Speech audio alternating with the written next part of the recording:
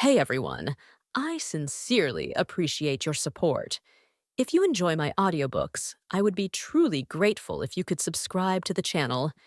And if you'd like to support even further, you're welcome to become a Patreon member, where you can access audiobooks of novels as long as they are freely available on the internet.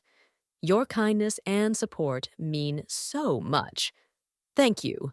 Gao Yang was taken aback. Given how strong War Tiger was, he should have dealt with the monster yesterday. Why would they be at a stalemate? Was the monster much stronger than it appeared to be? But soon, Gao Yang realized that wasn't at all the case. With a hand holding his short sword and the other hand in his pocket, War Tiger turned around to the four of them and said in a casual tone, "Done? All right, time for a lesson." Seizing the moment War Tiger turned away from it, the summoner stabbed at War Tiger's back with the claws of his hand. "Watch." War Tiger reacted before Gao Yang could even utter the word out. With his side to the monster, he held his short sword with a reverse grip and parried the sharp claws, knocking it away. The clash of their forces left the monster a little off balance, and in that split second, War Tiger moved like his time alone was fast-forwarding, and he twirled the sword and made an upward slash from an unpredictable angle, cutting off the summoner's arm with ease. Time froze for half a second. War Tiger turned around and pulled back his sword. Splash! Blood gushed out and splattered in the air from the stump of the summoner's shoulder as it collapsed to the ground, crying out in pain. War Tiger stood amid the crimson rain with his back to the monster, looking so cool that he appeared unapproachable. He snapped his fingers to break them out of their reverie. Focus. Time for our lesson. Gao Yang, Qing Ling, and Officer Huang came to their senses. Monsters are split into different ranks. Generally, delusion monsters are ranked D, while wrath monsters are ranked C. Summoners, however, are an exception among wrath monsters. While they may not be that powerful in fights, their leadership quality boosts them to C+. War Tiger wiped away the drops of blood on his face and continued, "Remember, if you ever run into a monster above C+ rank and have the power to secure an absolute win against it, you must go through the 3 questions. The 3 questions. Gao Yang's curious streak acted up again. "It's a rule Captain made. We are to ask the monsters 3 set questions." White Rabbit looked proud. The other organizations have started to do the same over the past few years. "That's right." War Tiger nodded. "Awakeners have been trying to communicate with monsters. Although we've seen little progress, we can't give up on it." War Tiger turned to look at the summoner, who was lying in its own blood. He had turned back into his human form, and he looked like a pitiful, helpless high school student. Holding onto his bleeding stump, he sat sprawling under a bench with his face pale and his body covered in blood. It seemed that he had given up on resisting. War Tiger met his eyes and said with a solemnity that didn't discriminate between different forms of lives, "Who are you?" Head drooping, the summoner looked so calm it veered into the realm of numbness. "Where are you going?" That was the second question. The boy still didn't react. That was all to be expected for War Tiger. After a pause, he asked the last question, "Do you choose forgiveness, or death?"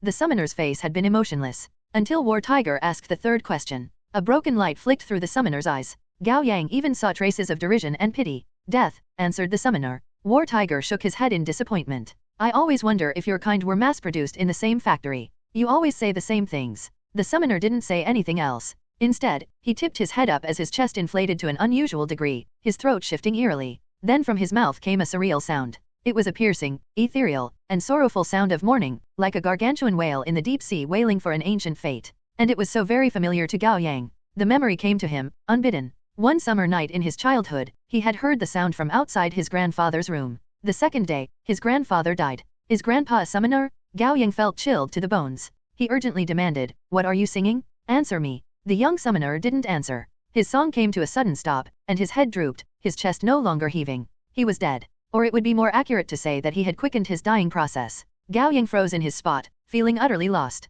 "Teacher, are all monsters?" Officer Huang tried to find the right word. "So martyr-like." "Well, no. Summoners are special in that they retain human-like rationality and emotions even after transforming into monsters." War Tiger smacked his lips. "That's why we have been trying to communicate with them, but getting anything out of them is like pulling teeth." White Rabbit cocked her head and said, "Friendly reminder, slaughterers and devourers are all bloodthirsty and relentless killers. Don't waste time on questioning them. Just kill them. I've seen that myself." Officer Huang was reminded of a few bad encounters. "All right, that's it for the lesson." War Tiger clapped. "Before we continue the mission, let's organize what we've learned." He turned to Gao Yang. "You go first. Did you notice anything strange?" Gao Yang composed himself and sorted through his thoughts. He said with a nod, "Yes. Go on." "The station we stopped at was strange." Gao Yang turned to the others. White Rabbit said, "I was too busy fighting to notice. Although the doors between the cars are locked, the doors to the platform should all open automatically when the train makes a stop. However, all of the passengers came swarming into our car." "Oh, that's true." White Rabbit turned to the others for clues. "Did the other doors not open?" Ling said coolly, it's not that the doors didn't open, but that the doors didn't even exist. That got her the attention of everyone. I noticed that the station was way too small. Ling put away her weapon as she talked. It seemed like it could only fit our car. You sure? War Tiger frowned. Can it be that you saw it wrong? No, Ling said with certainty. War Tiger lowered his head and tapped on his forehead with a forefinger. This place is certainly strange. Officer Huang sighed with great regret. I knew this mission wouldn't be simple. I shouldn't have come here. Relax, Yellow Ox. War Tiger patted him on the back. We'll burn the bridge when we get to it. We'll cross the bridge, Officer Huang corrected with an involuntary laugh. Bam, bam, bam. From the car behind them came the sound of something knocking on the door. The five of them immediately turned to face it, alerted. Gao Yang realized something was wrong immediately. Wait, that's the car we were in, the very last of the train. It was empty, and White Rabbit kicked the door down, didn't she? When did the door close and lock again? Celestial water. War Tiger commanded decisively, having gotten to the same realization as Gao Yang. Gao Yang quickly took out a small spray bottle from the side pocket of the backpack and made a few sprays all around them, filling the air with deep violet particles. The five of them quickly took a few breaths, and their noses, throats, and chest burned like they had just inhaled insect repellents. Their heads cleared up in an instant, and their minds became unusually focused.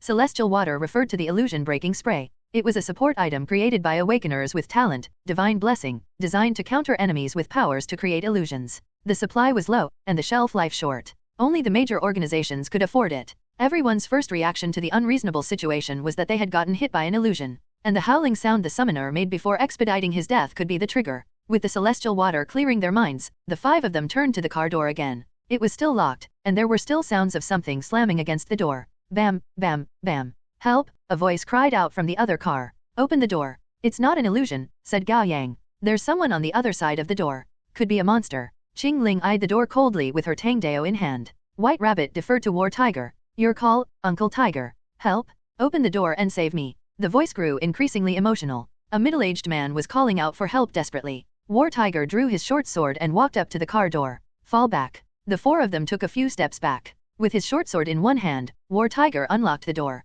A man stumbled inside and scrambled to move away from the door, his face covered in blood. Close the door, shut it. A slaughterer was right after him. It moved so quickly that it dashed into the car like an arrow. War Tiger dodged it with a sidestep, and the moment the slaughterer rushed past him, he made a heavy downward swing, decapitating the slaughterer. Momentum drove the slaughterer's tall, burly body, and it hurtled further into the car for a few meters. Then the headless bleeding body stood up and tried to fight back. Ling stabbed through its heart with her Tangdao, pinning it to the wall. All that happened in a few seconds. The slaughterer wasn't alone. There were at least a dozen monsters in the last car, and they were charging forward in unison. Officer Huang opened fire. This time, he aimed for the knees instead of the heads, and the two monsters at the front stumbled, getting stuck in the narrow car door and obstructing the way for their fellow monsters. Fire. Gao Yang didn't miss the chance. He raised both hands and shot two torrents of powerful flames at the other car like a flamethrower for castle defense. The other car turned into a sea of fire in an instant, and piercing cries filled the space, accompanied by the strange smell of flesh getting charred in the heated air. The fire didn't stop until close to a minute later, and the cries died down. Gao Yang deactivated his talent. He had almost exhausted his energy. Hit with a fainting spell, he heaved as sweat streaked down his face. You've gotten stronger. Officer Huang covered his nose and mouth to block out the smell of charred meat. You made quick work of half a car of monsters. No really. It's mainly because the train allows me to concentrate my firepower. Before Gao Yang could finish his sentence, he collapsed to the ground and curled into himself, his muscles spasming violently. Ha! Gao Yang. White Rabbit rushed up to him. What's wrong? Gao Yang stopped screaming, but he still couldn't speak, and his limbs wouldn't stop trembling. Emergency injection. White Rabbit supported Gao Yang with one hand and took the syringe Officer Huang handed her with the other. Pulling off the cap with her teeth, she was going to administer a shot to Gao Yang's heart. Stop. Gao Yang grabbed her hand last second. I'm all right. White Rabbit sighed in relief. What happened? You scared me. I think I leveled up. Gao Yang's face was flushed, and he added with embarrassment, it felt so good. The worry on White Rabbit's face instantly turned into disgust. She pushed Gao Yang away. Gross. Seconded, Ling said from the side with her arms crossed. She had figured out what was going on and hadn't even moved a step. I didn't ask for it. Don't you go through the same thing when your talents level up?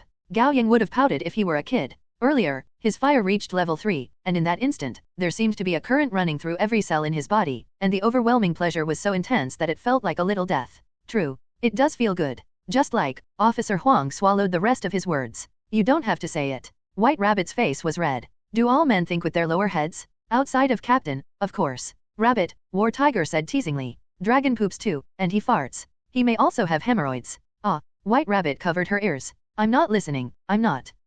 Thank you all. That finally reminded them that there was a stranger in their mix. The one they had just saved was a middle-aged man with a big, well-trained build. Hair-shaved, he had a rectangular face, and his small eyes and round nose gave off the impression of an honest, down-to-earth man. Dressed in a black and white sportswear, he looked like a fitness trainer. While he was covered in blood, he didn't seem injured. War Tiger flipped his hand and pressed his sharp short sword to the man's chin. Human or monster? Human, the man hurriedly explained. I'm an awakener, just like you. War Tiger had guessed as much, but that didn't mean he trusted the man. The car was filled with monsters. How did you survive? I'll show you. The man gingerly pushed the blade away and raised both hands before slowly turning around. The back of his clothes were all torn and tattered. His pants, especially, were missing a big part in the left hip, revealing a pair of plain briefs and a buttock. He had what would be described as a bubble butt, evidence of the time he spent on continuous weight training. White Rabbit awkwardly looked away, while Qingling remained unfazed. The man turned back around, and his exhausted face broke into a grateful smile. I'm the vice leader of the second team of the 100 Rivers Union, Wang Fei. You may call me Old Wang. Old Wang. War Tiger said with a suppressed laugh. He waved a hand for Old Wang to continue. I only survived with my talent, iron skin. If you didn't open the door, however, I wouldn't last much longer. He extended his right hand, and in 2 seconds, his forearm turned into the texture of greenish-gray metal. I can turn parts of my body into metal to protect myself. Iron skin, serial number 69, guard type. The talent allowed one to turn their skin into metal for a significant boost in defense. Gao Yang went through the information he knew in his head. Then he offered the man a handshake. Nice to meet you, Old Wang. Oh, right. Hello, nice to meet you. Old Wang hurriedly took his hand, flattered. Replicate. Gao Yang secretly replicated iron skin. The talent would increase his chance of survival by a significant margin. War Tiger saw right through Gao Yang's little trick, but instead of exposing him, he gave him an approving look. War Tiger then put away his sword and explained, We're from the 12 zodiac signs, Old Wang. We were requested to rescue you by your organization. Really? That's great. Old Wang was surprised and delighted.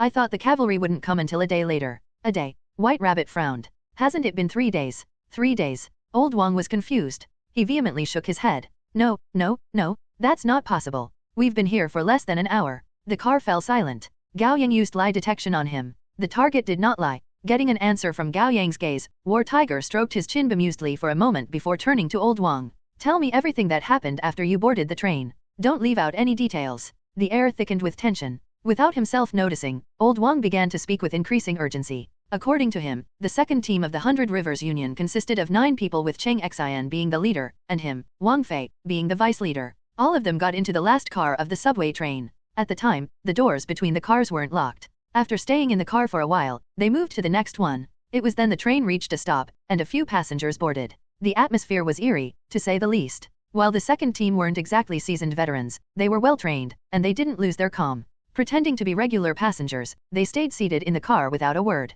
The train continued moving, and it made a stop every 5 to 10 minutes to pick up and let off passengers like a regular subway train. After a few stops, the members of the second team lost their composure. It was then an old woman struck up a conversation with a girl on the team. Her name was Jingjing, a 21-year-old girl who had just joined the 100 Rivers Union not long ago. Fear led to her making a mistake, and the old woman noticed. Unfortunately, the old woman was a summoner. It immediately transformed and awakened all the passengers in the car, triggering their transformation and frenzy. What followed was a chaotic, bloody fight. Jingjing was the first to die. The summoner broke her fair neck with a bite and left her to be torn apart by the other monsters. She had only just accepted her boyfriend's proposal the day before, and she was wearing the ring he gave her on her ring finger. After 2 minutes, the second team won the bloody fight in the car at a heavy price. One of them was killed, and another was seriously injured. They didn't even have the time to regroup and mourn the loss when the train made a stop again, and the door slowly opened. Naturally, the terrible scene in the car awakened the incoming monsters, and thus another struggle for survival commenced. This time, they lost 2 members, one of whom was the member who had been critically injured in the previous fight. The surviving members ran to the next car and locked the door. There were 6 of them. In 10 minutes, the train stopped once more. Again, the incoming passengers transformed. It was thanks to Old Wang covering for his companions with iron skin that they were able to quickly flee to the next car for a short reprieve. Under the weight of great despair, they reached a breaking point. A fight broke out among them. As the vice leader of the team, Old Wang had been opposed to Cheng Xian's reckless decision for them to get on the train. However, Cheng Xian was an obstinate man who blindly pursued glory. He should take full responsibility for the death of their companions, yet the man believed Jingjing was to blame. If she hadn't exposed herself out of nervousness, he reasoned, the 9 of them could have explored the rune cave as regular passengers. The fight didn't lead to anything productive. They calmed themselves and discussed their plan. Moving and hiding in different cars wouldn't get them out of this crisis. The train would keep making stops, and every time there would be new passengers, all monsters boarding the train. None of the cars would be truly safe. To ensure their safety, they must make it to the head of the train to stop it. Once they reached a consensus, they started with their plan. And whenever they moved past a car, they would lock the door to make sure their back was clear. We reached the first car soon. Old Wang's suppressed anger began to simmer. The train made a stop, and the door opened to let in about a dozen passengers. They transformed immediately. Unfortunately, the door to the cab was locked, and it would take time to open it. Cheng Xian ordered me to block the platform door and stop the monsters from boarding. He clenched his teeth and fell silent. You blocked the door with your iron skin. Cheng Xian and the others abandoned you after getting into the cab. Yeah. Old Wang smiled wryly. I knew what would happen when Cheng Xian told me to block the monsters, but I hadn't expected him to shut me out without hesitation. With a sigh, Officer Huang offered Old Wang a cigarette. Want one? Old Wang waved his hand. Thanks, but I quit after my child was born. You've got a kid. That got Officer Wang's attention. Yes, a daughter. Old Wang's eyes glinted. She's entering elementary school next year. Stay on track and don't get distracted, White Rabbit cut in. Right. Old Wang narrowed his eyes and continued with his retelling. I blocked the door with iron skin. Only 3 monsters managed to get through me when the train started again. Old Wang's lips curled into a pained smile. With my temporary invincibility, I put all I had into killing the 3 monsters. Then I knocked on the door as I cursed out that bastard of a team leader, Cheng Xian. He paused and took a breath. No one opened the door. I was so pissed that I started throwing myself at it. It took a long while for me to knock down the door. And what I saw then made me lose hope. Let me guess. War Tiger's eyes shifted. You found yourself back to the start. How do you know? Old Wang gaped. War Tiger didn't respond. Keep going. I found myself back in the last car we had gotten into at the beginning. Before I could figure out what was going on, however, the train made a stop, and in came a group of passengers. Lo and behold, there was a summoner among them, and the monsters instantly ran wild. Old Wang said with cold sweat covering his forehead, still reeling from the fear. How was I supposed to fight more than 10 monsters on my own? I turned my skin into metal immediately and did my best to endure, to survive for a second longer if it was at all possible. All I could think of was my wife's and my daughter's faces. I didn't know how long it'd been. Then I heard the sound of battles in the next car and people having conversations. I wondered if it could be my brain playing tricks on me near death, but I decided to give it a go, and you let me in and save me. Shit. War Tiger cursed. So it is all connected. He gave White Rabbit a look. She took out the segment of finger in her waist pack without missing a beat. Is this Jingjing's? Old Wang closed his eyes, his expression tight. It was hers. She was barely into 20s. Gao Yang didn't say anything. He had been pushing himself to figure out the situation quickly. Now that he had gotten to an initial hypothesis, he gave War Tiger an urgent look, and War Tiger raised an eyebrow at him. Speak. Gao Yang licked his lips and organized his thoughts. While I don't know the exact reason, the tail and the head of the train are connected, like a Mobius strip. Everyone nodded in agreement. So I dare speculate that while the train has been moving the whole time, it hasn't actually moved. What do you mean? Old Wang was confused. It's what it sounds like. Gao Yang made gestures with his hands. Think of the subway as a prostrating Ferris wheel. It's been moving non-stop, but it's actually rotating in place. That's why it's so steady. Officer Huang said in realization. That's right. Every car is a pod of the Ferris wheel. While it looks to us that the cars are connected, there actually is a strange space in between. Every few minutes, the train stops, and passengers come in and get off. They are all monsters playing the role of humans, and they have been repeating the process in this rotating subway train like inmates in a prison until our trespassing. Well, Gao Yang sucked in a breath. Doesn't that sound familiar to you? The Gu family's village, Qing Ling said on instinct. Bingo. Gao Yang nodded. This is a rune cave, and there must be a rune circuit. My. 2 rune circuits in 1 month. War Tiger was beside himself. What kind of dumb luck is that? Yeah, what kind of dumb luck is that? Officer Huang said with a thin smile. While he had said the same line, he obviously meant it very differently. There are still a lot of questions to answer. White Rabbit turned to Gao Yang. Where are Cheng Xian and the rest? Don't know. Gao Yang shook his head. We should have run into Cheng Xian before running into Old Wang. Expression dark, Old Wang said in a slightly hateful tone. Probably killed. Gao Yang shook his head. That many people would have left traces behind if they were killed. After a moment of silence, Officer Huang said, well, I think we might have forgotten about something. The doors between the cars aren't the only doors of the train. That's right. Gao Yang slapped himself on the forehead. He couldn't believe he'd neglected that. There are the doors to the platform too. Do you mean? White Rabbit turned to look at the door, that they got off the train. It's very likely. Gao Yang followed the train of thoughts. There are different numbers of passengers at every stop. Cheng Xian doesn't sound like a fool. If they stayed in the train, they would keep running into more monsters. Perhaps they were lucky enough to reach a stop with few passengers, and they killed their way out. That'd make sense. War Tiger plopped himself down on a seat and crossed his legs. Come on, let's take a break. We're going to be very busy later. Busy? With what? Officer Huang had a bad feeling about this. War Tiger gave Gao Yang a glance. You must know, Yang. Tell everyone. All eyes were suddenly on him. Gao Yang silently grumbled about War Tiger of all people using the affectionate nickname, but at the same time, he was a little flattered. He boldly said, "You aren't looking to clear the map, are you, teacher? Haha, you know me like a roundworm." War Tiger slapped his own abdomen dramatically. Gao Yang suppressed an eye roll. He didn't want to be a parasite in the man's colon. "Clear the map?" Qing Ling asked. Officer Huang shook his head. It was something he wasn't familiar with. White Rabbit sighed. In gaming terms, it means killing all the enemies in a map. Kill all of them. Old Wang jumped. Are you out of your mind? Do you know how many stops there are, and how many monsters there are at each stop? Do you really think you can kill them all? Of course, War Tiger said like he was talking about the weather. It'll just be a little tiring. Don't make it sound so easy. Old Wang wasn't convinced. Gao Yang gave him a friendly explanation. He's the 9th ranking awakener, Old Wang. Oh. Old Wang sat back down. He no longer had any concerns. This is what I think. War Tiger took out a cigarette and twirled it between his fingers without lighting it. According to Gao Yang's theory, the head and tail of the subway train are connected, and it has been going in circles in the same spot. If that's the case, we would have gone back to the platform we boarded the train from, the cattle farm station of Line 7. But neither Old Wang nor his teammates returned to the station, said White Rabbit. That's the problem. War Tiger put the cigarette between his teeth. The moment we got onto the train, the entrance was blocked. It must be the rune circuit's doing. Now, the train has become a Mobius strip with no starting point nor ending point. It's an endless cycle that will slowly kill us if we do nothing. We must find a way to break out of it.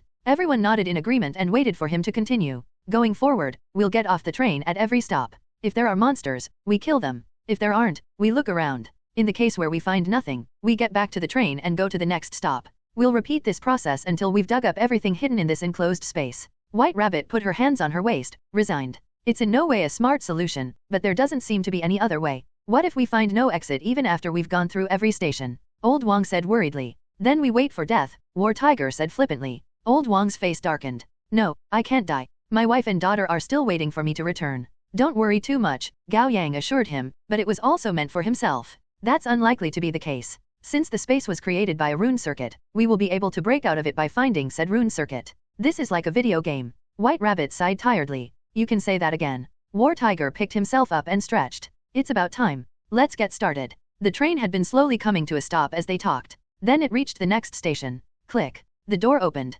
Fortunately, there were only a few monsters on the platform. They were half transformed with the human clothes they wore strained to the limit, and the clothes were covered in blood, both from their victims and themselves. They paced around the platform like walking dead, muttering, "Human, human, human." They were obviously the monsters the second team of the 100 Rivers Union had run into before. The moment the platform door opened, they turned around slowly, their dull eyes ignited with a muddled light of craving like an alarm had been triggered, and they made a mad dash toward the train. That's not a lot of homework. One of us will be enough to finish them. Who'll volunteer? War Tiger turned to his students. I will. Qing Ling rushed onto the platform with her Tangdao. She penetrated a monster in the head with her blade and at the same time, jumped up to kick it in the chest. Without wasting a second, she pulled her Tangdao out and moved into another swing, decapitating another monster. Her movement was flexible, agile, and precise. Gao Yang could see her progress. In the past, her attacks had been fierce, but there was a lack of finesse. She had relied entirely on her explosive power and made every swing at the risk of her life. Under War Tiger's hellish training, her swings had become skillful, and she was able to control the power she put into her attacks without wasting energy.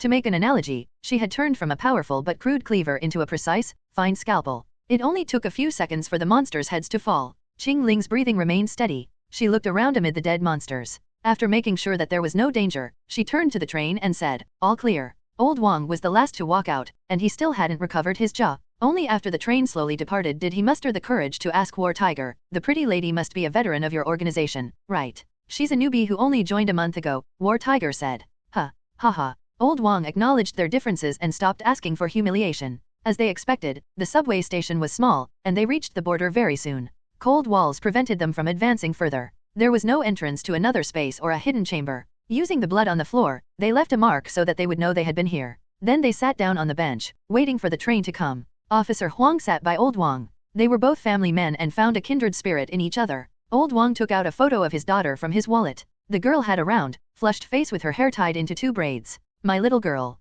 Isn't she cute?" "She is," Officer Huang said with a smile. "She has your eyes." "Well, it'll be better if she looks more like her mother." "Her mother has big bright eyes." Old Wang sounded proud. "It's a shame that my phone has run out of battery, or I'd show you a photo of my wife. I'm not exaggerating. She's a real beauty." "Your wife's an awakener too?" asked Officer Huang. Old Wang raised his voice. "Of course. Do you think I'll marry a monster? Officer Huang didn't say anything. It took Old Huang a moment to come to the realization. Old Huang, is your wife? Yeah, she's a monster. Officer Huang admitted without shame. We fell in love before I awakened, and we are still very much in love. Then the child your wife is carrying, Old Huang didn't dare finish the question, his expression conflicted.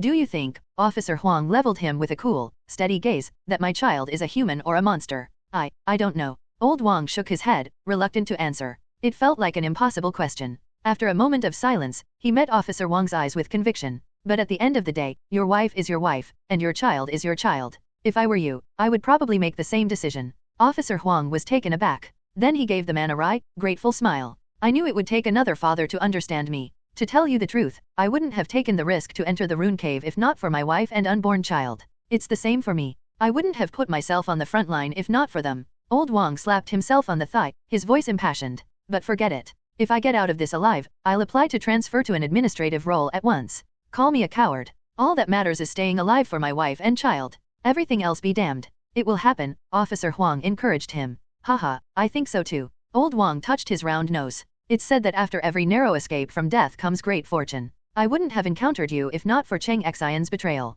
I feel much more secure with great fighters like you guys with me. Save my contact, Old Huang. Officer Huang took out his phone. When my child is born, I'd like to ask you for advice. Haha, of course. Old Huang took out his phone too. Oh, right. My daughter doesn't have a godfather yet. Why don't you do it? Sure thing. And you will be my child's godfather once they are born. Officer Huang broke into a genuine smile, losing himself in the everyday talk and almost forgetting the danger they were in. While you're at it, why not arrange a future marriage between your children? White Rabbit said as a jab with a hand propping her chin. Old Huang got nervous. No.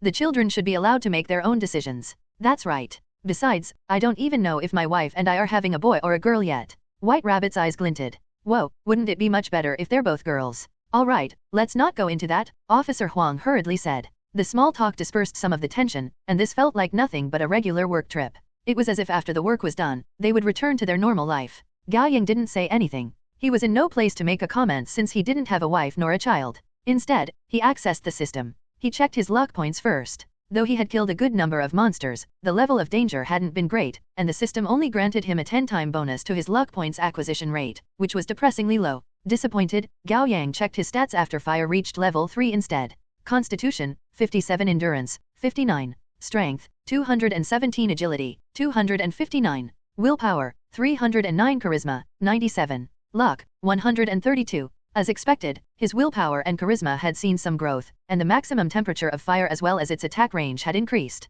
Oh, wait. It seems that fire can be used to make ranged attacks now. Gao Yang exited the system. He tried to focus his energy in his two hands, and he could sense the different routes his energy could flow and concentrate. After a few minutes of experimentation, he conjured a ball of fire as big as a soccer ball, illuminating the dim subway station. That drew everyone's curious eyes. War Tiger was glad to see his progress. Congrats, Yang. Now you can throw a small fireball. Seems that way. Gao Yang smiled, but he wasn't that happy about it. Level 3 fire allows me to make ranged attacks, but I don't know how powerful it is. Come on, throw it at my face. I'll test it for you. War Tiger stood up and curled his finger at Gao Yang. That doesn't seem appropriate. Gao Yang was hesitant. Just do it already. Don't pull back. Be careful, teacher. Gao Yang took a deep breath and molded the fireball on his palms so that the concentration of energy was at its most stable and full. Then he threw the fireball at War Tiger, leaving a golden trail in its wake. Before the fire hit him, War Tiger drew his sword with one hand and made a swing. The slash was so powerful that the fireball split apart at once, scattering to the sides as two clumps of rippling flames.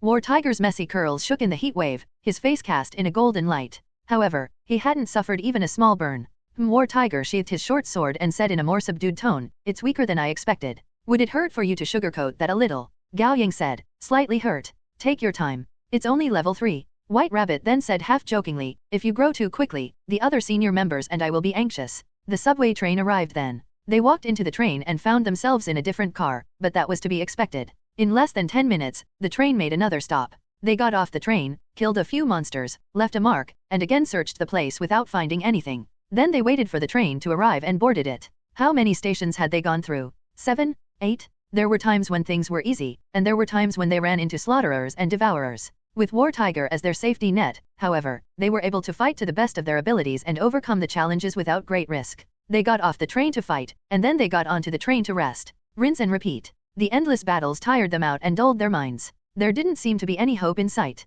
It wasn't a good sign, and War Tiger had noticed the problem. He started to say one lame joke after another, but the attempt to lighten the mood wasn't very effective. Click. The door opened again. They had been resting with their eyes closed, and they all opened their eyes and grabbed their weapons before moving to the platform. Surprisingly, there was no threat awaiting them. All there was on the platform were 2 lone bodies. Someone had already cleared this part of the map. White Rabbit checked one of them, her eyes turning sharp. Come here, Old Wang. Old Wang walked up to join her. The monster had reverted back into its human form after death. It was a middle-aged man wearing a jacket, and he lay on the floor with a hole in his back. It seemed that his heart had been torn to pieces. Take a look. White Rabbit pointed at the body's profile. His eyeball was bulging, and his bluish face was covered in dark purple blood vessels. He was poisoned. Old Wang exclaimed. It's Cheng Xian's spider venom. He must have killed the monster. They got off at this station. Old Wang turned to check the other body and made sure it wasn't his companion. Overjoyed, he said, thank God. They are all still alive. Gao Yang, light, said War Tiger. Got it. Gao Yang raised his right hand and conjured a fireball. The posture was a little silly, but it was effective. With the darkness in the station dispersed, they were able to see many times farther. Look around. The moment War Tiger said that, Qing Ling interjected, there's no need. It's that way. They all followed her finger and found the entrance to a corridor in the wall at the depth of the station. It stuck out like a sore thumb. That's the exit from the Mobius strip, War Tiger said confidently. Or it may be a trap. White Rabbit was more cautious. At least there was some progress, which boosted morale significantly. Old Wang, you've got a thick skin. Take the front with me. War Tiger gave out orders. Gao Yang, stay in the middle and keep the light on. You too, Yellow Ox. You use a ranged weapon and can support each side. White Rabbit and Green Snake, take the rear and keep your eyes open. Maintaining the formation, they walked into the corridor. It looked just like any corridor one would find in a regular subway station. After about 30 seconds, they found a staircase leading upward. That was good news. The fact that the stairs went up meant that they were going toward the ground, toward the hope to escape. Were it a downward staircase, who knew where it would lead to? It could be the abyss, or perhaps hell. The stairs weren't steep, but it was a long way up, almost 100 meters above the platform. They saw a hazy white light shone from the rectangular exit ahead of them. Step by step, Gao Yang climbed the stairs. It felt as if he was ascending to a mysterious palace hall. Perhaps he was imagining it, but the air seemed to be getting heavier and heavier. The 6 of them approached the exit slowly while staying vigilant for any incoming dangers. Finally, they left the corridor.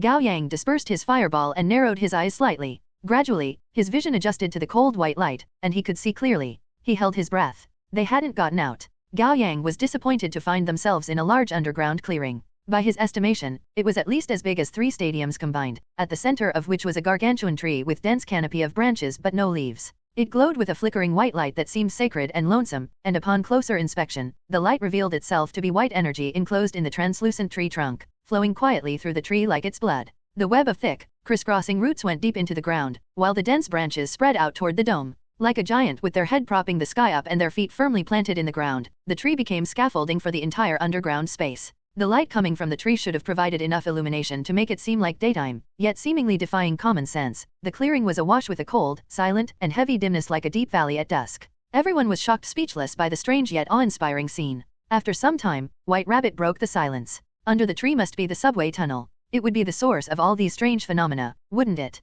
Gao Yang turned to her, surprised. White Rabbit was standing right next to him, yet it sounded like her voice was coming from at least 10 meters away. Seems that way, Gao Yang responded. White Rabbit noticed the same thing. What happened to your voice? Or was it my ears? Both of you sound wrong, said Qing Ling. It's as if we're all more than 10 meters apart, added Officer Huang. Gao Yang was actually relieved to hear that. So it's the same for all of you. There's something really wrong about this place, so be careful, War Tiger said. His voice sounded distant as well. Maintaining their formation, they made it slowly to the giant tree at the center. It looked sacred and emitted light, yet Gao Yang found both the ground under his feet and the area behind him plunged in an inexplicable darkness. It didn't make logical sense. As they approached the giant tree, the ground grew uneven with bumps and dents, a result of the damage and destruction the tree roots had done to the ground. There was no pattern to it. Taking point, War Tiger suddenly came to a halt and put out an arm to stop the others. They followed his lead and then his gaze. About 20 meters away, 4 bodies lay on the ground. There were both men and women, and all were entangled by the glowing tree roots, seemingly submerged in and becoming one with the light.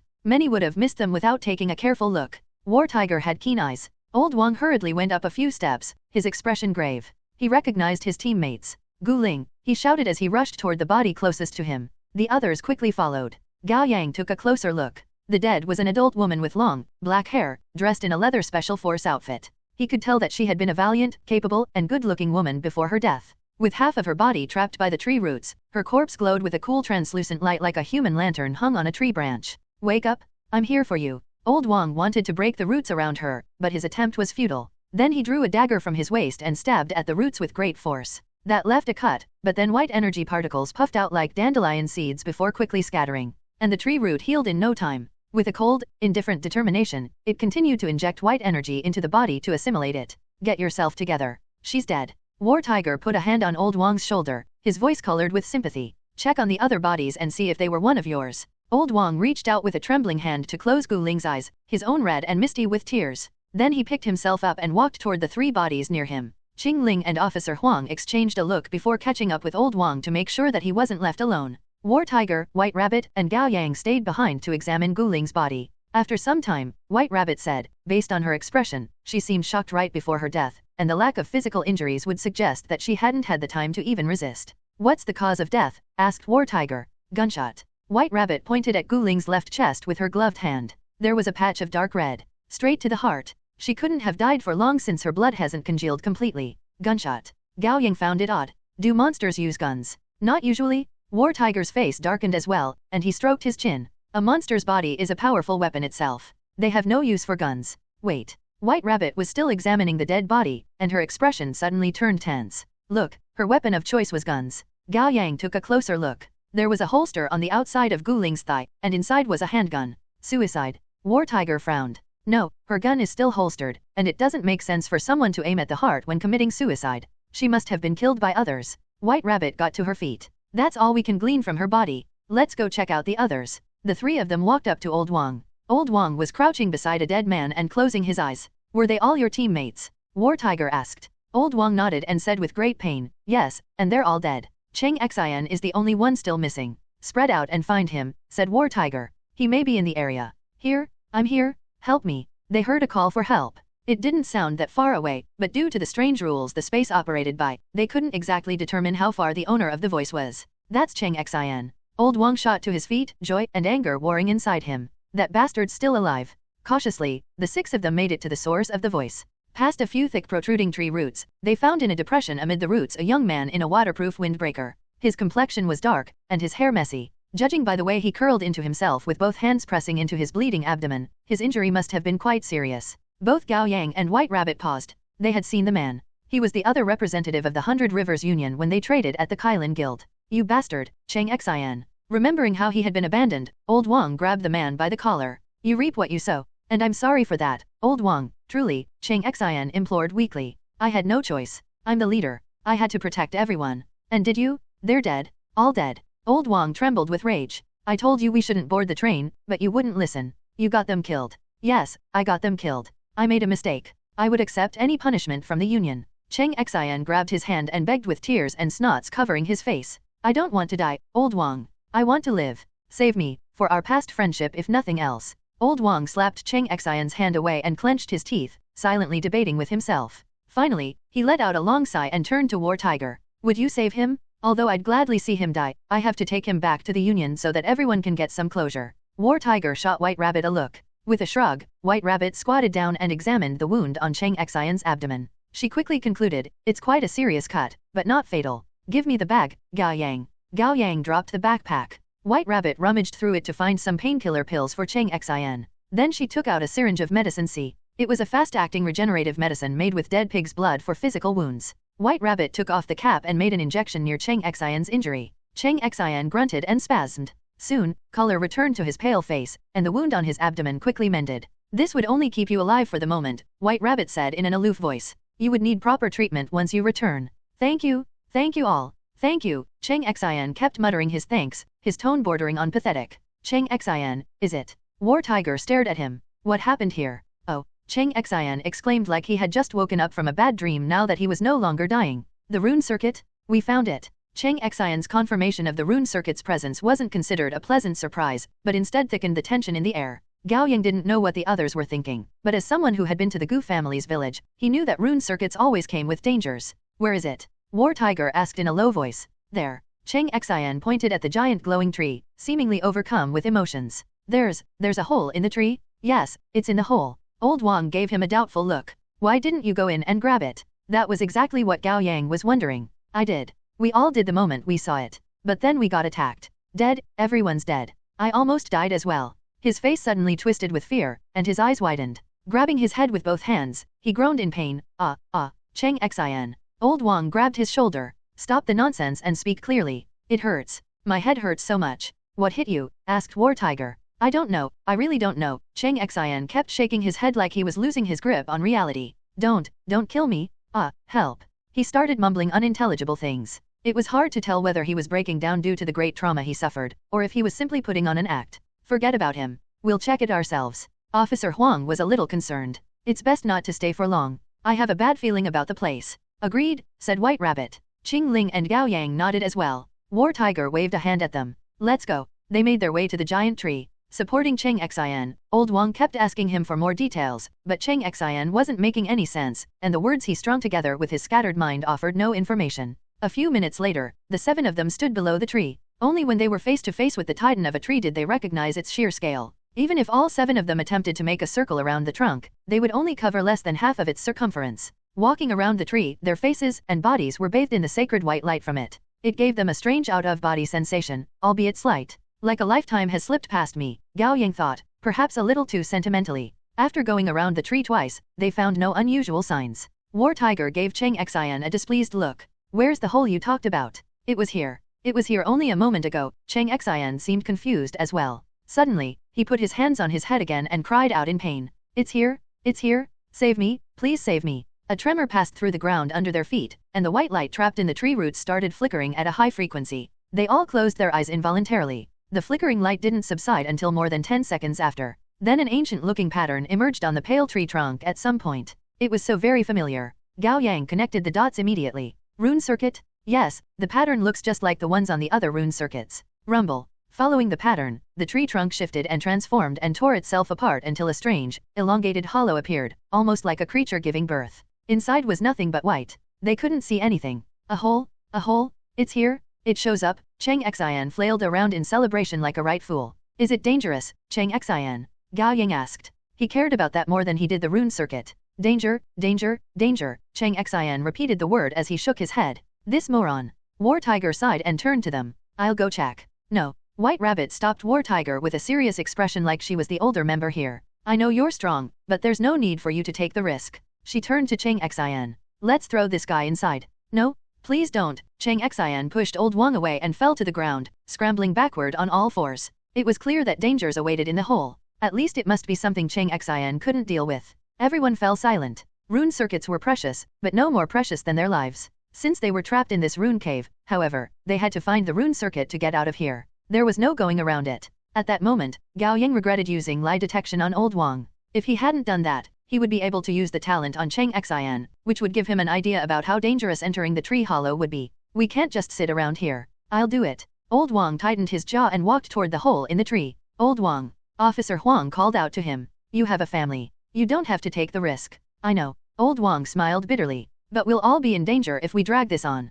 His expression then turned guilty, his gaze woeful. I was partly to blame for not fighting against Cheng Xin hard enough when he insisted on us taking the train. Now that everyone's dead, I must do something. I can't let their sacrifice be in vain. But, thank you for caring, Old Huang. Old Wang looked determined. I have the highest defense among all of us. It's best that I scout the place. Officer Huang was going to say something, but White Rabbit shut him up with a look. Old Huang went up to the tree hole, his figure almost devoured by the white light. Before he entered, he looked over at them and said, I'll activate Iron Skin the moment I enter. Don't come in until I say it's all clear. Be careful. Gao Yang was concerned for him. Don't worry. I'm quite hard to kill. Old Wang grinned and gave him a thumbs up before marching into the tree hollow. Everyone waited for what was to come, on high alert. But in only 2 seconds, Old Wang emerged from the glowing hollow. They were all shocked by how quickly he returned. Why did you come back out immediately, Old Wang? Officer Huang asked. Immediately. Old Wang looked confused before realization dawned on him. How long has it been for you? 2 seconds, Gao Yang said.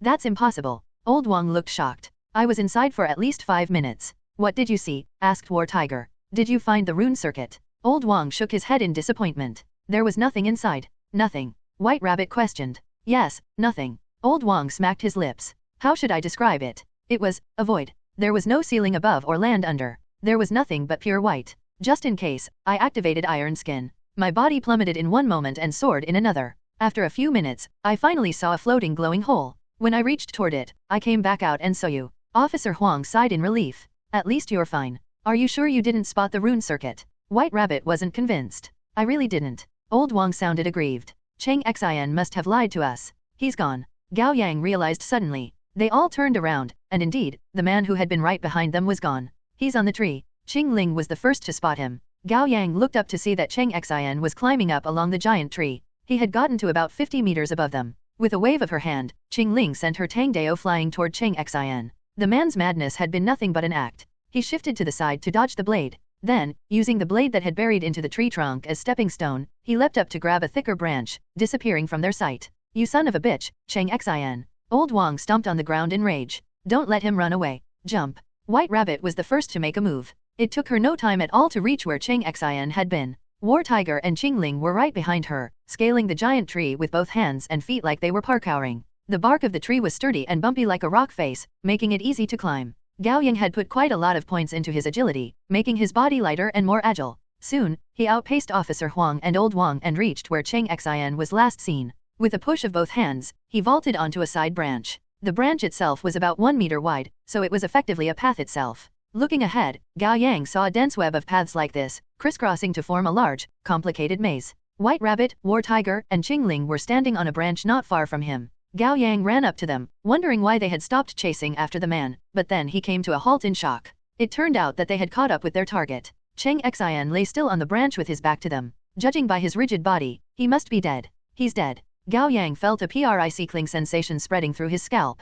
Who killed him? No clue, White Rabbit said coolly. When I caught up with him, he was already dead. Did you examine the body? Asked Gao Yang. He died of poison, War Tiger said. Gao Yang's heart sank and considered Cheng Xion's profile. His eyes were bulging, his skin was covered in dark purple vessels, and his lips were blue. Gao Yang couldn't help but shout, wait, he was killed by spider venom. Yes. War Tiger nodded. He got killed by his own venom. He killed himself. Gao Yang found that hard to believe. I'm not sure. White Rabbit took off her white gloves. I searched him and didn't find a rune circuit on him. Cheng Xian? You son of a... Old Wang cursed as he and Officer Huang caught up to them, but the rest of his words got stuck in his throat when he saw Cheng Xian's body. Flabbergasted, he said, he's dead? Or did you kill him? He seemed to have killed himself, Gao Yang explained. No way that's true. Old Wang said incredulously like it was the greatest joke in the world. I know Cheng Xian. The bastard values his life. Even if there's only a sliver of hope, he would cling to it for survival. He was killed by spider venom. War Tiger shrugged. He couldn't have killed himself with his own venom accidentally, could he? What? Old Wang jogged up to them and checked Cheng Xian's face closely. Fuck. What the hell is going on? Old Wang was on the verge of a mental breakdown. Gao Yang was getting agitated as well. The moment they stepped into the subway train, things had been going against common sense and contradicting themselves. He looked around, realizing with confusion that the elevated maze of crisscrossing branches seemed different somehow. Then he noticed what the change was. The light was growing dim. Taking a closer look, he saw that the white energy within the branches were moving downward toward the roots. Something's wrong. Even Qingling was getting anxious. She turned to Gao Yang, hoping that he could come to a reasonable explanation. Think quickly. If things aren't making sense, it's best to think outside the box. A thought flashed through his mind, and Gao Yang caught it, his eyes glinting. Gu Ling was killed by gunshot. She was. White Rabbit nodded. Gao Yang turned to Old Wang. On your team, was there anyone other than Gu Ling who used guns? Old Wang shook his head. No. Did Gu Ling kill herself too? Gao Yang asked on purpose. Gu Ling didn't kill herself, White Rabbit said immediately. I told you. No one would shoot their own chest to kill themselves, and they certainly wouldn't holster their gun afterward.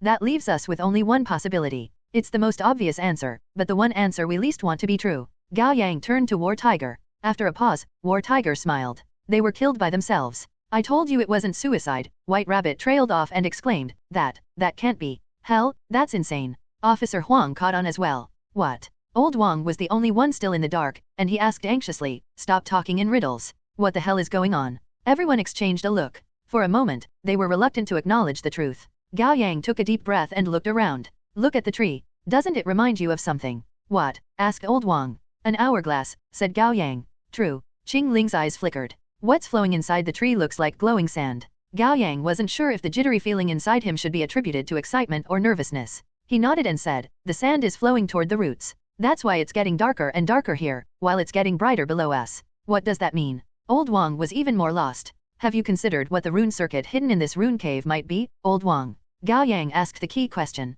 Old Wang was bemused for a moment, and he muttered to himself, an hourglass, the looping subway train, and the differing passage of time. Ah, he exclaimed. Time-space. It's the time-space rune circuit. That would explain everything. War Tiger added, time and space follow different rules here, which led to all the strange things we've observed. As for the hole in the tree, that must be the core of the space, Gao Yang boldly speculated. The rune circuit was probably inside, but it was taken. Who else could have taken it? Old Wang said urgently. There's no one else beside us. Cheng Xian and the others are all dead. Not necessarily. Gao Yang crouched down and flipped Cheng Xian's body over. He broke into goosebumps when he lifted the dead man's shirt. His speculation was proven true. Look. Gao Yang's voice trembled. This Cheng Xian doesn't have a wound on his abdomen. War Tiger snapped his fingers. Case closed. This isn't the Cheng Xian we saved. Old Wang finally realized what was happening. Face pale, he staggered backward and almost fell off from the branch. Stop speaking nonsense. You can't be suggesting that there's another Cheng Xian, can you? It's not just him.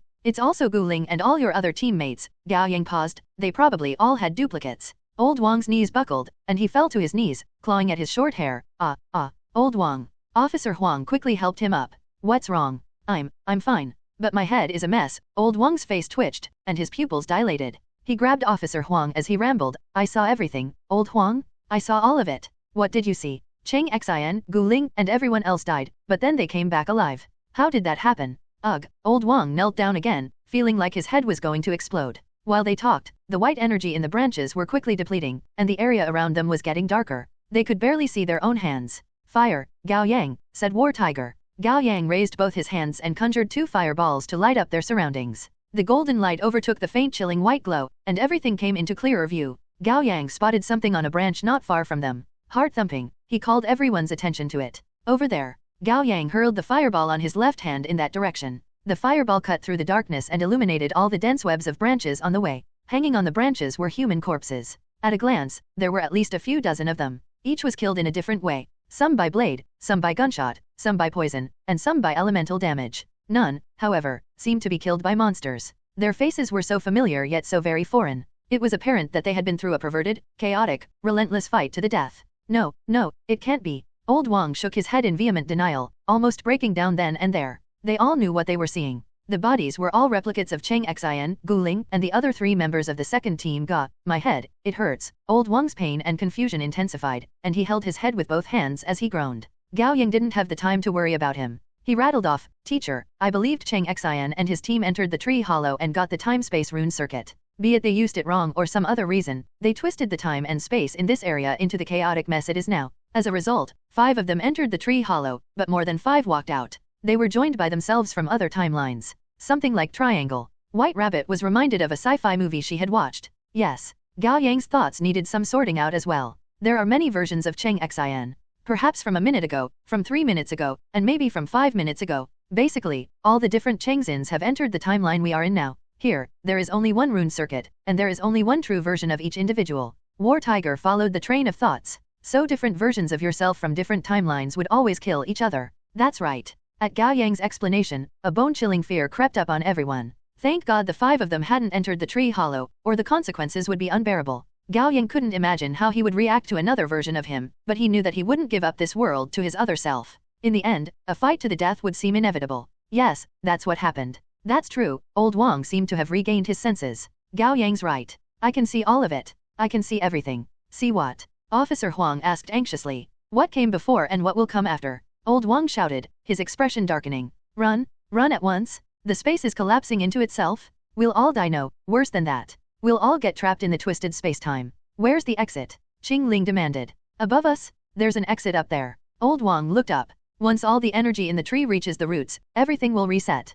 Come on. Let's go. Everyone climbed up the maze of branches without hesitation. It was getting dark. The intensifying light below them seemed more like a strange, chilling abyss of whiteness threatening to devour everything, and the space itself felt heavier and heavier. When they talked, it sounded like their voices were wading through impure substance, distant and faint. Almost there? It's right above. Taking point, Old Wang kept panting heavily. Wait. War Tiger grabbed Old Wang. On the branch stretching above them at a diagonal angle were 2 figures. And they were both Cheng Xian? Both were covered in injuries. One Cheng Xian tackled the other to the ground and strangled him with both hands, while the one being strangled struggled with all he got. Die already? I'm the real Cheng Xian. The Chang Xian strangling the other had the upper hand, his face twisted with violent urgency, but suddenly, the Chang Xian struggling on the ground reached out and poked his other self in the eyes. Ah! One Chang Xian screamed as his two eyes started bleeding profusely, blinded, and the vice-like grip he had around his other self's neck loosened. The other Chang Xian seized the opening and hit his opponent in the injured abdomen. Ah!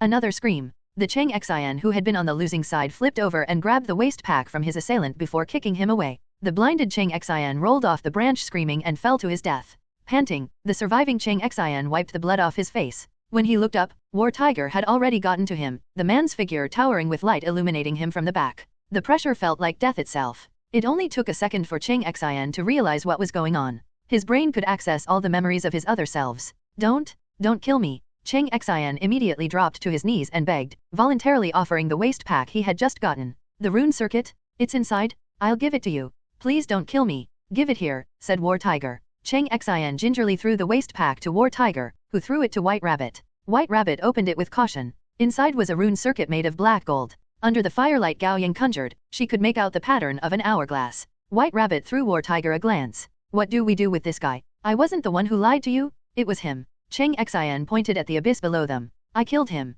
There was no bad blood between me and you. I just want to leave this dim place. Please have mercy on me. Have it your way. War Tiger didn't have the time to waste on the man. Show the way, old Wang. Okay, we're almost there. His sentence was interrupted by the sudden appearance of another man. He tackled old Wang to the ground, and the two grappled and rolled twice on the branch before falling off. Old Wang. Officer Huang leapt toward them and grabbed old Wang just in time, while Gao Yang did the same and grabbed the other. The other man was also old Wang? Don't let go, it's me. The one Gao Yang had just saved started shouting. There was an obvious trail of blood on his forehead. It seemed to have been left by a bullet. The one officer Huang had saved was still dangling in the air. After getting a closer look at his other self, he shouted at Gao Yang, let go, Gao Yang, he's fake. I'm the real one. Don't listen to him, Gao Yang. The old Wang with a wound on his forehead argued. I'm the old Wang of this timeline? He's not. He's the old Wang from 5 minutes later. That's why he got headaches, and his memory is a mess. Gao Yang was going to let go, but he hesitated when he heard that. It made sense.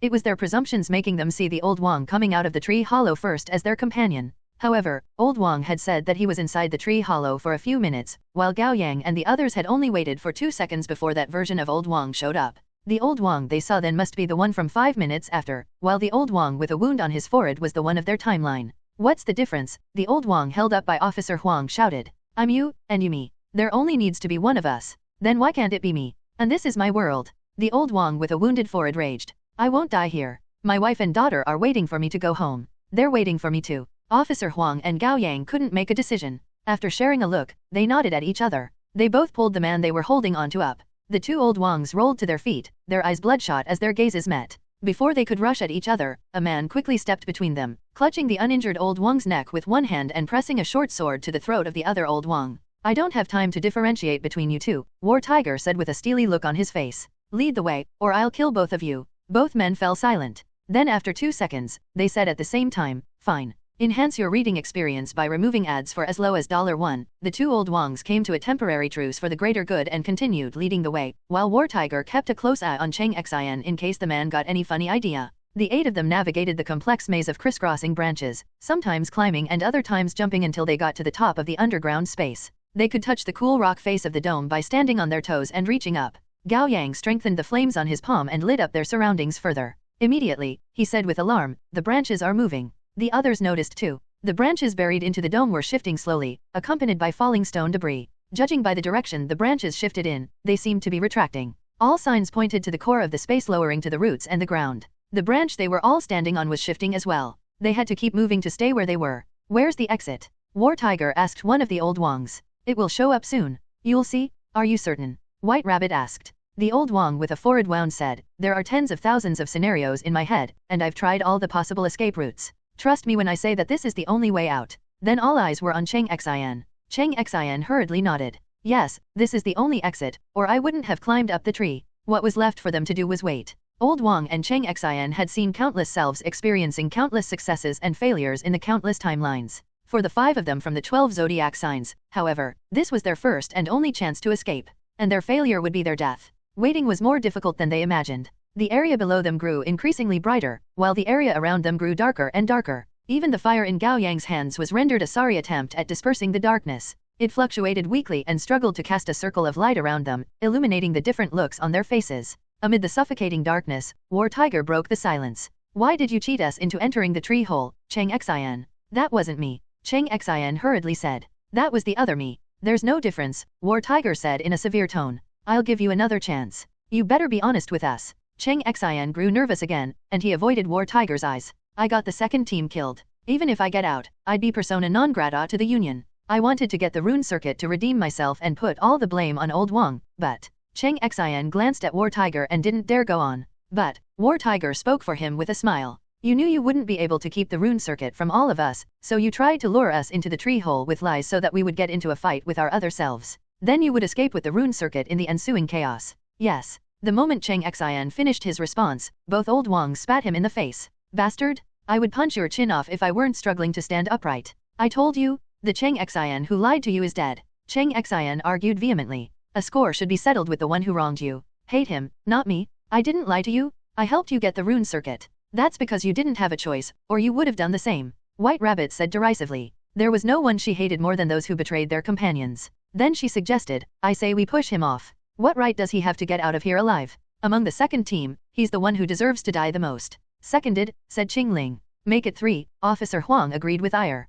If not for this sorry excuse of a man, old Wang wouldn't have gotten a duplicate. Moreover, the 5 of them had almost suffered the same fate. No opposition from me, Gao Yang raised his hand and said. You can't do that to me? I didn't do anything wrong. Cheng Xian panicked and turned to War Tiger. Please don't kill me. I gave you the rune circuit. I just wanted to live. Let's wait till we get out of here. War Tiger was being surprisingly generous and forgiving. Gao Yang thought the man would have shoved Cheng Xian off the branch himself. A meaningful glint flashed through War Tiger's eyes. He turned to the 2 old Wangs. Now, we must decide what we do with them. Everyone fell silent. They couldn't avoid making a decision forever. War Tiger sighed, conflicted. I may not be an educated man, but I know this is a special space created by the time-space rune circuit, and that in a normal space, you two cannot exist at the same time. Without a word, the 2 men stared at each other darkly. If you are to decide a survivor with a fight, the 2 of you will be at a stalemate with iron skin, and there's no space for you to fight here anyway. And if you are to have a debate with words, neither of you will convince the other. A coin appeared at War Tiger's fingertips. Why don't we leave it to fate? The 2 men exchanged a look. After a brief silence, they said at the same time, okay, I call head. Then the old Wang with a forehead wound said, fine, I'll bet on tail. All right. One toss decides the victor. War Tiger gently cast the coin into the air before catching it with the back of his left hand and covering it with his right. During the 2 seconds, everyone watched him with bated breaths and pounding hearts. The 2 old Wangs, especially, had been staring at War Tiger's hands with their eyes twitching and cold sweat streaking down their faces. War Tiger slowly lifted his right hand. It was tail. The old Wang with a wounded forehead sighed in relief, eyes brimming with tears. Thank God. The other old Wang stared at the coin with reddened eyes, his expression aggrieved. Suddenly, he glared at War Tiger. You cheated. You can make head or tail at will, can't you? War Tiger met old Wang's gaze quietly as the firelight dimmed. His eyes glinted with a cold killing intent. You don't belong here, old Wang. You belong to the world 5 minutes ahead. Don't make me take care of you myself. But I'm old Wang too. You can't do this to me. Old Wang broke into broken sobs with tears and snots running down his face, looking pathetic and pitiful. He grabbed onto Officer Huang and begged, I can't die here, old Huang. I have a wife and kid to return to. Help me, please. Officer Huang looked away. I'm sorry, old Wang. The wounded old Wang looked at his other self. I understand you, but I won't give up. This is my world. Suddenly, a heavy tremor shook the space. It didn't come from a specific direction, but from everywhere. Gao Yang felt a burst of strange power inside his chest, threatening to tear him apart. The fire in his hands vanished, and he toppled backward in the moment of lightheadedness. At the last moment, 2 hands reached out from both sides to grab him. It was Qingling and Officer Huang. Grab and steady each other. War Tiger shouted. He was right beside them, yet his voice was so faint it sounded like it had traveled from one cliff to another. All of them linked their hands and made a circle. An unexplainable gravity pulled at them from beneath their feet like countless invisible hands, grabbing and yanking them to make them fall. Ah! They cried out at the top of their lungs as they fought the formidable gravitational pull. It was pitch dark around them. The only light source was the strange white light below. Then suddenly, Gao Yang's vision cleared. He looked up with difficulty and realized that the dome was gone, replaced by a boundless, desolate void. Hovering in the void was a glowing white shape that looked like an ethereal jellyfish. Countless white tentacles emerged and spread in all directions. They elongated and contracted, like the white light was breathing. Needn't to say, that was the exit. It was about 2 meters above their heads. Usually, they would have been able to easily make it with a jump, but given the situation they were in, Gao Yang would have trouble making a 2-centimeter leap, let alone a 2-meter one. The complex web of branches beneath their feet began to shake and shatter, and they were seconds away from falling into the white abyss below. "White Rabbit!" shouted War Tiger. She let go of the hands she was holding immediately. With a growl, she slowly bent her knees with veins popping from her temples, every muscle in her legs bulging unnaturally to the point of turning monstrous. Jump. With all her energy concentrated in her legs, she made the most powerful jump she could. Usually, her jump limit was hundreds of meters, but as it was, she would be content with making 2 meters into the air. That was the distance between death and survival. Fortunately, she succeeded. The moment her head touched the cluster of light, countless white tentacles wrapped around her in a gentle yet secure manner, pulling her into the portal.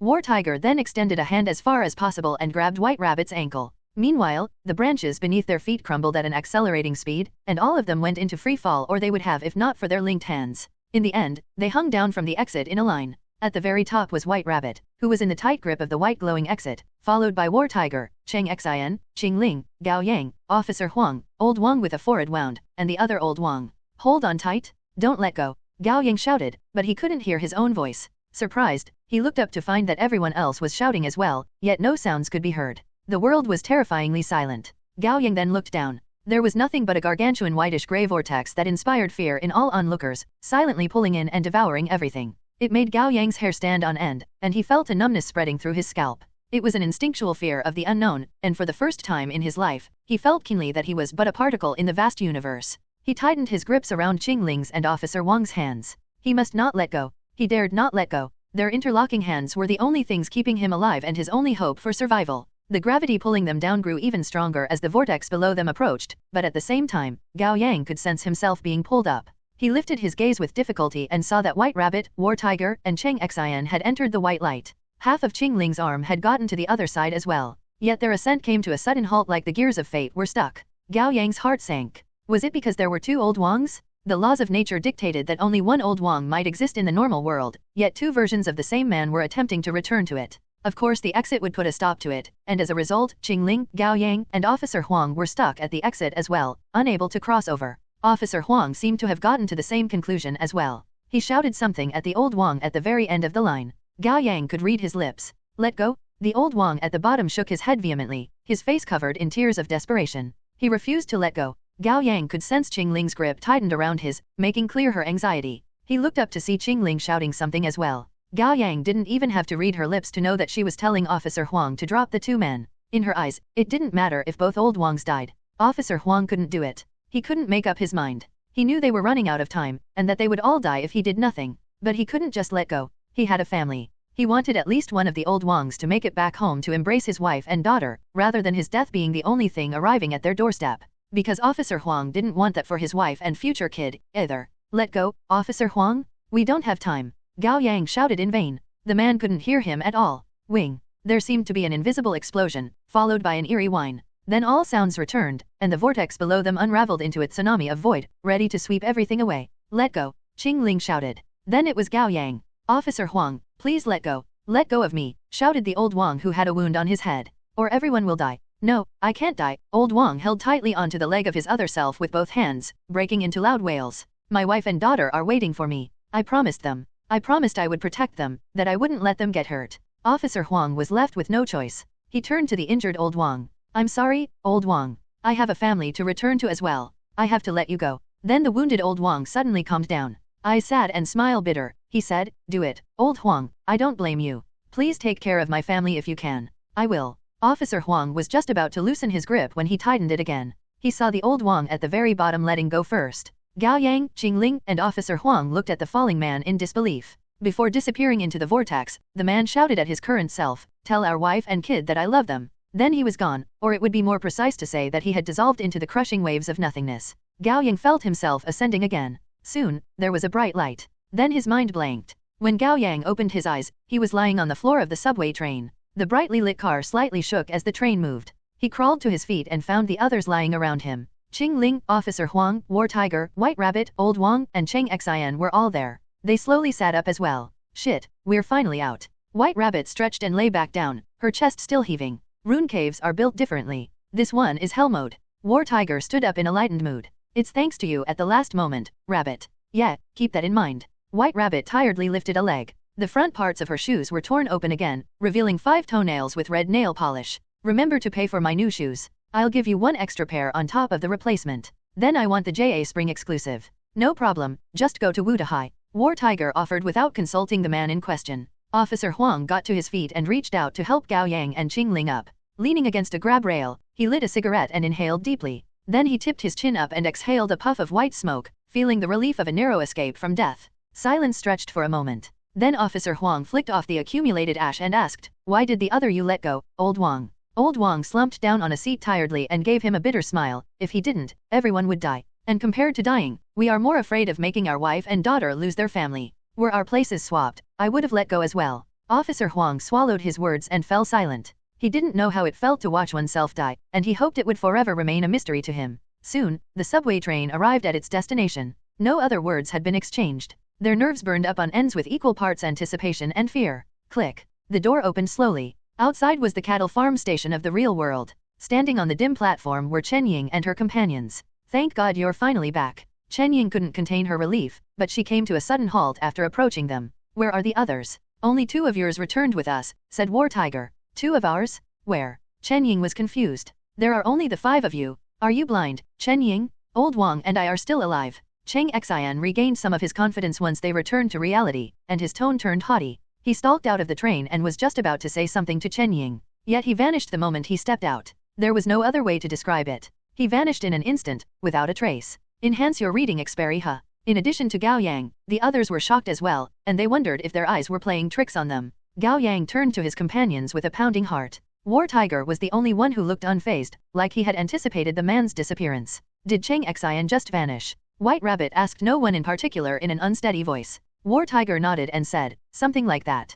Gao Yang suddenly recalled how War Tiger had refrained from approving the idea when they voted to get rid of Cheng Xian. He asked quietly, "Did you know this would happen, teacher?" War Tiger gave him a look, his lips curled into what looked like a smile. "You're smart, Yang Yang. Have you not considered the possibility?" Gao Yang felt conflicted. Of course he had considered the possibility. Could one's present existed in silo when their countless past selves and future selves had died? It was like those temporal paradoxes. Could one continue to live on if they returned to 10 years ago and killed their past self? Gao Yang had thought that things wouldn't go exactly as they wished, but the situation had been too urgent for him to give the possibility much thought. Old Wang. Officer Huang turned to look at the man he had just befriended, choking up. "You." Old Wang wasn't so dense that he wouldn't guess his fate after witnessing Cheng Xian's disappearance. He was at first shocked. Then he was terrified. But all that was left in the end was a complicated sense of peace, a resigned serenity that felt more like an empty numbness after suffering again and again at the mercy of fate. He slumped down on a seat and flashed a smile at Officer Huang. "Do you have a cigarette for me, Old Huang?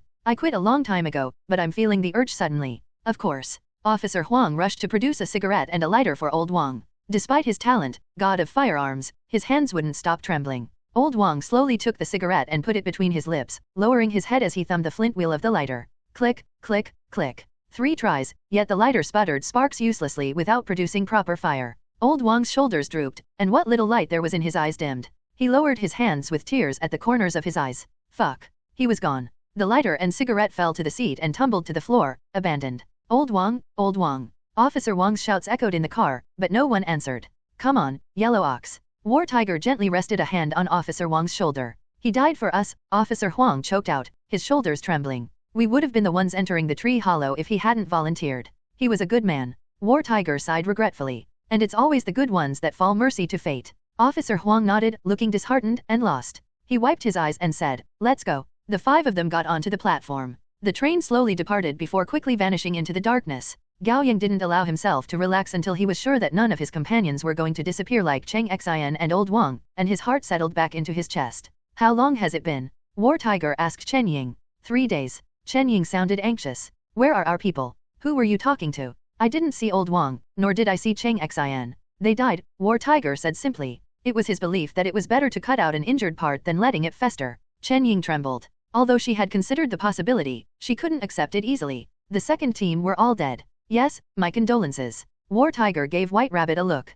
Understanding the silent cue, she went up to Chen Ying. "There is a silver lining, Miss Chen. We got the rune circuit." White Rabbit patted her waist pack. "We speculate that it's likely to be the time-space rune circuit, but we'll only know for sure by inspecting it back at our base." Chen Ying was still reeling from the death of her companions, and it took her a moment to break out of her reverie. "Okay, I understand." Before White Rabbit could go, Chen Ying called out to her and added, "I have to brief HQ about what happened this time." "Sure thing. Just send someone to return to base with us. I'll give them a detailed explanation." Then we'll sign an agreement for shared ownership of the rune circuit. Okay. Chen Ying breathed deeply to tamp down her welling sadness. I'll call HQ. Go ahead. Gao Yang followed the others out of the station to the street above. They were immediately greeted by Heavenly Dog, Lovely Lamb, and Dead Pig. The three of them were carrying takeouts for lunch. They had been staying at the station for 3 days, and they left temporarily to grab some food. They didn't expect Gao Yang and the others to return safely during the time. Sister White Rabbit. Lovely Lamb ran up to them and threw herself into White Rabbit's arms, breaking into tears. I thought I'd never see you again. Who do you think you were talking to, cute little lamb? White Rabbit pinched her chubby cheek. Sister Rabbit is blessed with good fortune. Congrats, Heavenly Dog. War Tiger stuck out his lips to gesture at him. It's the time-space rune circuit. Your type, right? That's great. Heavenly Dog didn't look too excited. He asked worriedly, are you all alright? Anyone hurt? Heck, you've grown up, kiddo, asking after your teammates. War Tiger gestured at them with a smile. Come on, let's go. Mr. War Tiger. Chen Ying quickly caught up to them. I've made a briefing. I'd go with you. Sure. Go ride with White Rabbit. War Tiger let Chen Ying take the passenger seat and got into Heavenly Dog's car instead. On their way to the Millennium Tower, White Rabbit retold what had happened as she drove. Chen Ying lowered her head with guilt. I should have stopped Cheng Xin. Officer Huang reassured her, don't be too hard on yourself. You tried. No, I wasn't determined enough. Subconsciously, I was hoping that they would find the rune circuit too. Chen Ying clutched on the seatbelt before her chest. I got them killed. What the hell is wrong with you lot at the 100 Rivers Union? White Rabbit was suddenly irritated. None of you are that strong, but you all sure are prideful, and you keep making everything your own responsibilities. Chen Ying paused and finally nodded slightly. You're right. Pride without the power to back it up means nothing. Easy enough to say. Officer Huang smiled dryly. Didn't a particular someone keep blaming herself when Wu Dahai and Heavenly Dog got hurt, so much so that one had to wonder if she would ever stop wallowing? Shut up, Yellow Ox. White Rabbit slammed the driving wheel. Don't think I'd let you off the hook just because you're older than me. In terms of work experience, I'm your senior. Yeah. And I haven't forgotten about what just happened. White Rabbit said angrily. Why didn't you let go of old Wang at once? You almost got your companions killed. Yes, I recognize my mistake, and I'll reflect on it. Officer Huang sighed, feeling melancholy again at the thought of the dead man. He had known old Wang for less than 1 hour in terms of subjective time, that was. However, human relationships weren't easily measurable by time. Officer Huang couldn't get out of his head the idea that in another timeline, perhaps he and old Wang would be thick as thieves, that they would play cards and go fishing together, as well as go on spring vacations and have barbecues together with their respective families. Falling silent, Officer Huang looked out of the window. Gao Yang was quiet as well. He had been down since he got into the car. It was only natural. In less than 24 hours in his perceived time, he had witnessed Wan Ceci's death, struggled to fight Mad Red, got dragged into Ghost Horse's betrayal and saw his downfall, encountered and slaughtered the many monsters in the Rune Cave, escaped the twisted time and space, and finally confirmed the death of all members of the second team of the 100 Rivers Union. The series of dangers pulled Gao Yang along like an irresistible current and prevented him from mourning Wan Ceci. Now that everything had settled down, exhaustion and pain returned in full force, filling him to the brim and constricting his chest, yet at the same time, he felt hollow. He wanted to do something. Shout at the top of his lungs, perhaps, or maybe he simply needed a hug or a chance to silently cry to his heart's content. I'll drop you off, Gao Yang. Have a good rest, White Rabbit said softly, knowing what Gao Yang had been through. Thanks. Gao Yang nodded gratefully. He did need some time for himself. 2 o'clock in the afternoon, Gao Yang returned to his empty home. Warm sunlight streamed into the living room through blue translucent curtains. Everything at home was familiar to him, yet the emptiness made it foreign. His mother was probably still taking care of his father at the hospital, while his sister was at school. These days, Gao Yang had become the pillar of their family. When he stayed the night outside or even went unreachable for a couple days, his mother no longer got angry at him despite still being worried. Instead, she simply reminded him to keep up with his studies since the college entrance exam was coming. Gao Yang undressed and took a warm bath in his bathroom, allowing the water to wash away his exhaustion and soothe the wound that hadn't fully recovered. Afterward, he dried his hair with a towel and returned to his room barefooted, plopping himself down on the familiar bed. He turned on his phone and checked all the calls and messages he had missed the past few days. He took the time to respond to texts from his mother, father, sister, Wang Zikai, and Uncle Qing. Only then did he feel like he had returned to his reality. Betrayal, ambush, killing, death, and separation, they all faded out of his mind. It was as if he was still the regular 18-year-old who knew nothing of the world. Gao Yang turned off his phone and lay down quietly. His head was filled with a mess of images and sounds. He took a deep breath and entered a meditative state, emptying his head of the intrusive thoughts. Suddenly, he was reminded of what Bailey Yi had told him. Delusion, greed, wrath, pride, life, and death are all meaningless. Life is short and nothing but a grand dream. Sleep crept up to him and wrapped around him like a blanket. He slowly closed his eyes. It was midnight when Gao Yang woke up. His dim bedroom was only illuminated by the silver moonlight coming from outside the window. He'd slept for quite long. It was rare for him to get more than 4 hours of sleep ever since his awakening. Feeling thirsty, he rolled to a seating position and was about to turn on the light when he froze. In the dark corner of his room was a woman. She sat cross-legged on the floor with her back pressed to the wall. Gao Yang had wondered if Lu Qingying was invading his dream again, but he quickly dismissed the idea. Taking a better look with narrowed eyes, he quietly called out, "Qingling." "Yeah," she answered. "When did you get here?" Gao Yang was surprised that he hadn't noticed at all. He had basically been dead to the world. A while ago, Qingling stood up and walked to his bedside, looking down at him. Gao Yang met her eyes and, feeling uncomfortable, shifted to make room for her, patting on his bed. "Come on. You don't have to stand." Qingling sat down by his side and said unceremoniously, "I went to school today. The homeroom teacher said that Wan Sisi was dead."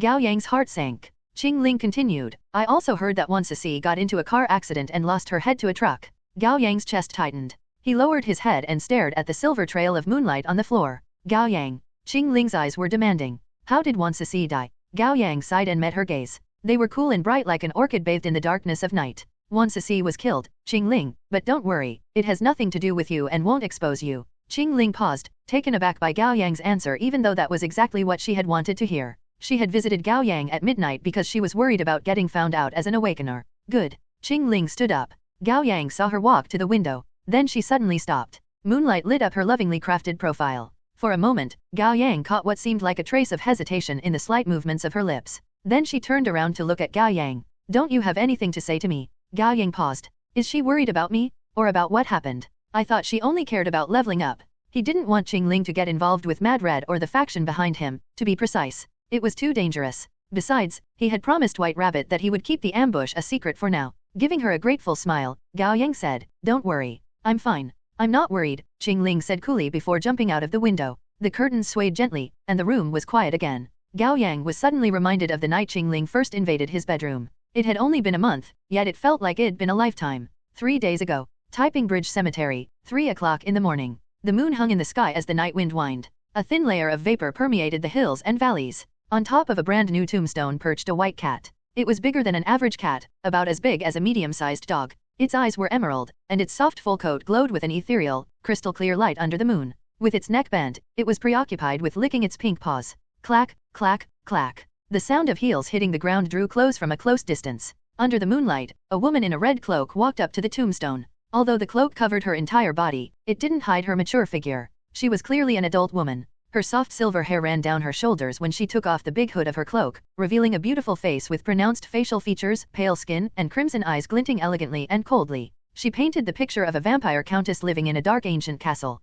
"Come, sister." Her voice was gentle and soft like a radio host known for being considerate, which was in stark contrast with her appearance, but the contrast only served to make her stand out more. The white cat looked up at her and meowed softly, like it was acting cute. Then it jumped off the tombstone and meowed again. Slowly, it crouched and curled up, its hair spreading like seaweeds in water. Then it melted into a thick white fog. When night wind scattered the fog, the white cat was gone, replaced by a petite girl who wasn't wearing any clothes. Silver hair, pale skin, crimson eyes, and stunning features. She might as well be a twin of the cloaked woman, only her features were younger and on the adorable side, unlike her older, sensuous sister. The woman took off her cloak to cover up the girl, gently brushing her hair. "Sister." The girl beamed, a pearl-white canine tooth making itself known. "I saw him again." "Oh." The woman patted her sister's head. "Do you like him?" "Yeah." The girl nodded bashfully. "I can't wait any longer. I want to eat him." "Not yet. You must wait." Her sister's tone grew serious. "But." "I said not yet." "Okay." The girl blinked. Then her sister asked, "Are you done?"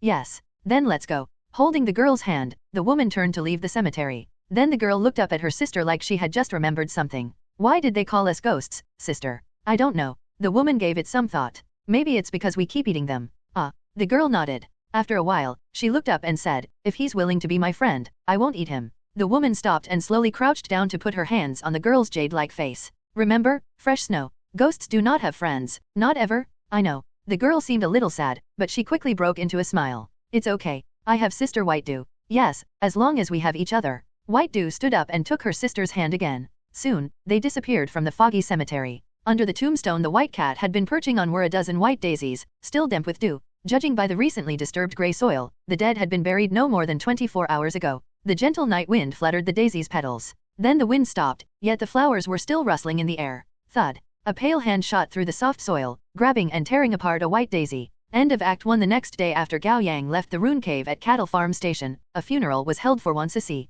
A truck had been found after Wan Ceci's car accident, but not the culprit. Therefore, her burial was put off by a few days. Early morning saw a small drizzle shrouding the city in a melancholy gray. After the morning self-study session, Gao Yang and his classmates followed their homeroom teacher out of the school, riding a bus to the funeral home. Qingling sat down next to Gao Yang as soon as she got on. Since their relationship had become an open secret in class, there was no need for them to act distant. There was a band-aid on Qingling's cheek, and on her wrist was a faint blue bruise. Gao Yang didn't even need to think to figure out that she had gone through another night of hellish training with War Tiger. "Did you level up?" asked Gao Yang. That hit a nerve, and the cool look on Qingling's face turned positively frosty. "No. Is there a problem? Maybe you're going about it the wrong way." On one hand, Gao Yang was concerned about Qingling. On the other hand, he was curious about how one would level up their talents. Sooner or later, he would have to go through the same process. "There's no special method," Qingling said broodingly. "What?" Gao Yang thought he heard wrong.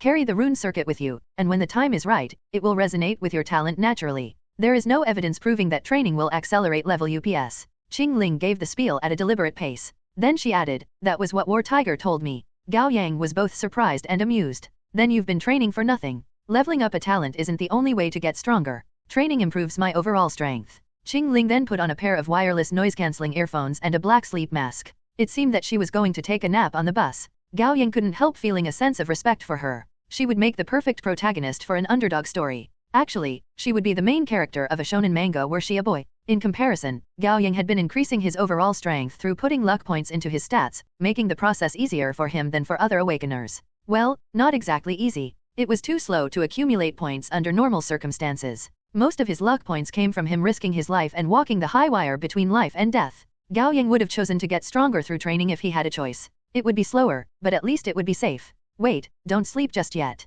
Gao Yang quickly lifted Qingling's mask. Qingling opened her eyes with a frown, her gaze shooting daggers at him. "What?" Gao Yang lowered his voice as much as possible. "Have you been carrying the damaged rune circuit with you the past few days?" Qingling nodded. "Even when we went to the rune cave at Cattle Farm Station?" "Yes." "War Tiger told you to do it?" "Yes." Gao Yang didn't know what else to say. He gave her a secret thumbs up in his heart. She had balls of steel, figuratively speaking. The bus made a sudden break as soon as it set out. Caught off guard, Gao Yang shot forward and almost hit the back of the seat before him. "Ow, what the heck? What's going on? Who's that?" His classmates complained among themselves. Click. Then the front door of the bus opened, and a figure dove in, silencing the complaints by his mere presence. "Gao Yang." Wang Zikai waved at Gao Yang with a grin from the front of the bus. Gao Yang felt a headache brewing. Why was the idiot here? "What's this, Wang Zikai?" Their homeroom teacher asked the question Gao Yang had been wondering. "Although I've dropped out of school, Wan Ceci was a classmate and a good friend. How can I not attend her funeral?" He was so loud that it sounded like he was making sure everyone in the car could hear him. Gao Yang suppressed an eye roll. "Wan Ceci and you said less than a sentence to each other every semester. Good friend? In your past life? Up, Qingling. I wanna sit with Gao Yang." Wang Zikai ordered loudly after coming up to Qingling's seat. She was still resting with her eyes closed. Without saying a word, she moved her right hand to her left waist, which was what she did before drawing her sword to kill someone. Gao Yang quickly pushed her right hand back down. Wang Zikai thus didn't see her warning move.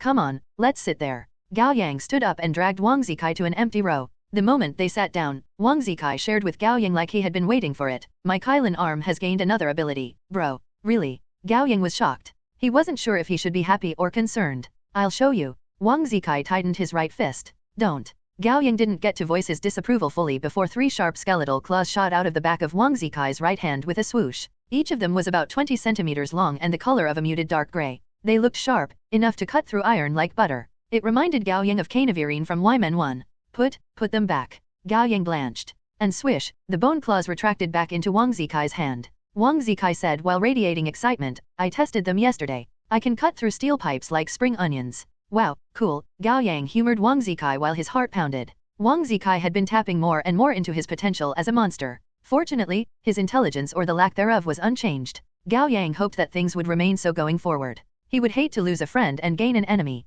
Inside the morning hall of the funeral home, the light was dim, and the air thick with tension. Most attendees looked heartbroken and mournful. Not even the best mortician would be able to restore a headless body. Therefore, the funeral was held with a coffin filled with white flowers in place of the deceased girl. Before the coffin was a black and white picture of Wan Ceci. The girl smiled bashfully, her big, dark eyes gentle and shy. Alive, she had been too easygoing for her own good. She often blushed because of someone's teasing, yet she never lost her temper with anyone. Suddenly, Gao Yang's mind was brought back to the fruit shop in his hometown. Dressed in a pristine white short-sleeve uniform and a dark blue checkered skirt, the petite girl in his memory leaned toward the shelf slightly with her hands behind her back, inspecting the fresh fruit on sale. Her soft, medium-length hair framed her fair face. There was an easy gentleness to her voice as she asked, "Are the cherries sweet, mister?" The beautiful moment of everyday life would forever be a snippet of memory. Gao Yang felt another pang in his heart. He turned to look at Wan Ceci's mother. The middle-aged woman had a sunken, hollow face. The thin layer of makeup did nothing to cover the sharp, difficult impression she gave off.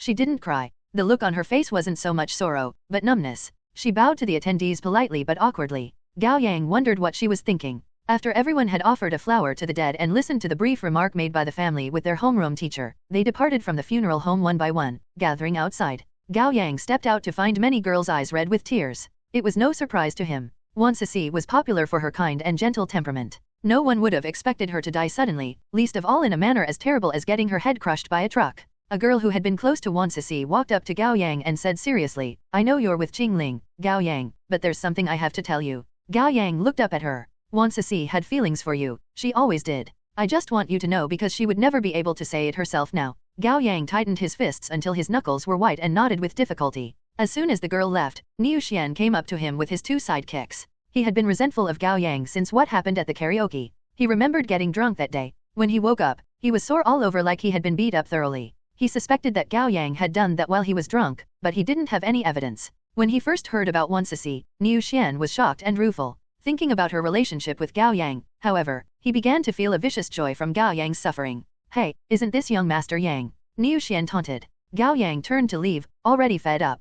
"You sure are fated to be alone." Niu Xian quickly caught up to him, chasing him doggedly. First there was Li Weiwei, then it's Wan Ceci. Both died so very young. Would Qingling be the next? But that won't be a problem for you, will it? Young Master Yang is so charismatic that women just flock to him. You can't welcome the new if you don't cast away the old. Gao Yang stopped walking, turning around to face Niu Xian. Niu Xian's mocking smile froze. Something about Gao Yang's vicious stare gave him pause. He had never in his life felt such strong fear and felt it so keenly. It was as if he would die if he dared say another word. It was absurd. Simply absurd. Gao Yang wouldn't dare kill a man in broad daylight no matter how emboldened he was. Why, then, was his instinct telling him that Gao Yang would not only kill him, but crush him like a fly? Why was he terrified? What was going on? "Apologize," Gao Yang enunciated every syllable. Niu Xian's two sidekicks rushed up to him. "Gao Yang, what the fuck is that attitude? Shut up."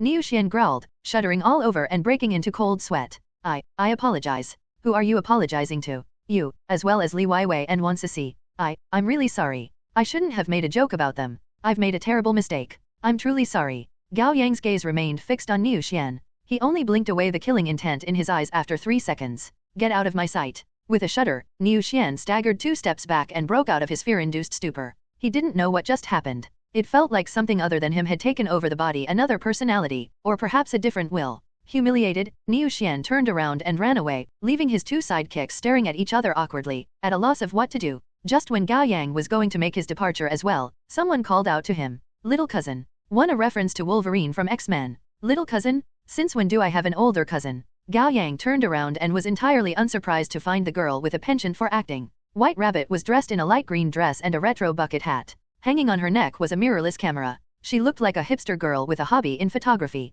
Smiling brightly, she said, "What a coincidence, cousin. What are you doing here? And what brought you here, cousin?" Gao Yang composed himself and greeted her naturally, all the while thinking, "The Academy owes you an award, White Rabbit." I was here to take photos. And I was here to attend a classmate's funeral." White Rabbit put on a look of surprise. "Oh, what happened?" "Car accident." "What a terrible shame. My condolences." Their conversation drew the attention of Gao Yang's classmates, and some of the boys looked envious. Gao Yang's cousins so pretty and refined looking, they thought. Why is he always surrounded by beautiful girls? White Rabbit then turned to Qingling and singled her out from the group. "Here you are too, little Ling." Qingling had planned to act like they were strangers, but with White Rabbit calling out to her, she had no choice but to join them with a steely look on her face. The 3 of them moved away from the crowd. "Sister Rabbit," Gao Yang complained in a low voice. "Would you not ambush us like this in the future? It's dangerous. Dangerous." White Rabbit gave Gao Yang a pointed look. "You were the one who did something dangerous. You were giving off too much killing intent. Niu Xian could transform and lose control as a result. Then I'd kill him," Gao Yang said flippantly out of anger. "Don't forget about our rules, Dark Horse." White Rabbit's voice turned icy. "It's also against the rule to threaten a wanderer into transforming before killing it." "I haven't forgotten," Gao Yang said earnestly. "I was furious, but I hadn't lost my mind." "Good. What business do you have here?" Qingling asked. Official business, of course. White Rabbit reached out and shook her hand before Gao Yang and Qingling. I've got a magic trick for you. Look closely. Voila! 2 finely crafted coins appeared between her fingers. Here. You each get one. Gao Yang took one of the coins. It was grayish-white with a smooth, cool, and hardy texture. On the tail side was the number 5, and on the head side was a minimalistic Kylin. Jinryu. Gao Yang guessed. Yep.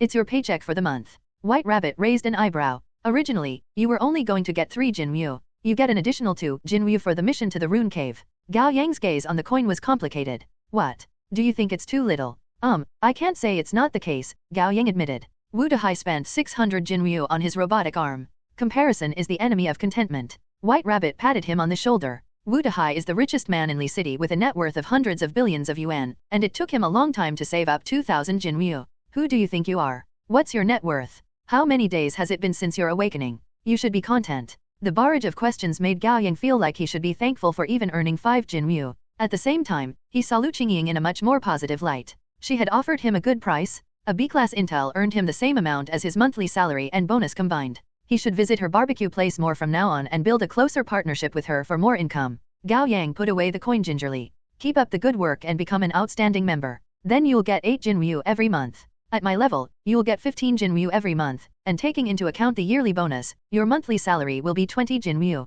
What can we buy with the coins? Asked Qingling. What can't you buy? You can get intel, items, weapons, services, dignity, even human lives. White Rabbit looked over Qingling's shoulders at the door of the funeral home. Most of their classmates had gathered. Wang Zikai, the idiot, noticed them then. He skipped his way to them. If it isn't my cousin. Gao Yang cut him off. Right. Wang Zikai quickly played along. Why are you here, big sister? I ran into them by accident and thought I should say hello. White Rabbit smiled at Gao Yang and Qingling. I'll make it short. Past midnight, there's gonna be a market organized by the 100 Rivers Union at the haunted house of the abandoned amusement park in Nanji district. It's held once every month. Consider it a flea market for awakeners. You're welcome to take a look. Sure. Gao Yang seemed interested. And Qingling looked bored. She would rather spend the time training with War Tiger. Do you want to go together, Qingling? Gao Yang turned to her to ask. Qingling rejected him with an impassive look on her face. No, it's a waste of time. After the funeral, Wang Zikai went home, while Gao Yang and his classmates took the bus back to school for the rest of their classes.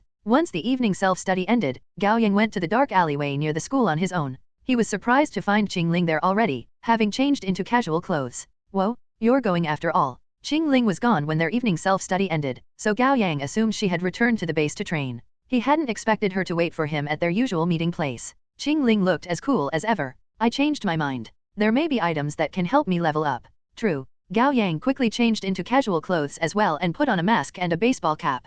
As soon as they walked out of the alleyway, Gao Yang's phone rang. It was Officer Huang. Did you get off school? Asked Officer Huang. Yeah, just now. I got my paycheck today. I'm going to the market. Officer Huang chuckled. Are you and Qingling going too? Gao Yang laughed quietly. What a coincidence. That's our plan too. Stay there. I'll pick you up. 20 minutes later, a regular car stopped at the mouth of the alleyway. The window rolled down to reveal Officer Huang. The man waved at them. He wasn't dressed in his uniform today. I thought you would pick us up in your patrol car. Gao Yang went up to the car and said as he opened the door. That'd attract too much attention. Officer Huang smiled. It's better to keep a low profile. Yeah, I told you we should take my McLaren. Wang Zikai whined from the passenger seat. Officer Huang said exasperatedly, that's beyond attracting simple attention. You're gonna make headlines tomorrow. Wang Zikai. Gao Yang wasn't especially surprised. He could tell what Officer Huang was up to. A monster would make a good smokescreen for them, lowering their chance of getting exposed significantly. The one and only. Wang Zikai said proudly. You aren't going on a shopping spree without me.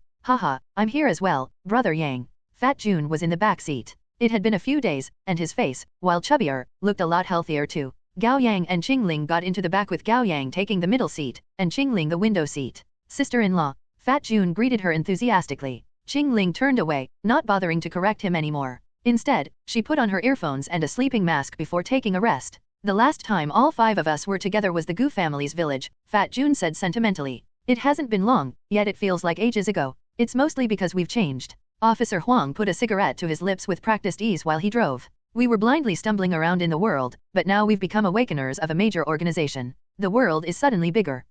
Yeah, that's what I meant. Fat Jun chuckled. I'm no longer terrified or anxious, and I feel like my feet are firmly on the ground. I can do everything with my full attention while feeling hopeful. How's the arm? Gao Yang was still a little concerned. Don't worry. It hasn't lost control since then. Fat Jun eagerly showed Gao Yang his floppy bicep. With the company of music and pleasant chit-chats, they made their way to their destination in no time. It was an abandoned amusement park beyond the front gates. The ground was covered in trash, the shops had closed down, and the walls were claimed by graffiti. The five of them got out of the car and vaulted over the shorter wall on the side. Soon, they found a park map and identified the haunted house. The Naji district is so empty, said Gao Yang. The neighborhood around the cattle farm station looks abandoned too. The Naji district is on the fringe of the city, and it started out as a rural region with a small population. Officer Huang took a drag of his cigarette and leisurely led the way. 10 years ago, there was an attempt to develop the region, and many construction projects were started. But it didn't work out. The district still seems like the middle of nowhere, only with a lot more abandoned construction projects. And the middle of nowhere is the only place an organization like the 100 Rivers Union can afford to settle down in. Fat June sounded proud with an important group like the 12 zodiac signs as his support. It's not about affordability, Officer Huang said with a chuckle. There's a reason the 100 Rivers Union picked this place as their territory. What is it? Fat June asked curiously. Because there aren't a lot of people, Gao Yang answered for Officer Huang. Ah, I get it now. Fat June came to a realization. Less people mean less monsters, and less monsters mean less danger. That's right. Officer Huang nodded. Gao Yang fell into thought. He now knew the territories the three major organizations occupied respectively. The 12 zodiac signs based itself in the Degsa district, the prosperous city center, with the neighboring Shanxing district as part of the territory. The two districts might not be big, but the population density was high. It was proof of how powerful the 12 zodiac signs were that they were able to gain a stable foothold where the risk of exposure ran so high. There was no need to emphasize the Kylin Guild's dominance. Their main base was located in the Feiyang district, an area as prosperous as the city center, and their territory spanned the Chanjun district, Anliang district, and Biang district, claiming almost half of the city as their own. The 100 Rivers Union, on the other hand, had to lay low in the remote Nanji district despite their large number of members, making clear their lack of confidence. That left the Dongyu district and the Zijing district unoccupied. Located on the eastmost and westmost points of the city, the two districts were home to all manners of smaller factions, and among them were undiscovered gems and unknown talents. For the three major organizations, the two districts were dangerous lawless lands. If Li City was compared to a coin, the 4 million and more monsters were the head of the coin, and the awakeners among the 400 and some humans were the tail of the coin. Both sides followed their own rules and unspoken agreements. In theory, an organization held the absolute power to rule and govern their territories, and they had the exclusive rights to the resources found there, especially for a S-class resource like a rune cave. If anyone wanted a finger in the pie, they better be ready for a fight. However, the reality was much more complicated than what was written in the playbook. With competition between the organizations being as intense as it was, the different organizations spared no effort in infiltrating and interfering with each other's territories. For example, the second rune cave ever found by the Awakeners was located in the Anliang district, once a fringe territory of the 100 Rivers Union. However, the Union was unable to acquire the rune circuit on their own, and in the end, the Kylin Guild got involved. Not only was the rune circuit taken from them, the Union was only allowed to rent it for free for 3 months per year. The Anliang district had slowly become a territory of the Kylin Guild. The 100 Rivers Union ended up losing both the battle and the war. They learned their lesson. That was why the 100 Rivers Union contacted the 12 zodiac signs as soon as they discovered a rune cave at the cattle farm station. What are you thinking so hard about again, Gao Yang? Wang Zikai noticed Gao Yang's serious expression and put an arm around his shoulder. We're here to have a good time. You should lighten up. Gao Yang silently snorted. What is this, a field trip? After some thinking, Gao Yang said, including the time-space rune circuit we just got, a total of 7 rune circuits have been found so far, right? Yes. This was something Qingling had been paying attention to. We have 2.5. The Kylin Guild has 3, and the 100 Rivers Union has 1.5. And who has what? Gao Yang knew the answers, but it was a habit of his to compare notes with other people. Let me think. Officer Huang scratched his head with the hand holding the cigarette, his eyes slightly narrowed. We have life, damage, and time-space, but we share time-space with the 100 Rivers Union. At the moment, the Kylin Guild has buff, knowledge, and miracle. The 100 Rivers Union only has psyche, and they got it from a trade with us. Gao Yang's heart quickened. The Kylin Guild sure lived up to their reputation. Not only did they have the most number of rune circuits, but they also had the ones Gao Yang needed. Knowledge rune circuit, or wisdom as his system called it, could level up lie detection, while miracle rune circuit could level up lucky. Over time, Gao Yang had come to learn the value of lucky. It might seem useless at first glance, but one way or another, things would be nudged into a direction that benefited him, and sometimes there were pleasant surprises. For example, he unlocked the talent pantheon once he accumulated a certain amount of luck points, and the luck points acquisition bonus granted in dangerous situations was only available after Lucky reached level 2. What would happen if he got to max level with Lucky? The more he thought about it, the more Gao Yang grew interested in the Miracle Rune Circuit. White Rabbit said that the Miracle Rune Circuit was the first ever rune circuit found by Awakeners, and Kylin, the head of the Kylin Guild, was the one who found it 20 years ago. That's right. Officer Huang nodded. But, Gao Yang said, she didn't tell us where it was found. Well, we aren't high-ranking enough in the organization. Officer Huang smiled awkwardly. I asked Wu Dehai about it in private once, but he didn't give me anything. Qing Ling said, I asked him too, and he wouldn't talk. Gao Yang was suddenly impressed with Wu Dehai. If he kept his mouth shut even when Qing Ling asked him about it, he might not be as much of a horn dog as he presented himself to be. Qing Ling's eyes flashed. But once, when I was training with War Tiger, he let some information slip. Although he didn't name the location, I guessed it. Where is it? Officer Huang and Gao Yang asked at the same time. Without any change to her expression, Qing Ling extended her right hand to them. 1 Jinmu for each of you. Gao Yang was a little surprised. Are you serious, Qing Ling? Yeah, Qing Ling said openly. I want to buy items that'll help me level up. I'm not sure if I have enough money. I'm out. I'll keep working, and sooner or later I'll earn access to the information.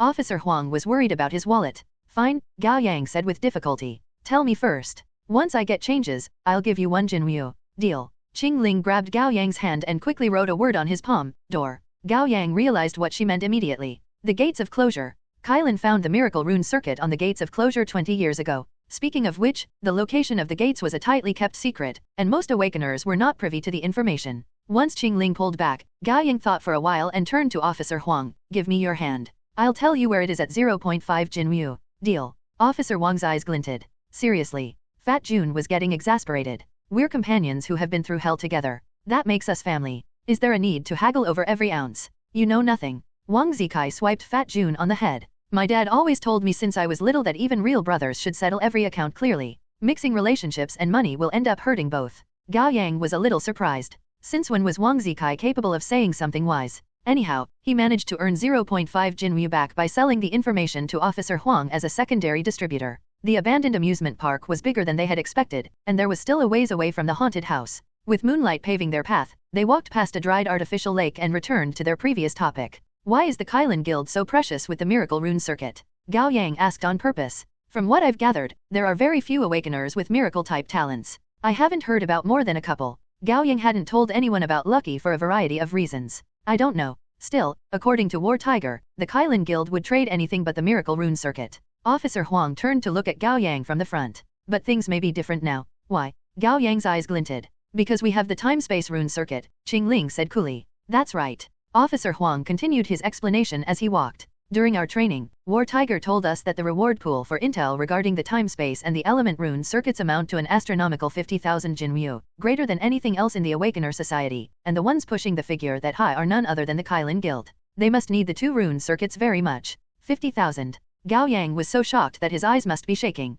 Insane, right? Officer Huang looked slightly peeved. We've earned 25,000 Jinmu for the organization, yet the monthly salary and bonus combined is as little as 5 Jinmu. How does that make sense? The employers are always evil. Gao Yang complained. Whoa, that's crazy. Fat Jun was getting worked up as well. If we offer the time-space rune circuit in exchange for the miracle rune circuit, the Kylan Guild is bound to be tempted. Doesn't that make the 12 zodiac signs even more amazing? Are you an actual pig? None of us have a miracle-type talent. Why would we want the rune circuit? To prop an uneven table up.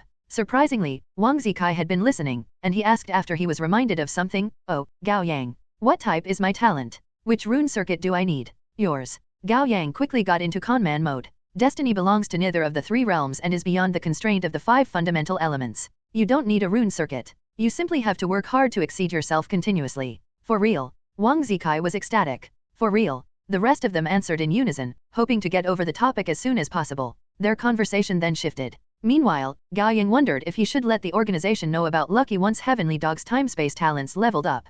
Perhaps the organization would be willing to trade rune circuits with the Kylan Guild for him. However, Gao Yang didn't feel safe revealing his greatest secret. Lucky. Who is it? Leading the way, Officer Huang suddenly stopped to draw his gun. At the crossroad ahead was a weathered telephone booth, and a suspicious figure stepped out of it. He blocked the way and shone a flashlight at his own face. It's me. Me. The light hit his face from the bottom of his chin, making his complexion deathly pale and his features eerie looking.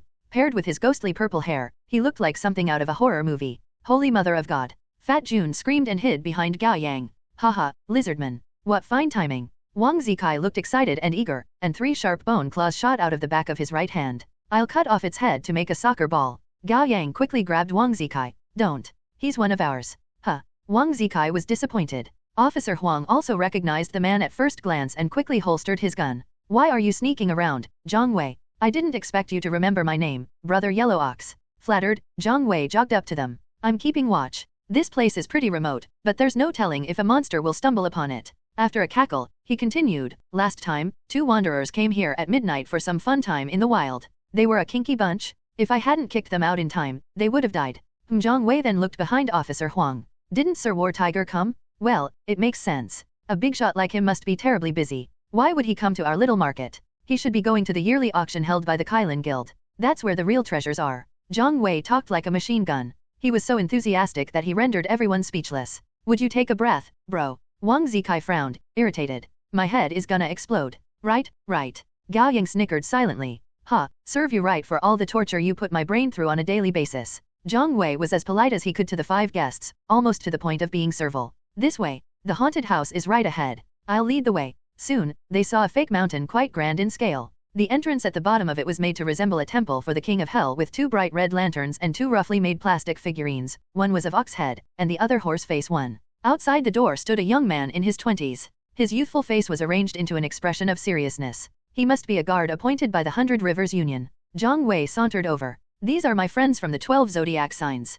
Here to take a look around. At the mention of the 12 zodiac signs, the guard's expression immediately relaxed, and his gesture became much more respectful. This way, distinguished guests. The 5 of them walked into the haunted house. Not long after, the young guard at the door nudged at Zhang Wei's elbow. Look at you, Zhang Wei. You know someone from the 12 zodiac signs. Zhang Wei boasted. Ha, this is nothing. You know the 9th ranking awakener, War Tiger, don't you? I had a meal with him a few days ago. We're tight. That's awesome, brother Wei. SHHH, I don't want to stand out. Understand. Gao Yang was at the tail end of the group and heard their conversation fully. Lips tugged into a smile, he shook his head without saying anything. It was dim inside the haunted house. Small light bulbs lined the walls and flickered, casting the interior in an eerie red. The 5 of them walked along a narrow corridor. At the end stood a young woman in office wear and a little boy dressed like the typical obedient child. Gao Yang took a closer look and realized they were both familiar faces. Chen Ying and Little Tian. They had met these 2 at the cattle farm station. Dark Horse, Yellow Ox, and Green Snake, Chen Ying called them by their code names.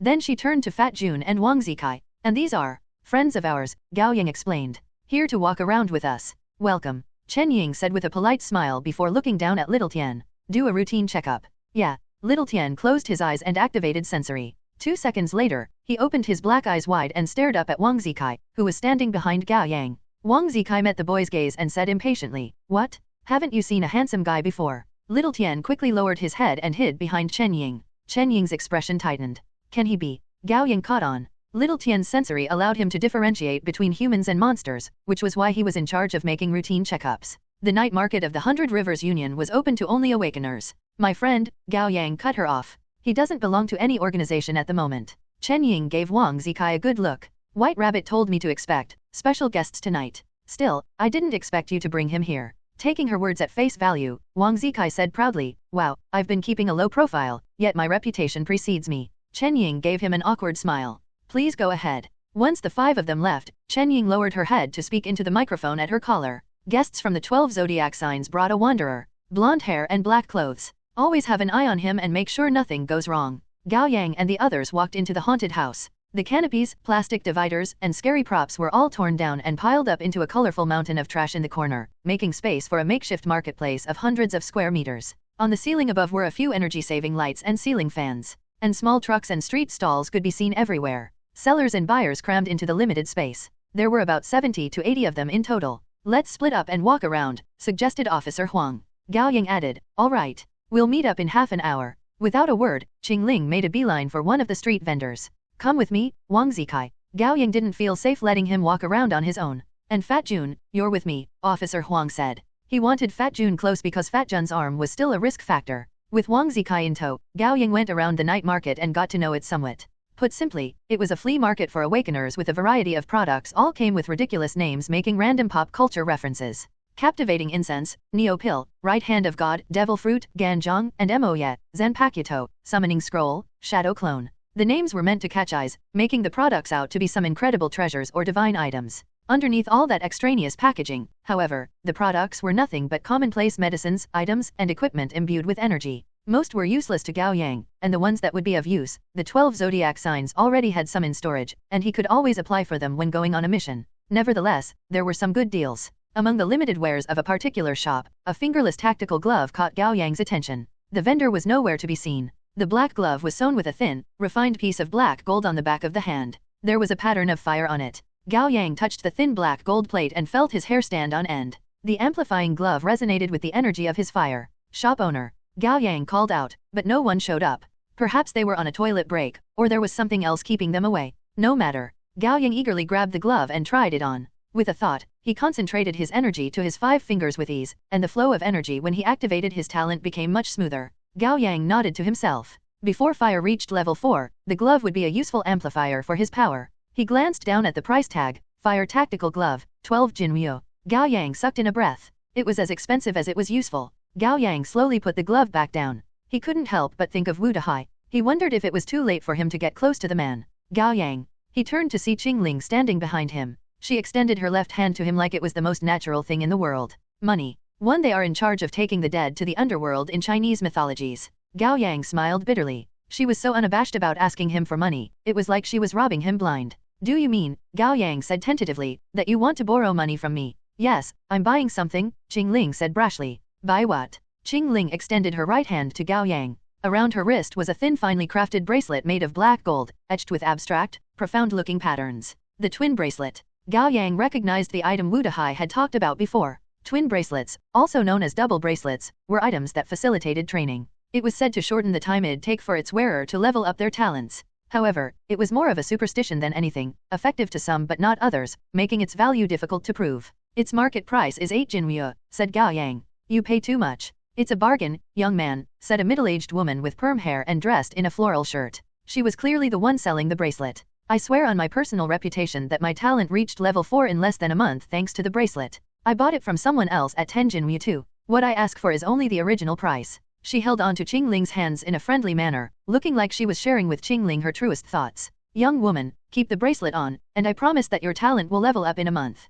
Come to me if it doesn't work, and I'll let you get a refund. Gao Yang shut his mouth. I want it. Qingling threw rational thinking out of the window the moment she heard the words level up, and she turned to Gao Yang with glinting eyes. Lend me money. I'll pay you back next month. All right. Gao Yang smiled with resignation. He couldn't afford the fire-enhancing glove anyway. Judging by Qingling's attitude, if he didn't lend her money for the bracelet, she would probably drop to the ground and throw a tantrum. No, she was more likely to draw her Tangdao and take the bracelet by force. Gao Yang took out the 5 Jinryu coin from his pocket and threw it to Qingling. She caught it and gave it to the middle-aged woman along with her 5 Jinryu. You're a real one, girl. I promise you this is a bargain. The middle-aged woman broke into a wide smile. She took the coins and inspected them with a small flashlight before checking it between her teeth. Only then did she tuck the coins into her waist pack. Then she urged, I have other treasures for you as well, young woman. Would you like to check? I'll give you an 80% discount for your second purchase. I'm out of money, said Qingling. The woman dragged Qingling away as she said, that's fine. Add my contact info if anything catches your eyes. Then we'll make a deal next month. Really, bro? Wang Zikai was irked. Did you really just give her the money? I didn't give it to her, Gao Yang corrected him with less confidence than he'd like. I lent it to her. Look at yourself. You're gonna be a pushover to your wife after you get married. Wang Zikai huffed. Here I am, I've returned. From behind them came the sweet voice of a young girl. Gao Yang turned to see a girl in a strange outfit rushing to her little shop. She quickly squatted down and straightened the small wooden plaque that said, Open. She wore a pink fisherman hat and a pair of big brown sunglasses, and her body was wrapped tightly in a blue satin fabric that looked like curtains. Stranger still, she wasn't wearing shoes. Below her delicate, fair calves were 2 petite feet, entirely uncovered.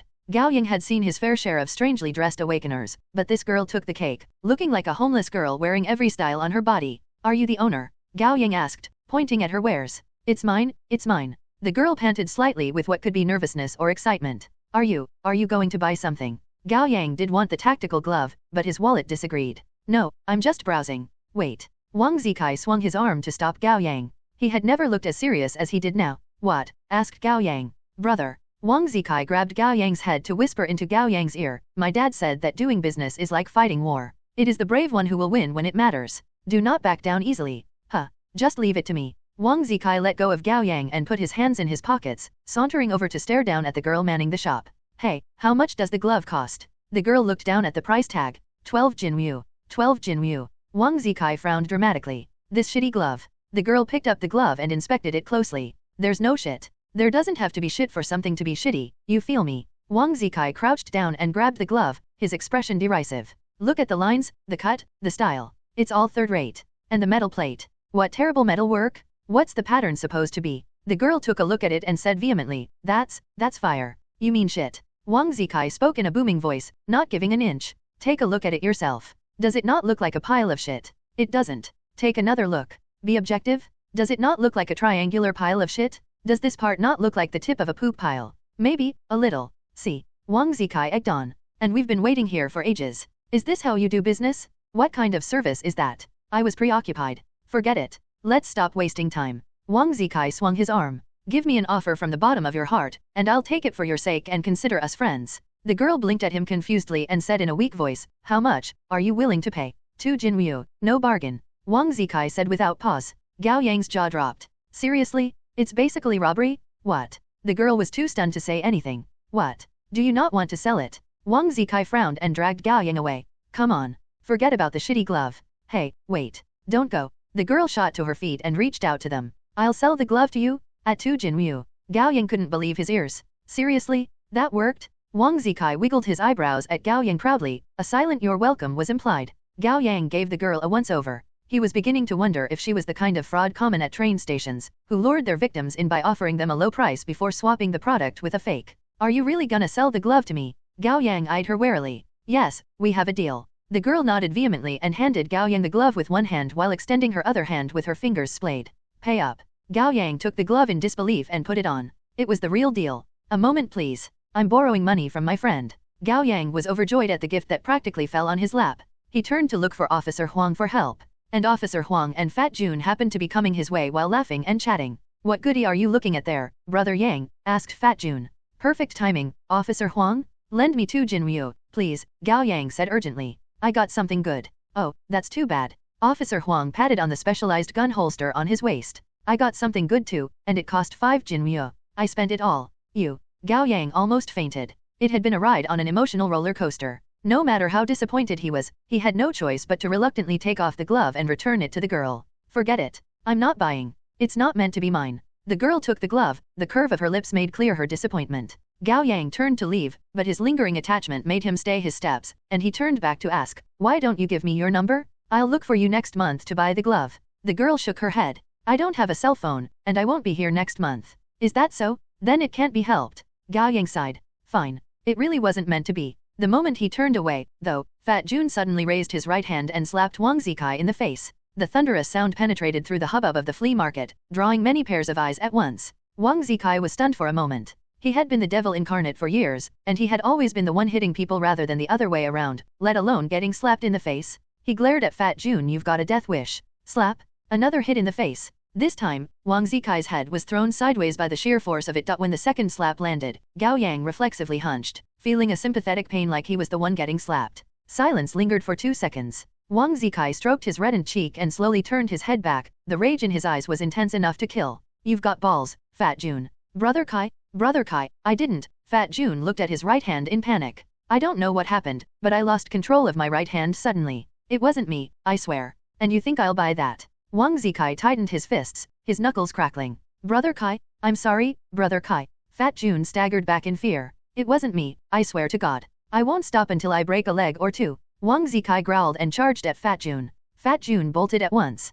Help? Help me. Shit. We've got to do something. With a long-suffering look, Officer Huang chased after them. Gao Yang was just about to do the same when a cool, soft hand grabbed his. He looked over. It was the vendor. Follow me. The girl turned around and ran, dragging Gao Yang along. Hey, wait. Gao Yang was going to say something, but the girl was stronger than he expected. Like a pair of tropical fish, the two of them dove through the crowded marketplace swimmingly and rushed out of the haunted house in no time. Finally, Gao Yang found the chance to break out of her grip. What are you doing? Teehee. The girl smiled sweetly and handed Gao Yang the glove. This is for you. For me. Gao Yang questioned his ears. Yeah, in exchange for you riding the Ferris wheel with me. The girl's voice had an upbeat lilt to it. Despite the fisherman hat and the sunglasses covering her face, her excitement and anticipation were apparent. Gao Yang was immediately alerted. There was something very strange and very wrong about the girl. He used lie detection on her. The target did not lie. Gao Yang then accessed the system to make sure that his luck points were accumulating at a regular rate. Although he didn't understand what was going on, he had ascertained that the girl didn't lie, and that she wasn't hostile to him. This wasn't a trap. He considered the glove in the girl's hands and asked for confirmation. Are you really going to give me that? Yes. The girl jumped in excitement and pointed at the Ferris wheel near them. Take that with me? The Ferris wheel. All right. Gao Yang took the glove. No take-backs. Of course. Gao Yang followed the girl as she skipped toward the Ferris wheel. His heart was still pounding with nervousness. Wasn't it a little careless of him to ride a Ferris wheel with a girl he didn't know just for a glove? Gao Yang cleared his throat and asked, "What's your name?" "Me." The girl turned around and pointed at her face. "Fresh snow. Fresh snow." Gao Yang went through his mental list of the top 100 awakeners. No matter how hard he thought about it, he didn't remember a fresh snow. "I'm Dark Horse of the 12 zodiac signs," Gao Yang introduced himself. He was basically telling the girl to not get any funny ideas since he was someone with the backing of a proper organization. "Dark Horse, Fresh Snow," muttered before saying seriously, "I don't like the name. It doesn't sound nice." Gao Yang paused and smiled awkwardly. "Well, I didn't like the name at first, either. Mostly because it sounded too arrogant and would be detrimental to his plan to get stronger while keeping a low profile." "Right." Fresh Snow smiled. Most of her fair, palm-sized face was hidden by the fisherman hat and the big sunglasses. Soon, they reached the bottom of the Ferris wheel. It seemed that it hadn't seen any use for a long time. Even if it wasn't broken, there would be no electricity to power it. "It's not working," said Gao Yang. "Are we still getting on?" "Yes." Fresh Snow jumped onto the pod nearest to the ground, waving down at Gao Yang happily. "I'm getting to the top."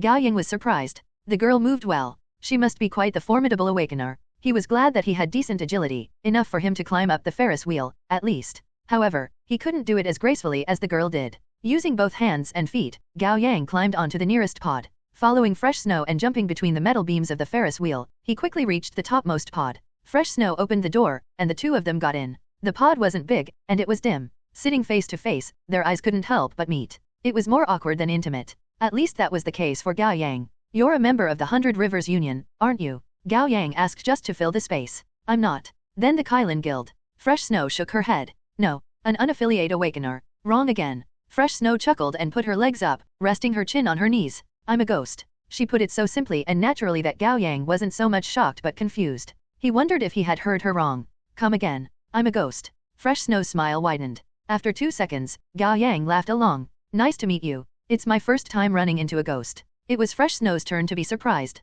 She studied Gao Yang. "Are you not afraid of ghosts?" "I am," Gao Yang said half-jokingly. "But my teacher said that I wouldn't stand a chance against ghosts at the moment, so I'm not gonna waste my energy running away." Fresh Snow puffed up her cheeks bemusedly before breaking into a grin, revealing a sharp white canine tooth. "Your teacher is right. Well, so we've taken the Ferris wheel." Gao Yang got back to business. "Our deal is done, right?" Fresh Snow didn't say anything. She tilted her head to look outside at the sky, her eyes distant. Gao Yang wondered if she was regretting the deal. He wasn't sure what he could say, so he looked out of the window as well. Below, the amusement park was an abandoned wasteland, and beyond it was the distant city adorned with specks of light. With heavy clouds covering the moon, the heaven and earth were awash in a dark gray. "Why is the Ferris wheel different from the one on TV?" Fresh Snow asked, disappointed. "Mostly because the power to the amusement park has been cut off," Gao Yang explained seriously. "There's no neon light, so it doesn't look good." "Ah." Fresh Snow leaned toward the window, her upturned nose pressing into the fogged glass. Gao Yang hesitated for a moment. It's better to make sure both parties leave with what they want in a deal. It was clear that Fresh Snow was dissatisfied with the ride on the Ferris wheel. Although it wasn't his fault, it wouldn't hurt to do something within his ability to make her happy. After all, fragrance lingered on the hand that gifted away roses. "Do you want to see fireworks?" Gao Yang asked. "Fireworks?" Fresh Snow turned to him and nodded excitedly. "Yeah, give me a moment." "Ah, it's best that you close your eyes first." "Okay." Gao Yang opened the pod door. Against the chilling night wind sweeping inside at once, he popped out of the pod and, with a single thought, conjured 2 unstable balls of fire in his palms, hurling them above. "All right, open your eyes." Gao Yang returned to his seat. When Fresh Snow opened her eyes and looked out of the pod, the 2 fireballs were slowly descending against the backdrop of the night sky. Due to the unstable energy and the strong night wind, the flames quickly scattered into embers. Although it wasn't as extravagant and enthralling as fireworks, it was still quite the romantic sight. "Whoa." Fresh Snow gaped at the display and took off her sunglasses without thinking. Then a strong gust of wind stole the fisherman hat from her head. Her silver hair ran down like a waterfall, upon which the fireworks cast golden specks of light. Gao Yang threw her a glance. The girl had stunning delicate features, graceful silver hair, eyes as red as rubies, and skin pale like that of vampires. Suddenly, Gao Yang was reminded of what War Tiger had told him. "I don't have to tell you. You'll know when you see them. I don't want to be all doom and gloom, but if you ever run into them, it means they have decided to kill you, and there's no escaping that." "Wait, what's going on? Can the girl really be a ghost, as in a member of specters?" A Chinese idiom that means what goes around comes around, but in a strictly positive sense. The crude fireworks of Gao Yang's making slowly dissipated in the night sky as Fresh Snow stared, lost in the sight. "So pretty?" Then she finally turned to Gao Yang, not realizing that she lost her disguise. "Again? I want to see some more." Gao Yang's smile froze, and his face turned ashen. His heart almost stopped beating. A second passed as his brain refused to function. Ring. The phone in his pocket jerked him back to reality. He slowly picked up the call. It was Officer Huang. Where did you go, Gao Yang? Get back here? Something's wrong? A vendor got seriously injured and is still unconscious. Hey, are you listening? Officer Huang, Gao Yang said in a grave, trembling voice. You don't have to return the 0.5 Jinmu. What? Get everybody and run. Gao Yang hung up. He looked up to meet Fresh Snow's gaze. She blinked, her eyes beautiful like rubies. What's wrong? So you really are a ghost, Gao Yang mustered the courage to say, all the while secretly focusing his energy in his palms. I told you. The girl nodded easily with a naive look on her face.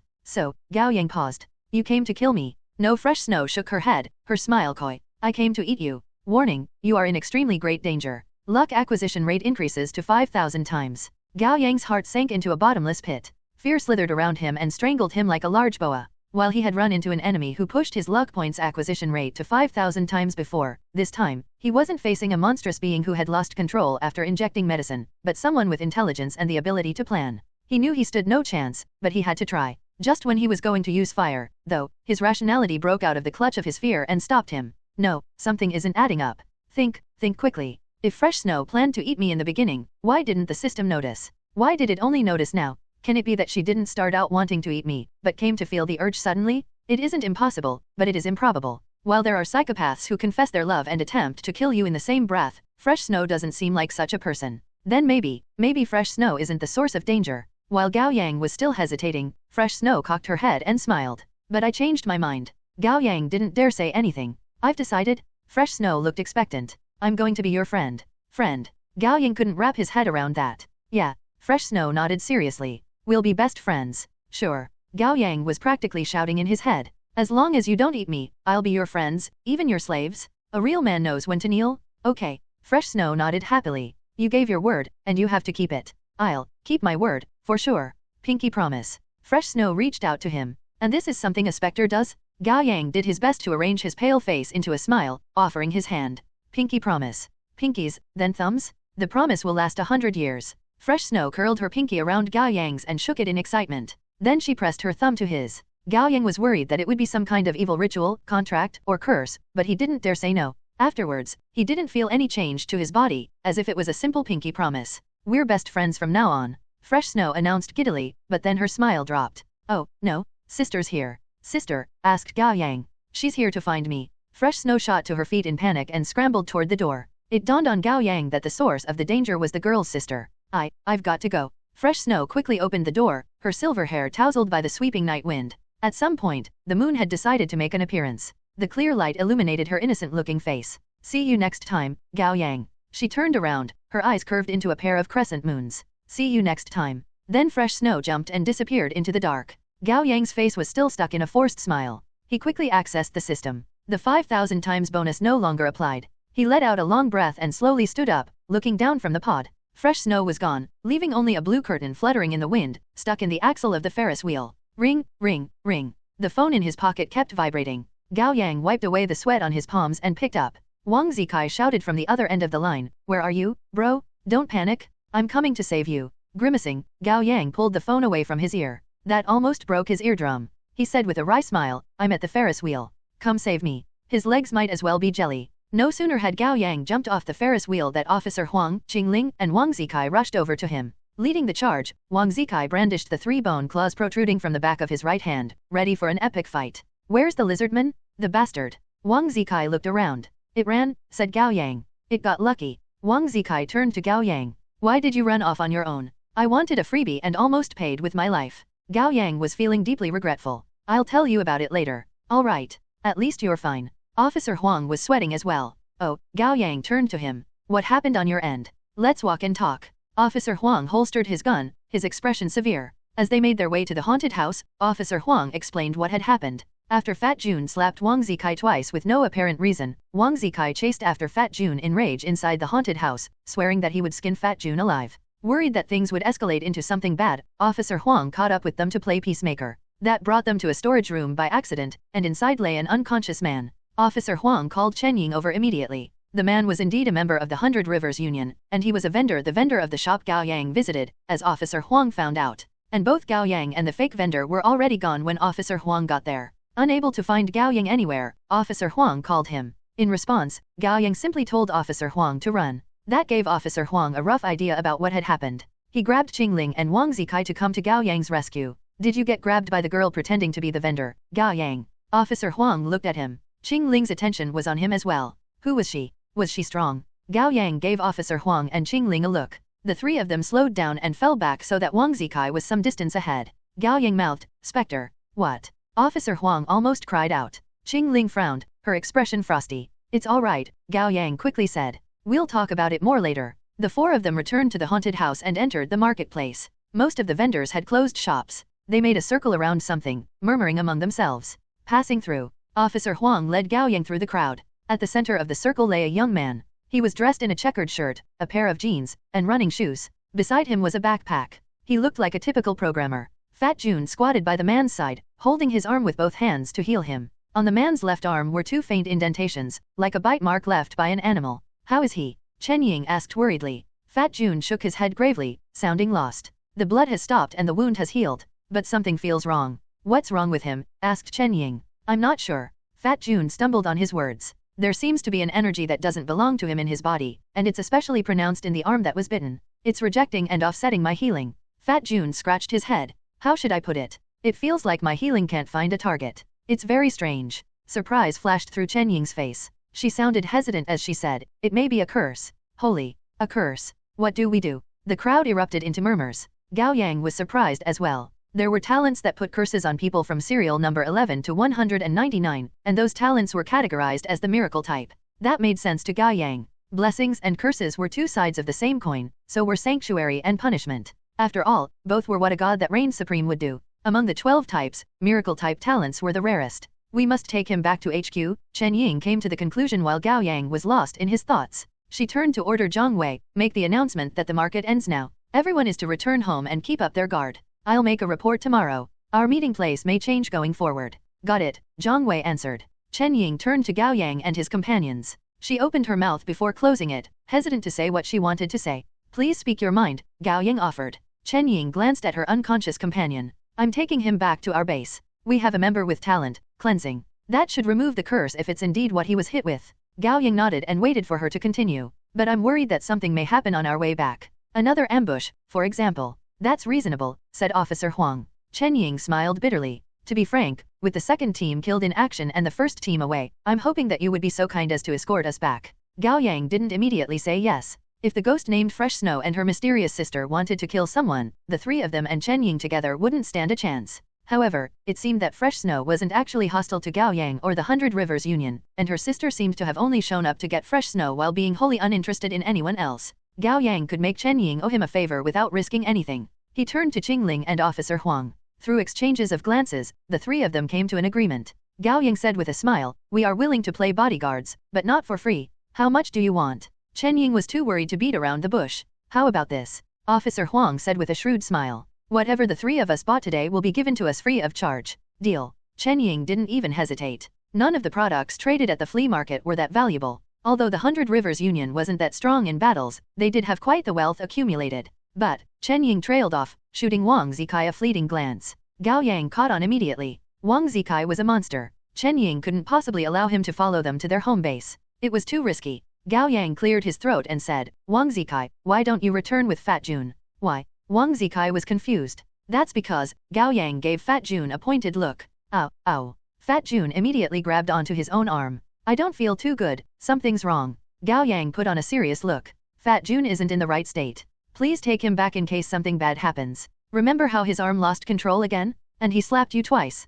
Fucker." Wang Zikai flew into a rage as soon as he was reminded of that. "I told you we shouldn't keep the piece of trash around. Haha, I know you've got a heart of gold underneath all that toughness, brother Kai. You ain't gonna kill me." Fat Jun quickly rattled off flatteries. "You're the chosen one. The chosen one must be magnanimous in nature. Piss off." Wang Zikai spat, but his arched eyebrows and the curve of his lips betrayed his true feelings. "None of us are confident that we'll be able to keep Fat Jun under control. You're the only one who can." Gao Yang continued to talk him up. "And it doesn't befit someone of your station to play bodyguards. Leave it to us." "Fine, fine." Wang Zikai waved a hand at them reluctantly. "I'll take care of it." Officer Huang threw his car key to Wang Zikai. "Take my car. I'll get it from you later." Wang Zikai took the key and dragged Fat Jun by the collar, cursing under his breath as he walked away. Watching Wang Zikai go, Chen Ying was both astonished and worried. I've never seen a wanderer like that. It's a first for us too. Officer Huang smiled wryly. Chen Ying pressed her lips together. Is he really not dangerous? Not at the moment. And he's saved our lives, Gao Yang added with a smile. More than once. All right. Chen Ying was in no place to interfere with another organization's business. We can't afford to dally. Let's go. Chen Ying carried the unconscious man on her back with Little Tian, Gao Yang, Qingling, and Officer Huang in tow. They left the amusement park through the back door and got into a gray SUV parked by the road. Chen Ying drove, while Little Tian rode shotgun with his eyes closed and sensory activated, making sure that they weren't being followed or at the risk of getting ambushed. Gao Yang, Qingling, and Officer Huang were in the back as bodyguards. The still unconscious young man, Zhang Hao, was crammed into the seat with them. As soon as the car started, Chen Ying took out 3 blindfolds from the glove compartment and smiled apologetically. Would you please put these on? I know it's quite rude of us, and I'm not doubting your intention, but rules are rules. I understand. Officer Huang took the blindfolds. Better safe than sorry. Gao Yang took 1 blindfold from him. I understand too. Qingling didn't take the last one, but instead put on the sleep mask she kept in her pocket and began to rest. With all 3 of them blinded to the surroundings, the car drove on the main road for a good while before turning into a bumpy path.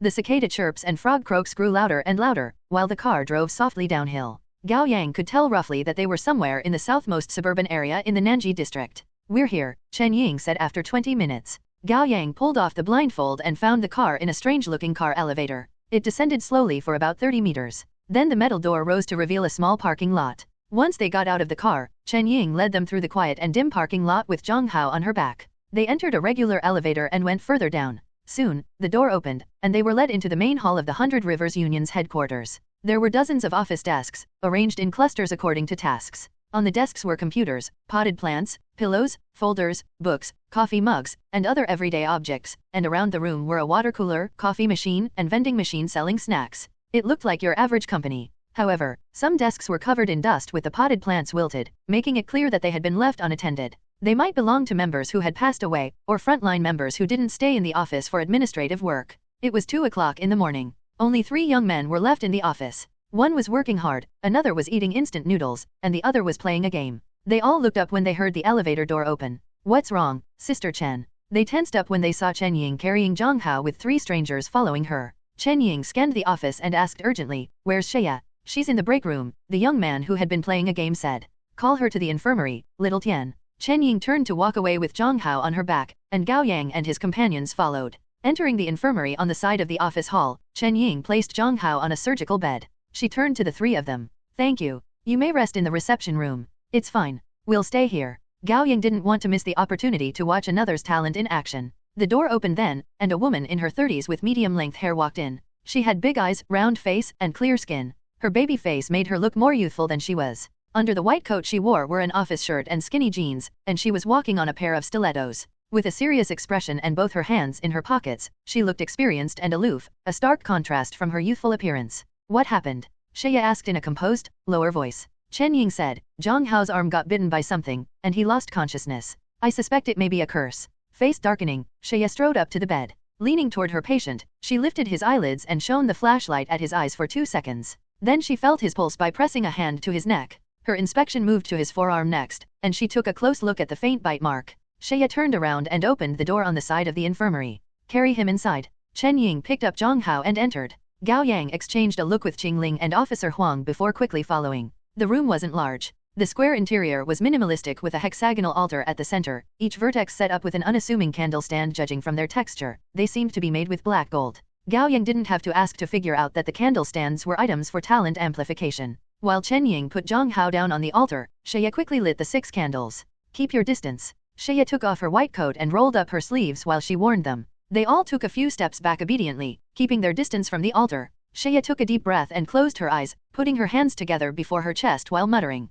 Then she opened her hands and placed them on Zhang Hao's forehead. Cleanse. The candlelight seemed to surge for a moment, and Zhang Hao's body was enveloped with a faint layer of white glow. Immediately after, the 6 candles went out at the same time, and the white glow dissipated. Shea pulled back like she had been electrocuted and stared at Zhang Hao in disbelief. His face was lifeless and pale, and his brows knitted tightly. Trembling, he muttered, "No, don't come any closer. Stay away from me." His weak voice spoke in starts and stops until he lost consciousness again. "How is he?" Chen Ying asked anxiously. Shea didn't immediately respond. She walked out of the room and gently closed the door. Her gaze landed on Chen Ying and then Gao Yang. "Let's move this elsewhere." The 5 of them went to the reception room. Shea made herself a cup of instant coffee, while Chen Ying poured Gao Yang and his 2 companions hot tea. Stirring the coffee in the mug with a long, small spoon, Shea said, "There's an impure energy in Zhonghao. It's a curse. Have you cleansed it?" Chen Ying asked. Shea shook her head. "I'm not sure. What do you mean?" "The curse in his body is some kind of energy." Shea tried to find the right words with a frown.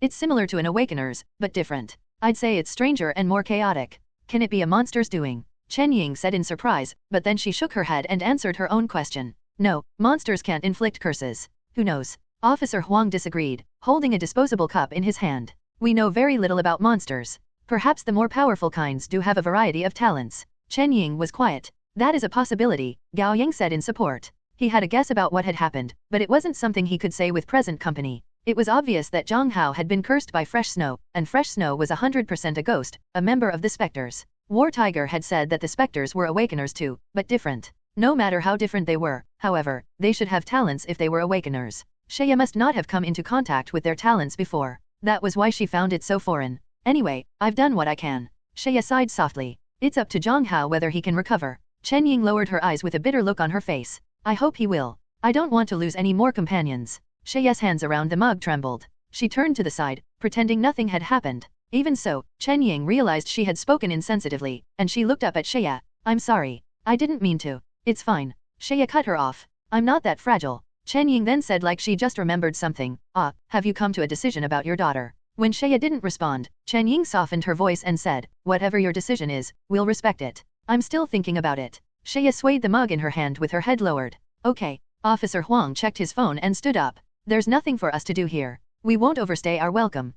Right." Chen Ying got to her feet too. "My thanks to the 3 of you for today. I'll give you the reward as promised and arrange your ride back." Gao Yang and Qingling stood up as well. "Wait," Shea called out to them suddenly and looked up at Officer Huang. "May I help you?" Officer Huang met her gaze. "You must be Yellow Ox of the 12 zodiac signs." "I am." Officer Huang nodded. "Thank you, for not giving up on Wang Fei till the end." Sorrow flashed through Shea's eyes. Even though he didn't make it, Officer Huang was stunned for a moment. "Are you his wife?" The air went still. After a few seconds, Chen Ying broke the silence and turned to Officer Huang. "Why don't you stay here for a little longer? I'll keep an eye on Zhonghao." She left the reception room. With some hesitation, Officer Huang sat back down on the couch, and so did Gao Yang and Qingling. "I'm sorry for your loss, ma'am," Officer Huang said remorsefully. "I don't need words of comfort." Shea smiled with composure. "And just call me by my name." Officer Huang nodded, at a loss for words. "I've heard about what happened to Wang Fei in the rune cave." Shea looked directly at Officer Huang. "I believe that you were telling the truth.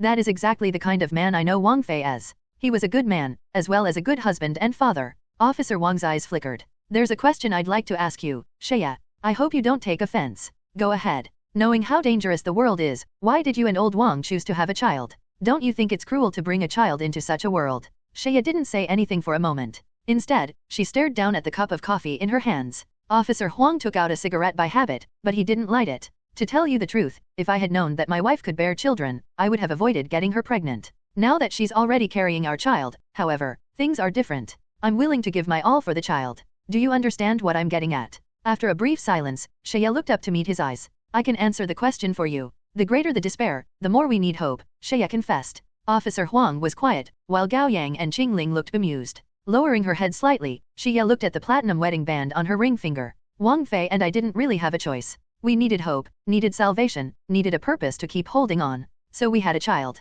She gave us a new outlook on life." Shea smiled bitterly. "I know it's selfish, that it's more arrogance and foolishness than anything. One day, our child may come to resent me, but I don't regret it." Officer Huang shook his head, his eyes glinting with emotions and respect.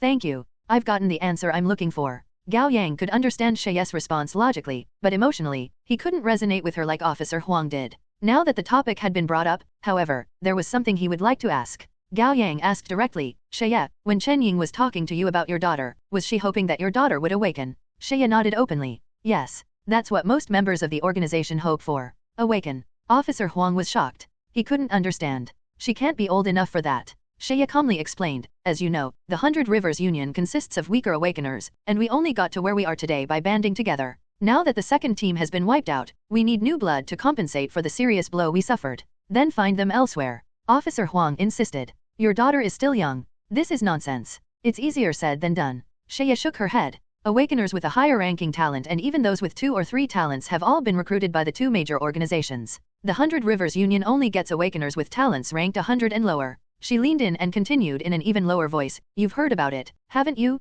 About the bottleneck for leveling up." Officer Huang and Gao Yang shared a confused look. Qing Ling coolly said, "Talents after serial number 100 can at most reach level 4. Xie nodded. "Really?" Officer Huang was surprised. "I didn't know that. War Tiger told me during training," said Qing Ling. "Is War Tiger your trainer?" Gao Yang grumbled silently, "or your personal information broker?" "Correct." Xie looked regretful. "Most members of the union have a talent after serial number 100. No matter how hard they work, they can only get to level 4. Gao Yang was suddenly reminded of his lie detection and lucky. Was level 4 really the limit? He quickly asked, "Is that proven?" "There's no guarantee, but," Xie went on to ask, "have you ever heard of an awakener with a 100 or lower talent reaching level 5? Gao Yang's heart sank. He had never heard of a case like that. "Even so, you shouldn't go for a child." Officer Huang went back to their previous conversation. Xie gave Officer Huang a look. "I think differently. If she has to awaken sooner or later, it's better to awaken sooner." Gao Yang thought about it for a moment and agreed, "I think the same. It's better to awaken early provided there are adults to protect her."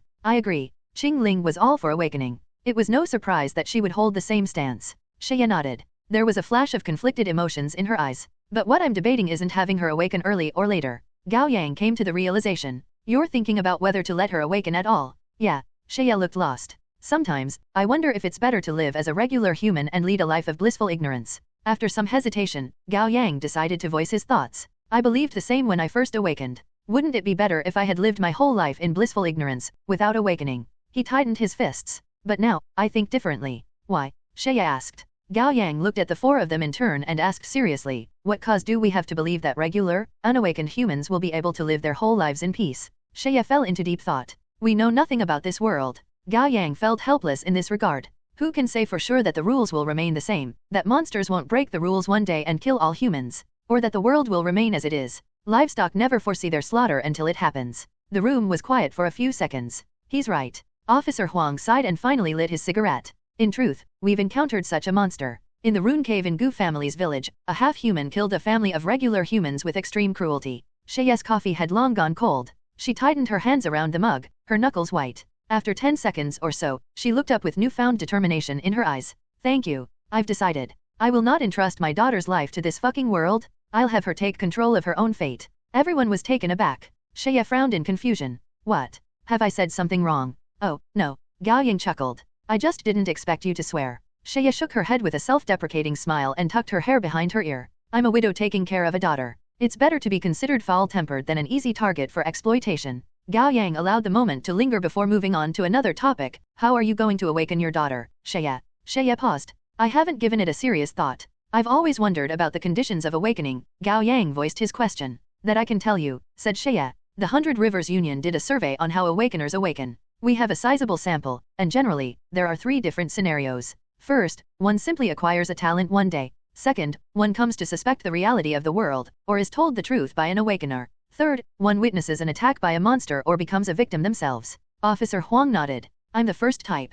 I acquired my talent first. Then the second scenario happened." "I'm the second type," Qing Ling said. "Then I acquired my talent not long after." Gao Yang sighed. "I'm the second type and then the third type. After that, I acquired my talent." Xie took a sip of coffee. "According to our study, we speculate that the 3 scenarios are merely the results of the cause rather than the cause itself. There is one important preceding condition." "What is it?" asked Gao Yang. Xie hesitated for a second. "We've just published an internal report, and the Kylan Guild has basically agreed to share the results soon. It should be fine for me to tell you now. Please just tell us already, lady." Gao Yang was feeling impatient. Xie extended a hand. For a human to awaken, they must come into physical contact with an awakener. Gao Yang stifled a gasp. "Right, why didn't I think of that? It's so simple." He turned to Officer Huang. "I got into contact with the man said to be mentally ill, and for Qing Ling, it must be her cousin. What about you?" Officer Huang shook his head. "I don't know, but given my job, I get into contact with all sorts of people every day. It's very likely for me to run into an awakener without realizing it."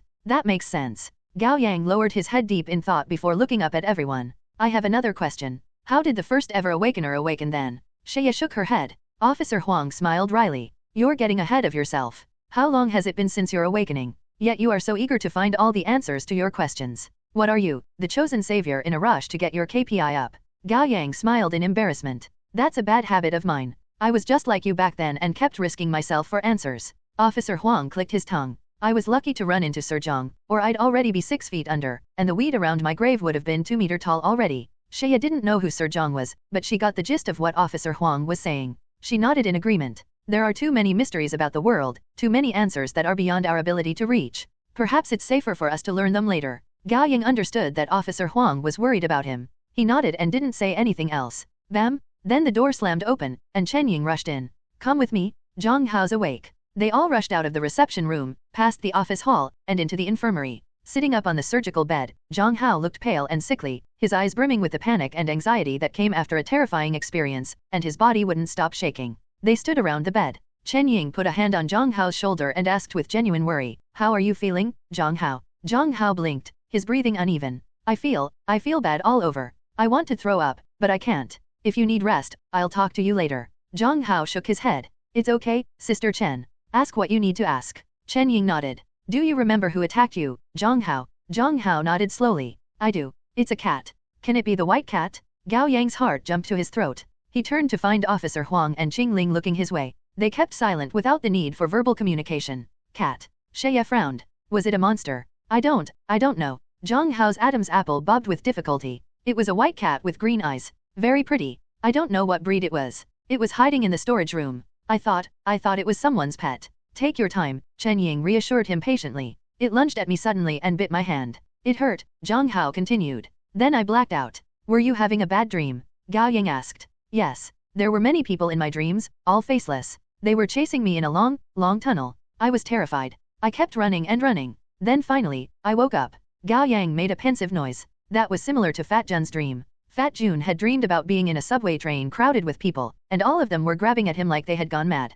While Gao Yang wasn't an expert in oniromancy, both dreams gave him the impression of suffocation, of oppression, and of being haunted. Gao Yang had thought Fresh Snow was the one that attacked Zhang Hao, but it turned out to be the cat. Were they working together? Or was the white cat a monster Fresh Snow had tamed and kept as a pet? Or perhaps there were other possibilities. Gao Yang had a feeling that he was missing something, but he couldn't put a finger on it. Still, he instinctively knew that he shouldn't keep it to himself, that he had to tell Officer Huang and Qing Ling. Afterward, Shaya asked Zhang Hao a few questions about his physical condition, making sure that he had stabilized. Rest well, Zhang Hao, and call me anytime if you remember something. Chen Ying stood up, knowing that she wouldn't get anything else out of him at the moment. They all left the infirmary and returned to the break room. Gao Yang was weighed down by his own thoughts, while Qing Ling didn't seem to care at all. Officer Huang, on the other hand, was advising Chen Ying seriously. To tell you the truth, we've run into the white cat before. We don't know yet if it's friend or foe. While I can't tell you the details, please do as I say if you're willing to place your trust in me. Please go ahead, Chen Ying said, taking his words to heart.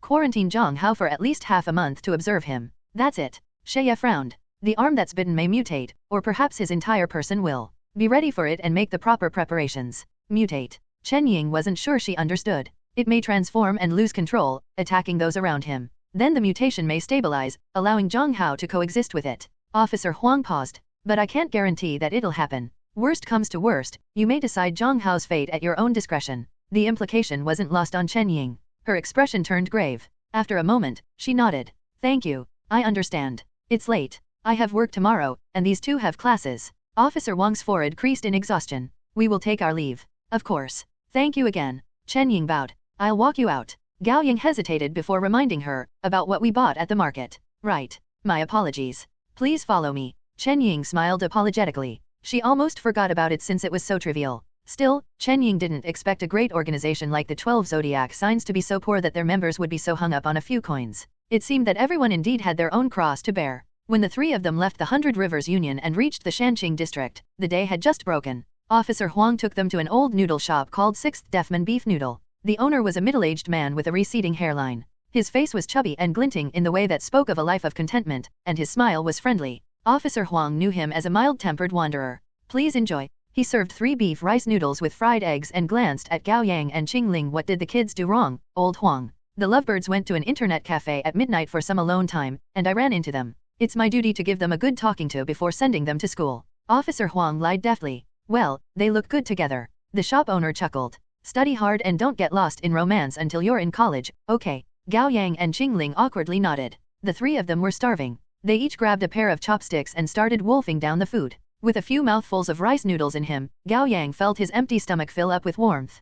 He decided to tell them about the white cat and fresh snow. He would keep quiet about Mad Red since it concerned no one else, but Officer Huang and Qingling had crossed paths with the white cat. The night old man Zhang mutated, the three of them fought it together, and the white cat had seen it all. Last night at the amusement park. Right, I almost forgot. Officer Huang was still diving into his rice noodles. You haven't told us the details. You should be prepared. Once I tell you, you'll be involved. Unfazed, Qingling poured vinegar into her bowl. Her expression could only be described as devout. Gao Yang had long noticed that she always looked like that when she ate. Go on. We've been through hell together. No need to pull back. Officer Huang sucked in another mouthful of rice noodles. So the ghost I ran into last night was a specter. Officer Huang splattered a mouthful of noodles back into the bowl and got into a coughing fit. Qingling put away her chopsticks and handed Officer Huang a cup of water. He took it and drank slowly with his head tilted. Once he had calmed himself, his expression turned into one of surprise and regret, and he said in a lower voice, "Do you mean the specters?" Gao Yang nodded. Officer Huang swore.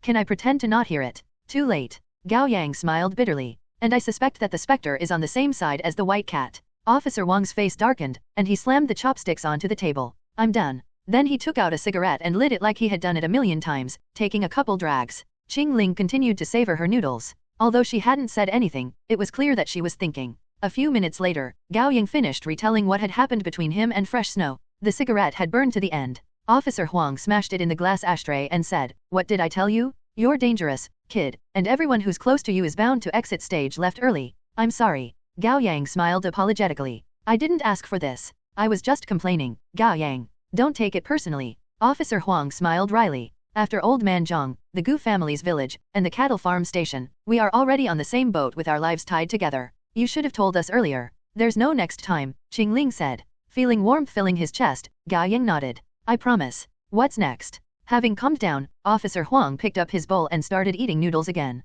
"I know you. You must have thought about your next move when you told us the truth." Gao Yang looked at his bowl. "I'm actually quite lost as well, but my instinct tells me that the white cat and fresh snow aren't hostile to us, at least not at the moment." Qingling poured more vinegar into her bowl. "Or she would have killed us already." "Correct." Gao Yang nodded. "But she must be up to something. The fact that she isn't coming for us right now doesn't mean she won't do it in the future." Officer Huang gave Gao Yang a pointed look. "Perhaps she wants to fatten you up before eating you. That is a possibility." Gao Yang licked his lips. "At the moment, I have two options in mind. Enhance your reading experience by removing ads for as low as $1. Gao Yang put out two fingers. Option A, seek the 12 zodiac signs for protection. Option B, wait and see. B. Officer Huang and Qingling said almost at the same time. Gao Yang was a little surprised. "Do you distrust the organization so much?" "At least we can't trust them fully," Officer Huang said without sugarcoating it. "Besides, it's just impractical. We can't possibly stay hidden in the Millennium Tower without showing our faces, can we? And why would the 12 zodiac signs mobilize all members to protect us? For the greater good, it makes more sense for them to kick us out." Qingling nodded in agreement. Gao Yang smiled wryly. "I prefer option B as well." He took a sip of water and pressed the rim of the disposable cup together. "I believe that Fresh Snow won't make a move against us until her true purpose is revealed. Otherwise, we would already be dead. If we make our resistance too clear, however, we risk angering her and even the group behind her, the Spectres. It's better to wait and see." Qingling nodded and made a simple calculation. Each member of the Spectres rivals War Tiger. Since we can't defeat War Tiger, we can't defeat one of them. Wait and see is a nice way to put it. Officer Huang clicked his tongue in resignation. "But put simply, we're just waiting for things to happen to us like sitting ducks." "You've got a better idea?" asked Qingling. "Idea my ass." Officer Wang's smile looked more like a grimace. "Nowadays, I pray before bed every night that I'll get to open my eyes tomorrow morning, that I'll live to see my child born." "Get stronger," said Gao Yang. Officer Huang and Qingling turned to him, surprised. "Get stronger?" Gao Yang repeated. He had made up his mind. Actually, he had made up his mind the moment he buried the candy wrapper holding his childhood dream to be a hero back into the ground under the ginkgo tree. "No matter what the Spectres are up to, we must get stronger as quickly as possible. Only then can we climb up in ranks in the organization and improve our chance of survival." "Agreed," said Qingling. "That is the only way." Officer Huang finished his rice noodles and pulled two tissues to wipe his mouth. "I'm going to War Tiger for training tonight. I can't afford to sit on my butt any longer." "You should have done that long ago." Qingling was most spirited when it came to getting stronger. The three of them parted ways after leaving the rice noodle shops. Officer Huang returned to the station, while Gao Yang and Qingling went to school. During the morning self-study, their homeroom teacher addressed the class seriously, reminding them to not grow complacent during the last stretch of their preparation for the college entrance exam. Then he called Gao Yang and Qingling to his office. The two of them had been missing more classes recently, and it was said among the class that they were sneaking around for coupley time. That worried the homeroom teacher, but he couldn't really reprimand them when he didn't have any proof. Qingling was a student athlete for sprinting, and she had won quite a lot of games. That would be enough to get her into a college. Moreover, she had always been prideful and did things her own way.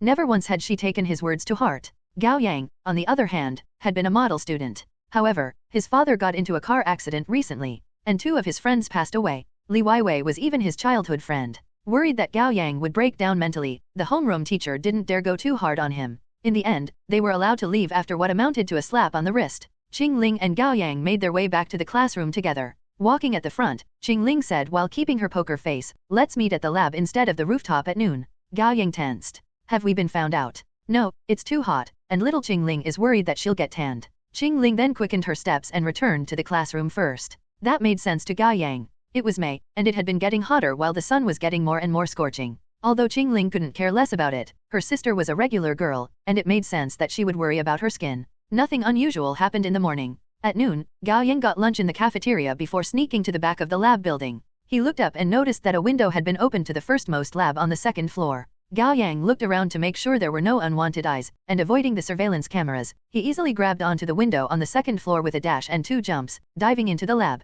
With the thick curtains and the light turned off, the lab was dim and cool. "Here." Qingling's voice came from the far side of the room. Past the lab benches, Gao Yang walked behind a metal cabinet filled with lab equipment and found a small hidden space that was a few square meters big. With her legs tucked to her body, Qingling sat on the floor eating butter bread. Placed beside her was a bottle of milk. "That's your lunch?" Gao Yang asked. Qingling didn't bother to answer the obvious. Gao Yang remembered then that Qingling had lost both her parents, and that she was living with her aunt at the moment. A stingy woman, her aunt gave her very little for living expenses. It was clear from the way Qingling savored food like the greatest treasure that she hadn't been eating well. Her good build despite the lack of nutrients could only be attributed to her early awakening. Gao Yang sat down across from Qingling and briefed her on what had happened lately, both at school and in his life in general. They met up at school to update each other every 2 to 3 days and gave each other opinions to avoid exposure. When Gao Yang was done with his briefing, Qingling had finished her bread. Like a teacher checking a student's homework, she pondered while sucking milk through a straw and eventually nodded. "You're good. Aren't you gonna tell me about yourself as well?" Gao Yang asked. Qingling was confident. "There's no need. I'm more careful than you are. I'm not going to be exposed." Gao Yang nodded. He trusted her. She had been living on her own for years. She wouldn't have survived to this day if she wasn't careful enough. With that done, Gao Yang didn't immediately leave. He had something to do. He closed his eyes. "Access granted? A question for you. Is it true that level 4 is the limit for talents below serial number 100? You do not have access to the information for the moment. What is the limit of lucky? You do not have access to the information for the moment. Stingy Scrooge?" Another question. Why hasn't Lucky reached level 3 yet? Isn't it said that rune circuits are only needed to reach level 4? Lucky is a special talent with a different way of leveling up. How do I level it up then? You do not have access to the information for the moment. Please find the answer yourself. Garbage system? Fine, I want to check my stats. Constitution, 60 endurance, 62. Strength, 217 agility, 259. Willpower, 309 charisma, 97. Luck, 132. You have a total of 121 luck points. It had been 2 days since he left the rune cave at Cattle Farm Station, during which he would have accumulated 48 luck points. Yesterday at midnight, he was on the Ferris wheel with fresh snow and got a 5,000 times bonus for less than a minute, yielding him about additional 70 luck points. Although he was terrified, he had essentially earned 3 normal days' worth of luck points in 1 minute. That was a ridiculous return on investment. He should have stayed in the Ferris wheel with fresh snow a little longer. Wait, what am I thinking? The bonus came from actual killing intent. If he had kept fresh snow there, he would have ended up killed by the source of that killing intent. He must remember to never get greedy, never think that he would get away with something. He was looking for more interest, while his principle was what could be taken. Split my luck points between my constitution and endurance system. Understood. In an instant, Gao Yang felt warmth spread through his body and seep in, making his heartbeat stronger and the energy circulating throughout more stable, even, and harmonious. He parted his lips slightly and let out a breath. Access ends. Gao Yang opened his eyes to see Qingling's face. She had crawled toward him, her face almost covering his. Her warm breath scattered on Gao Yang's nose, while her long strands of hair brushed past his shoulders like feather-like kisses, and he smelled a faint fragrance from her.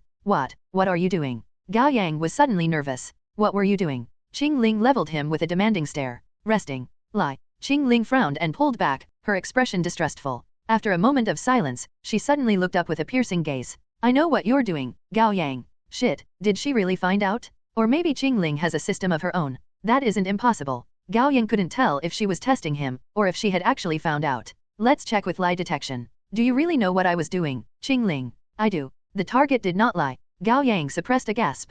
Did Qingling have a system too? Do you? Gao Yang cautiously pondered every word. Have it too. Qingling frowned. Have what?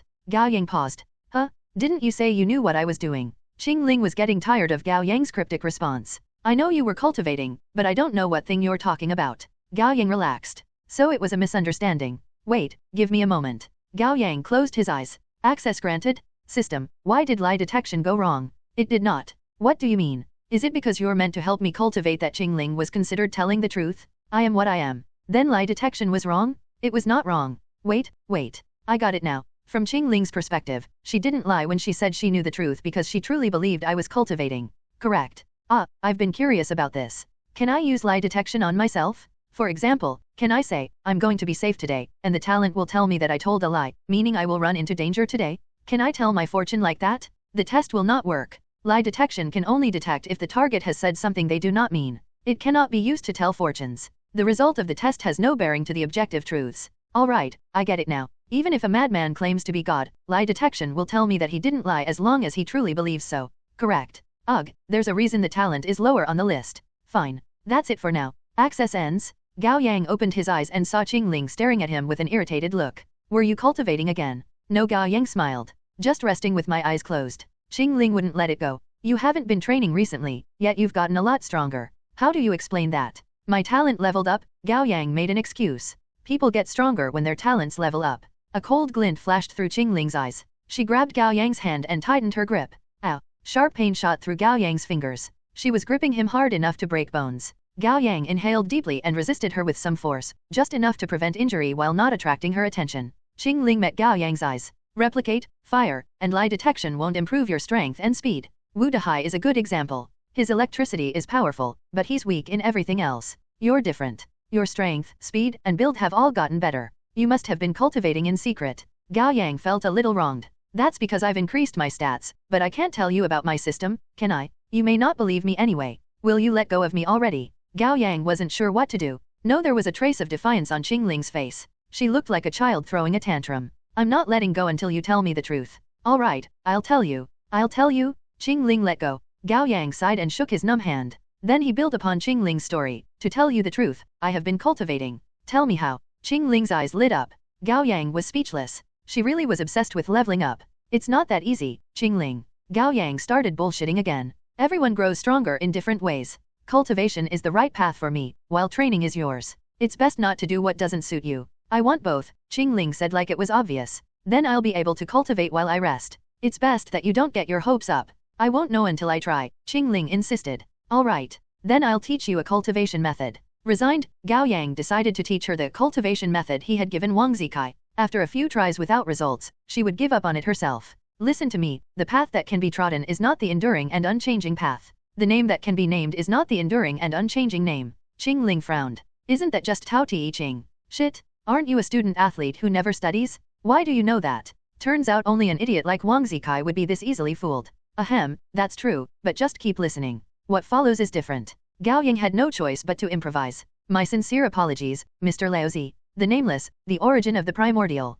The named, the ancestor of all there is. Gao Yang only got a couple sentences out before Qingling quickly lunged at him and covered his mouth. At the same time, she lifted the thick curtain to cover the two of them with her other hand. In the dim, narrow corner, Qingling was almost on top of Gao Yang. The two of them met eyes, exchanging breaths. Slowly, Qingling let go of Gao Yang's mouth and made a gesture to hush him. Gao Yang nodded softly. Click. There was the sound of a key inserting into lock and turning. Then the door opened, followed by footsteps. Why would you have the key? Asked a girl. A boy said with an excited voice. During our lab class in the afternoon, our teacher gave the key to me.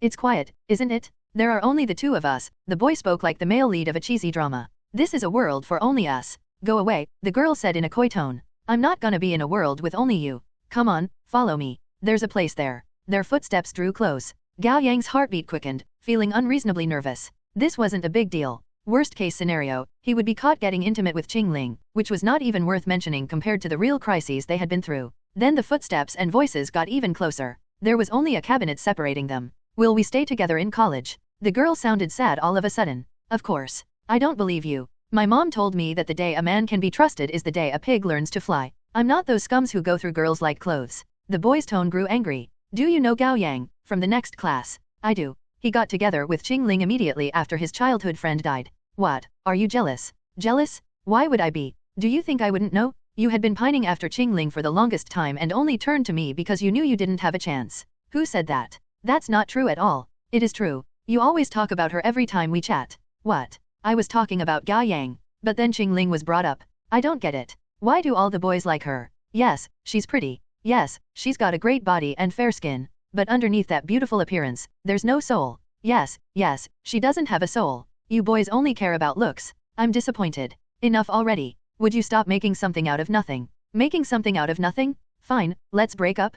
Go look for someone who won't do this. Hey, that's not what I meant. Listen. The argument was followed by quick footsteps and then the sound of the door being slammed. Soon, the lab room quieted again. Qingling lifted the curtain and got up from Gao Yang's arms, sorting her messy clothes and hair. Gao Yang sat up too and awkwardly straightened his shirt.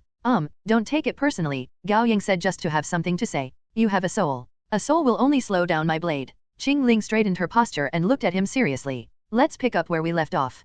Pick up what? Gao Yang was lost for a moment. Teach me the cultivation method. Gao Yang almost blacked out. She was still on that? After learning the cultivation method from Gao Yang, Qingling had been quiet the entire afternoon, even more so than usual. In class and during breaks, she stayed in her seat. Although she kept her eyes open to avoid attracting attention, her gaze was unfocused, making it clear that she was trying hard to enter a meditative state for cultivation. Gao Yang felt bad about it, but he didn't have a choice. After the evening self-study, Gao Yang received an encoded message from White Rabbit, telling him to visit the base. Qingling had been training with War Tiger every night, so Gao Yang met up with her in their usual alleyway, and they each changed into casual clothes. Did the cultivation method work? Gao Yang asked on purpose. Qingling shoved her uniform into her bag and answered honestly, no. I told you everyone grows differently. Fighting with War Tiger suits me better. Yay, and my cultivation method is at odds with your training, Gao Yang quickly said to reaffirm her words. If you use my cultivation method and then train with War Tiger, the efficiency will suffer. Qingling nodded thoughtfully. She seemed to have accepted it.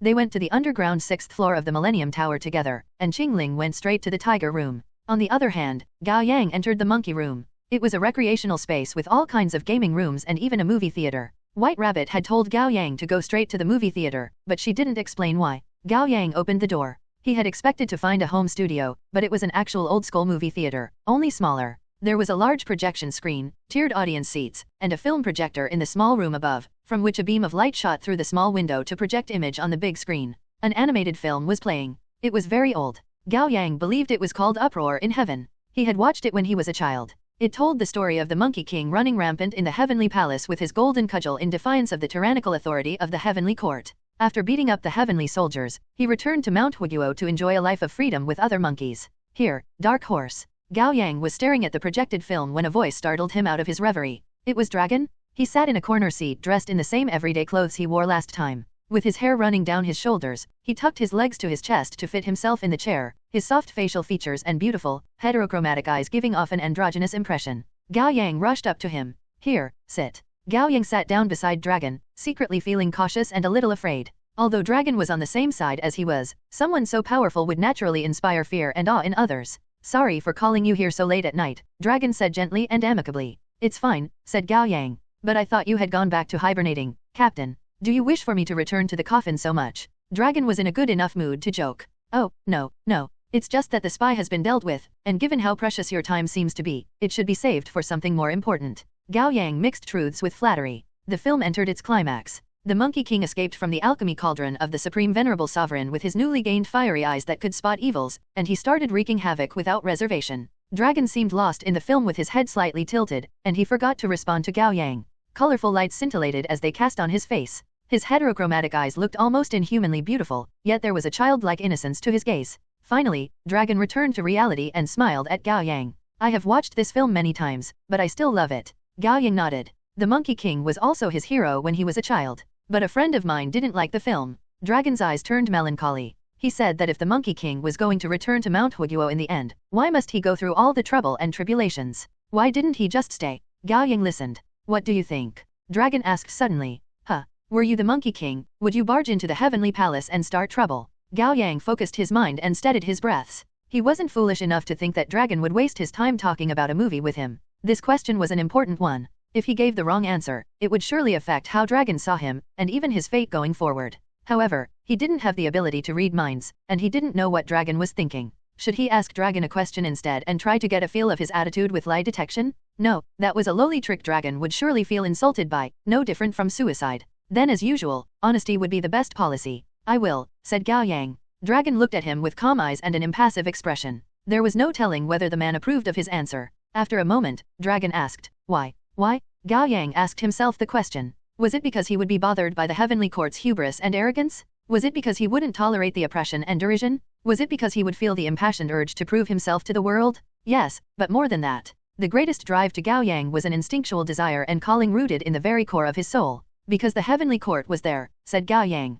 Dragon remained quiet, his eyes glinting. Then he chuckled. White Rabbit spoke the truth. Perhaps we are the same kind of people. Gao Yang wasn't sure what to feel. He asked tentatively, Is that a compliment, Captain? It's not a good thing to be like me. Dragon smiled sadly. After a brief pause, he continued, We've gotten 2 rune circuits since you joined, Dark Horse. It's unprecedented. You're our lucky charm. Oh, no, Gao Yang said humbly. I just got lucky. Luck is a part of strength, and an important part at that. True, Gao Yang admitted. 7 rune circuits have now been found. Things will get more turbulent. Dragon sounded a little concerned. The path forward will only be more arduous. Gao Yang nodded. Before I go to sleep, Dark Horse, I have a mission for you. Me? Yes, a mission direct from me to you. Gao Yang was surprised. Not even War Tiger knows. I didn't tell him. Dragon smiled knowingly. But someone like him will end up getting involved one way or another. Huh, he sounds like those master strategists from history. I don't think I'm strong enough for that, Captain. Dragon leveled him with a genuine gaze. It will be dangerous for you, but there is no better candidate than you. You must understand that nothing in the world will wait for you to be ready. Gao Yang kept his expression under control, but in his head he was shouting, Are you joking? You're the biggest shot among all Big Hots, Mr. Dragon. A mission from you must be S-class at least. And me? I've only awakened for a month. I'm at best a second-rate awakener. Are you sure you're gonna entrust an S-class mission to a second-rate awakener? I won't force you. I'll tell you about the mission first, and you may decide if you are going to take it. Okay, be yourself from now on, said Dragon. That's it. Gao Yang was taken aback. That's merely the first step. Dragon smiled. When the time comes, the mission will knock on your door. But I don't know what it is. Let me give you a code. When it shows up, you'll know. Then you may decide to take it or leave it. How mysterious. I guess it fits him. Gao Yang nodded. All right. Then he mustered the courage to say, If I take the mission and complete it, Captain, will I be rewarded? Dragon chuckled. Of course. Great. What do you want as a reward? I don't know yet. How about this? I'll grant you a favor within my ability as long as it doesn't go against my principles. Okay, deal. Gao Yang nodded. Although the promise sounded a little empty, someone like Dragon could more than fulfill the kind of wishes Gao Yang would have at this stage. Give me your hand, Dragon said. Here's the code. Gao Yang offered his hand, and Dragon wrote down a few words on his palm. When Gao Yang returned home in the early morning, his mother and sister had already gone to bed. Gao Yang tiptoed across the living room and entered his bedroom, shutting the door behind him. He pulled out a self-help book called Fitness for Prisoners from his bookshelf. The book was very informative about how one could train themselves in limited space, achieving the same result as someone doing weight training in a proper gym. Gao Yang actually bought the book before his awakening. There was a time when he found himself too frail and resolved to get fit, but after flipping through a couple pages, the book ended up collecting dust on the shelf. Now was the perfect time to go back to it. Although he could get stronger by simply putting points into his stats, physical training was still important, and he decided to do both. Fresh snow and the white cat hung above him like the sword of Damocles. It could fall on his neck at any time. Tonight, Dragon gave Gao Yang a secret mission. His path ahead would surely be littered with all manners of dangers. And at some point, Qing Ling's determination and drive to get stronger had gotten to him. If someone without a system like her was so diligent, what excuse did he have to stay idle? Changing into a tank top and a pair of shorts, Gao Yang placed down a yoga mat for simple warm-ups. Then he started doing one-arm push-ups. Before his awakening, he couldn't even do one rep, but now, his breathing was still steady after finishing a set. Gao Yang started the next set with his other hand. He pondered while he trained, and an hour flew by without him quite noticing. He'd done 12 medium difficulty sets with 10 reps each. At the end, he was entirely drenched in sweat. He took a warm shower in the bathroom and changed into pajamas before retiring to bed. It was Saturday tomorrow and the Dragon Boat Festival. They didn't have school. Gao Yang slept in a little. 9 o'clock in the morning, his sister Gao Xingxin barged into his room. Up, you lazy ass. Gao Yang opened his eyes and was immediately awake, but he pretended to be half asleep and rolled on the bed lazily with his blanket between his legs. Get up, come on. His sister ran up to his bed and kicked him in the back. Humph. Gao Yang put up his best act. Another 10 minutes. No, 5 minutes. Enough sleep? Wake up already. His sister grabbed his arm with both hands and dragged Gao Yang up with great difficulty. Gao Yang rubbed his eyes and turned to his sister. Her baby fat face puffed up as she pointed at a clear plastic bag by his bed. Inside was a potted jasmine. Delivery came. Someone gifted you flowers. Me. Gao Yang was surprised. Yes? Who gave you that? Gao Yang got off the bed and picked up the pot. There was a small card tucked in. He unfolded it and saw a line written in elegant handwriting. Best regards for the holiday. Gao Yang folded the card. A friend. Friend. His sister didn't like it. What kind of friends give each other flowers for the Dragon Boat Festival? It's none of your business. Gao Yang ruffled her hair and put the potted jasmine on his desk. It must be a girl? I'm gonna tell mom. His sister trailed off and suddenly shouted, Whoa, bro, you, what now? Gao Yang scratched his head with feigned irritation. It's too early for all the shouting. You have muscles. Gao Yang looked down. One side of his pajama top was caught in the waistband of his pants, and a small part of his abdomen was revealed. The faint lines of ABS could be made out. Ugh. Gao Yang straightened his pajamas, pleased. I've been training. Looks good, huh? The flower, and now the training. His sister pointed an accusatory finger at him. You've got a girlfriend, brother. I don't. Gao Yang rolled his eyes. I told you I would let you know if I've got a girlfriend. I don't believe you, you liar. Have it your way. They argued while they walked out of the room together. Their mother looked bright today. She was dressed in a pretty monochrome dress with light makeup, looking respectable and graceful. Gao Yang wasn't boasting when he said that his mother looked young. When she went shopping with Gao Xingxin, some people even mistook them as sisters. There's breakfast in the kitchen. Grab some bites. We're going soon, she urged them as she combed her hair before the mirror. Today was the day they took Gao Yang's father home from the hospital. Got it. Gao Yang walked into the kitchen and shoved a pickled mustard green bun into his mouth. An hour later, they arrived at the hospital to go through the discharge process for his father. His father was optimistic by nature. Although he knew he would probably be wheelchair-bound for the rest of his life, he didn't stay depressed for long and instead adapted to his new life quickly. Gao Yang pushed the wheelchair as he and his family left the hospital lobby, chatting and laughing. When they got to the curb, Gao Xingxin hailed a taxi. Gao Yang lifted his father into the back seat and folded up the wheelchair, putting it inside the trunk. He did all that without a pause or fumble like he'd done it countless times. When he got into the car, his father praised him to the heavens. Our Yang Yang has grown into a man. His father slapped him on the shoulder. Look, he's gotten so much more well-built. Of course. His mother smiled from the passenger seat. Our son is now the pillar of the family. He's a real man. His sister scoffed on the side. What's that, Xingxin? His father asked. Don't delude yourself, Dad. Do you think Gao Yang turned into an adult for us? No. Gao Xingxin pouted and snorted. He's got a girlfriend. I didn't. That's not it. Don't speak nonsense. Gao Yang quickly denied it. She doesn't know what she's talking about, Dad, Mom. His father laughed heartily. You should focus on studying for the entrance exam, Yang Yang, but once you graduate, you should bring your girlfriend home to introduce us. His mother chuckled as well. Yang Yang is old enough to want a relationship. But don't cross the line, okay? You have to do things properly. Dad, Mom, I don't have a girlfriend, Gao Yang said, exasperated. Another great surprise was waiting for them when the parents and children got home. Gao Yang's grandmother was there, watching TV from the couch. Granny. Gao Xingxin didn't even take off her shoes before she ran up to the old woman and threw her arms around her. I've missed you. His grandmother stroked her hair and pinched her face. Granny has missed you as well, child. Why didn't you tell us, Mother? I could have picked you up. Gao Yang's mother helped him push his father into the hallway. His grandmother chuckled. There's no need.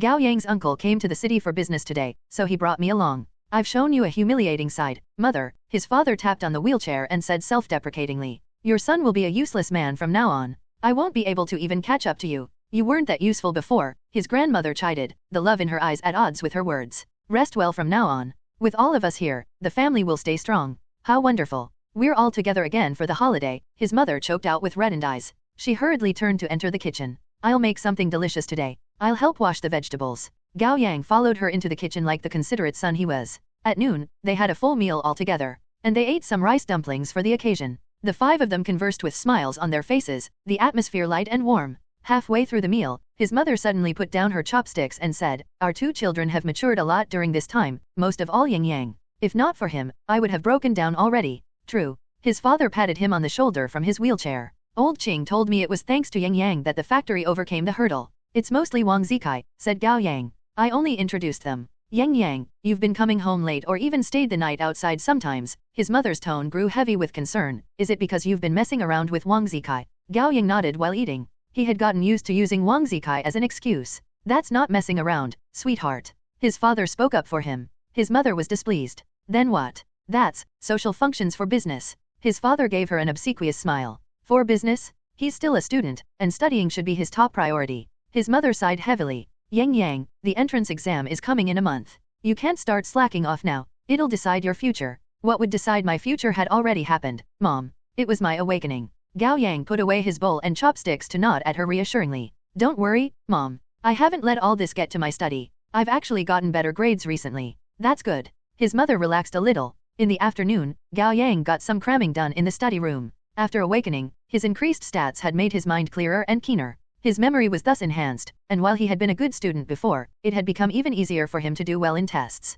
After dinner, they pushed Gao Yang's father around the neighborhood. His father greeted everyone they met with such optimism that their neighbors weren't sure if they should offer words of comfort. Once they returned home at night, Gao Yang started today's training. Then he took a shower and returned to his bedroom late. He turned off the light, locked his door and window, and pulled the curtains. Then he turned on the lamp on his desk and checked the potted jasmine. There was nothing noteworthy about the pot itself. He shifted his focus to the flowers. As expected, there was a faint, red fingerprint on one of them. Gao Yang picked off the petal with the fingerprint and put it to his lips for 2 seconds. Then he burned it by conjuring fire at his fingertip. He lay down on his bed. Soon, he found himself pulled into a sweet dream. Gao Yang opened his eyes and found himself submerged in an outdoor hot spring the size of a regular room. On one side of the hot spring was a thriving cherry blossom tree. The pink petals fell like rain and floated on the steaming water. All around him was white snow, vast and desolate. Cherry blossoms weren't winter flowers, of course, but inside the world conjured by Sweet Dream, Lu Qingying was God. She could shape it according to her wants and needs.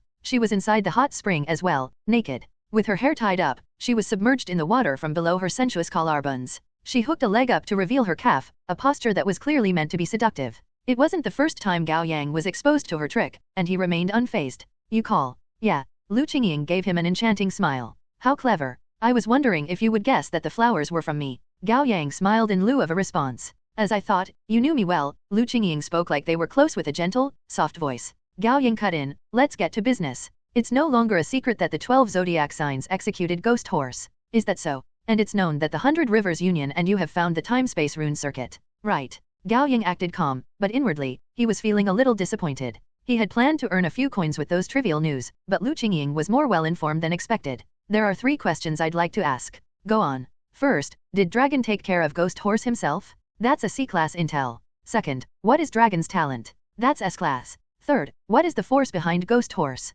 A-class. Gao Yang was surprised. He had wanted to ask Lu Qingying about the faction supporting Ghost Horse since the man was working with Mad Red, and he was determined to find out who Mad Red worked for to avenge Wan Sisi. I want to know about the group behind Ghost Horse as well, Gao Yang said calmly. Do contact me if you learn of it. Of course. Lu Qingying smiled. It won't be cheap though. No worries. I'll pay the appropriate price, Gao Yang said in a confidence tone. He would first make her investigate the issue before thinking about price. A thought came to him then. I'll give you something for free. Mad Red, talent, detonation. He belonged to the same group as Ghost Horse when he was alive. You may start with that. Thank you. You're welcome. After thinking about it for a moment, Gao Yang continued, of your 2 other questions, I'd answer only the first one. Ghost Horse was personally dealt with by Dragon. The rest I cannot tell you. Lu Qingying nodded like she had expected it. Deal. C-class intel is worth 3 Jinryu. You may visit my restaurant anytime to get your reward. Gao Yang was filled with complicated feelings. The 12 zodiac signs paid him only 5 Jinryu after all the life risking he did for them, yet giving the woman a useless piece of information earned him 3 Jinryu.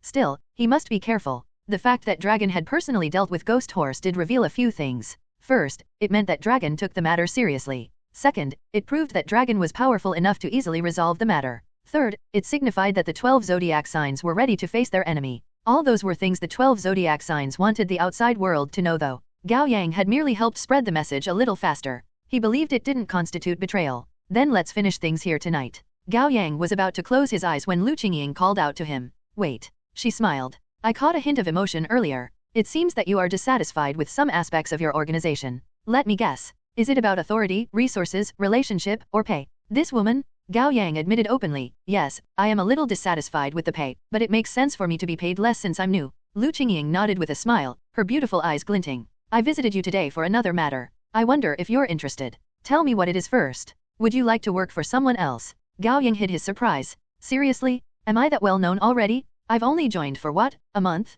Yet I'm already getting headhunted? Thank you, but it's not something I'd consider at the moment. I've guessed as much, but I suggest you meet up with them to see what they have to offer at least. It'll be a chance for you to find out how another organization treats their members, which wouldn't hurt. That doesn't seem like a good idea. Don't worry. You'll be meeting up in my dream without leaving a trace. You won't be able to see each other's faces, and your voices will be modulated. She smiled faintly and added, he doesn't know about our exchange of information. And you're free to deny that you've accepted the meeting afterward. We'll meet in the dream. Gao Yang asked in surprise. You can do that. I humbly present to you what level 5 Sweet Dream is capable of. It was amazing for a talent to reach level 5. Gao Yang knew that there was a bottleneck to overcome for a talent to reach level 4, which would require the matching rune circuit. And past level 4, leveling up was no longer a matter concerning rune circuits. It was entirely up to the individual. At the moment, the highest a talent had reached was level 7. It was said that there was still room for the talent to develop, but it was terribly difficult. That was why the current consensus was that the max level for a talent was level 8. Gao Yang sorted through his thoughts.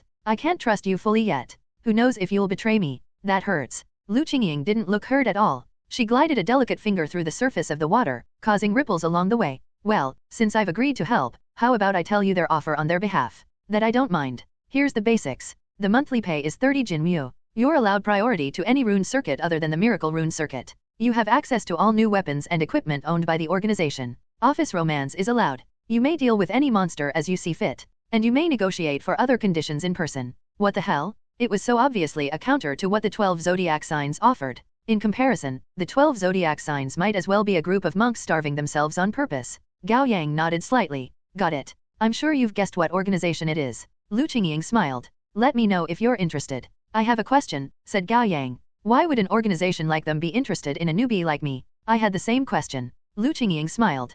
Don't take this the wrong way. I don't doubt your abilities, but you keep quite the low profile from what I know. You haven't attracted too much attention. That's what I think. I have an explanation for that, and I can tell you for free. Gao Yang looked up at her. It's said that someone made a recommendation. Gao Yang frowned. Let's end things here. Gao Yang closed his eyes. Access granted? There were 3 formal organizations in Li City, the 12 Zodiac Signs, the Kylan Guild, and the 100 Rivers Union. It wouldn't be the Union. They couldn't afford to make such outlandish offers. That left the Kylan Guild. The pay alone was 10 times the pay offered by the 12 Zodiac Signs, and that would amount to 360 Jinmu per year, which meant he would earn 720 Jinmu in 2 years, more than the cost of Wu Dehai's 600 Jinmu prosthetic arm. Moreover, Wu Dehai's arm was most likely one of the Kylan Guild's equipment for frontliners she had mentioned, which would be accessible to Gao Yang as long as he joined. Wouldn't that be several times more impressive than the tactical glove he bought at the flea market? In the unawakened world, it was essentially an offer of tens of millions of annual income with a bonus of a villa, an expensive car, and employee stock options.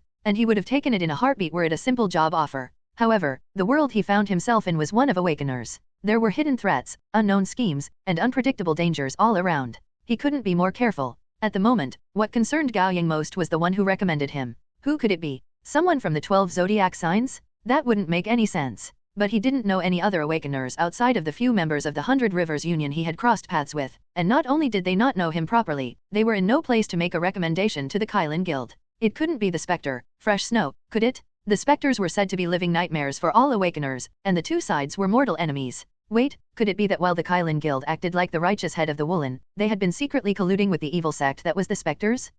That would fit in a Wuxia story. Damn it, my curiosity is killing me. Access ends. Gao Yang opened his eyes and turned to Lu Qingying. Ahem, I've changed my mind. I'd like to talk to their representative. Really? Lu Qingying looked pleased. Thank you. For what? Frankly, I don't really care how your meeting goes. She rose from the hot spring as she spoke, the water running down her body with a splash. Gao Yang quickly looked away. As if she wasn't bothered by his presence at all, she sauntered out of the hot spring to the cherry blossom tree, picking up a luxurious silk bathrobe from the wooden stand below it and putting it on. With her knees pressed together, she knelt beside a tea set and started making tea. But the other party did request me to arrange a meeting. Failing to make it happen would hurt my reputation. Thank you for doing me the favor. Well, remember to give me a discount next time. Gao Yang was only half joking. Haha, you're a practical one. Lu Qingying made 2 cups of light tea, and placing them on 2 wooden trays, she sent them away on the water. The trays parted and moved in 2 different directions. One reached Gao Yang, while the other floated to the other side of the hot spring. With a wave of her hand, Lu Qingying conjured a quaint folding screen with the drawing of a peacock in full bloom, dividing the hot spring in half.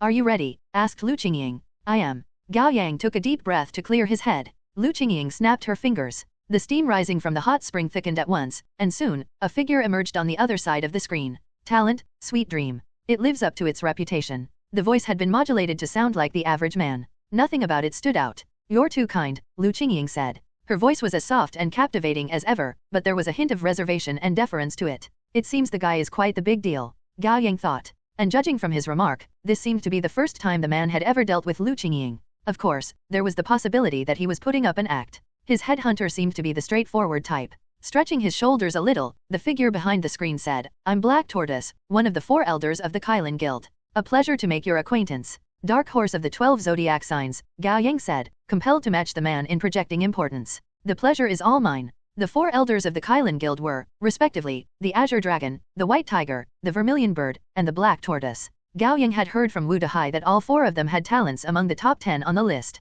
They rarely made an appearance and led the Kylan Guild as core members. Basically, they held positions similar to that of War Tiger in the 12 zodiac signs. Has Miss Liu explained the purpose of this meeting? Asked Black Tortoise. She has. And your answer? I'm still considering it. Gao Yang couldn't reject the man outright. Otherwise, him accepting the meeting would be no different from toying with him. After a moment of silence, Black Tortoise said, to my knowledge, you have only joined the 12 zodiac signs for less than a month. That is true. So you can't be loyal to the organization already. I won't say I'm loyal to them, Gao Yang said while choosing his words carefully, aiming to make himself sound dignified. It's a mutually beneficial relationship. You're young, Black Tortoise said approvingly, but you're more mature than I expected. Gao Yang didn't say anything to that. The man continued, a clever bird chooses the right tree as home, and a wise official chooses the right master to follow. The Kylan Guild will be the better choice for you. He sure was confident. As expected of a member of a major organization, they had the power to back the confidence up. I don't know your organization at all. Knowing is a two-way effort. What title are you offering? Gao Yang pretended to be interested. Protector. Gao Yang knew a thing or two about the ranks in the Kylan Guild. From the top of the pyramid to the bottom were guild master, elders, protectors, elites, and members. The guild master was naturally Kylan. The 4 elders were Azure Dragon, White Tiger, Vermilion Bird, and Black Tortoise. There were usually about 6 protectors. They were essentially the first officers of the elders, each leading an independent operations team. There were about 10 elites, and the rest were members. The elites and members were split between the different operations teams. If Gao Yang was to jump ship, his supervisor would be Elder Black Tortoise, making him a mid-ranking manager. I'd like to know who recommended me, said Gao Yang. You'll know once you join officially and gain the approval of the higher UPS. Gao Yang fell silent. It seemed that he couldn't get more information out of the man. I heard that, Lu Qingying said after listening to the conversation quietly. The Kylan Guild imposes a trial period. Yes. On the other side of the screen, Black Tortoise picked up his teacup and took a sip. The trial period is 1 month, but that's for open recruitment. Those who enter through recommendations aren't required to go through a trial period. Gao Yang picked up his cup and made a show of savoring the tea as well. Lu Qingying smiled. Perhaps Dark Horse can join through open recruitment. Didn't you say you weren't interested in how the conversation went, Miss Liu? It seems you're actually very invested. Still, it made sense. If Gao Yang joined the Kylan Guild, he would be able to provide her with even more information. Recruitment done under the table may be efficient, but it'll put Dark Horse in a difficult place. Lu Qingying smiled. He joined the 12 zodiac signs only a little while ago. It hurt his reputation if news got out that he jumped ship to the guild without warning. Black Tortoise didn't say anything. Gao Yang chewed on her words. Open recruitment is another story. You may send an official invitation to Dark Horse of the 12 zodiac signs and hold the negotiation through the official channel. Lu Qingying chuckled. That way, Dark Horse may prove his loyalty to the organization if he chooses to reject the offer, and if he decides to join the guild, it'll be done in an honest, open way without the risk of tarnishing his reputation. Gao Yang paused. That was a good middle ground. There was a problem, of course, which was the attention he would be attracting. After all, he would become the one person the 2 major organizations were vying for. That would give anyone cause to find out more. After some thinking, Black Tortoise said, that works for me. Would you mind the Kylan Guild sending you an invitation, Dark Horse? Asked Lu Qingying. Gao Yang was hesitant. He did mind. He didn't want to stand out. But then he suddenly remembered the secret mission Dragon entrusted to him. Had the man guessed how things would pan out? Was this related to his mission? Then perhaps he should let it run its course. I don't mind, Gao Yang said slowly. However, I've yet to come to a decision and make no promises. That's reasonable, said Black Tortoise. Then I'd say the 2 of you have reached a tentative agreement. This marks the end of the conversation. Both Gao Yang and Black Tortoise fell silent. Now, I'll separate the 2 of you. Lu Qingying curled up her lips. Allow me to remind you that this meeting shall be kept secret. Should either of you reveal the information, I will deny everything, and I will reject any collaboration with the violator in the future. Gao Yang and Black Tortoise nodded. Soon, the steam rose and spread. Both the screen and the man on the other side vanished. Lu Qingying knelt down under the cherry blossom tree beside the hot spring. You should stay with him, said Gao Yang. I want some time on my own.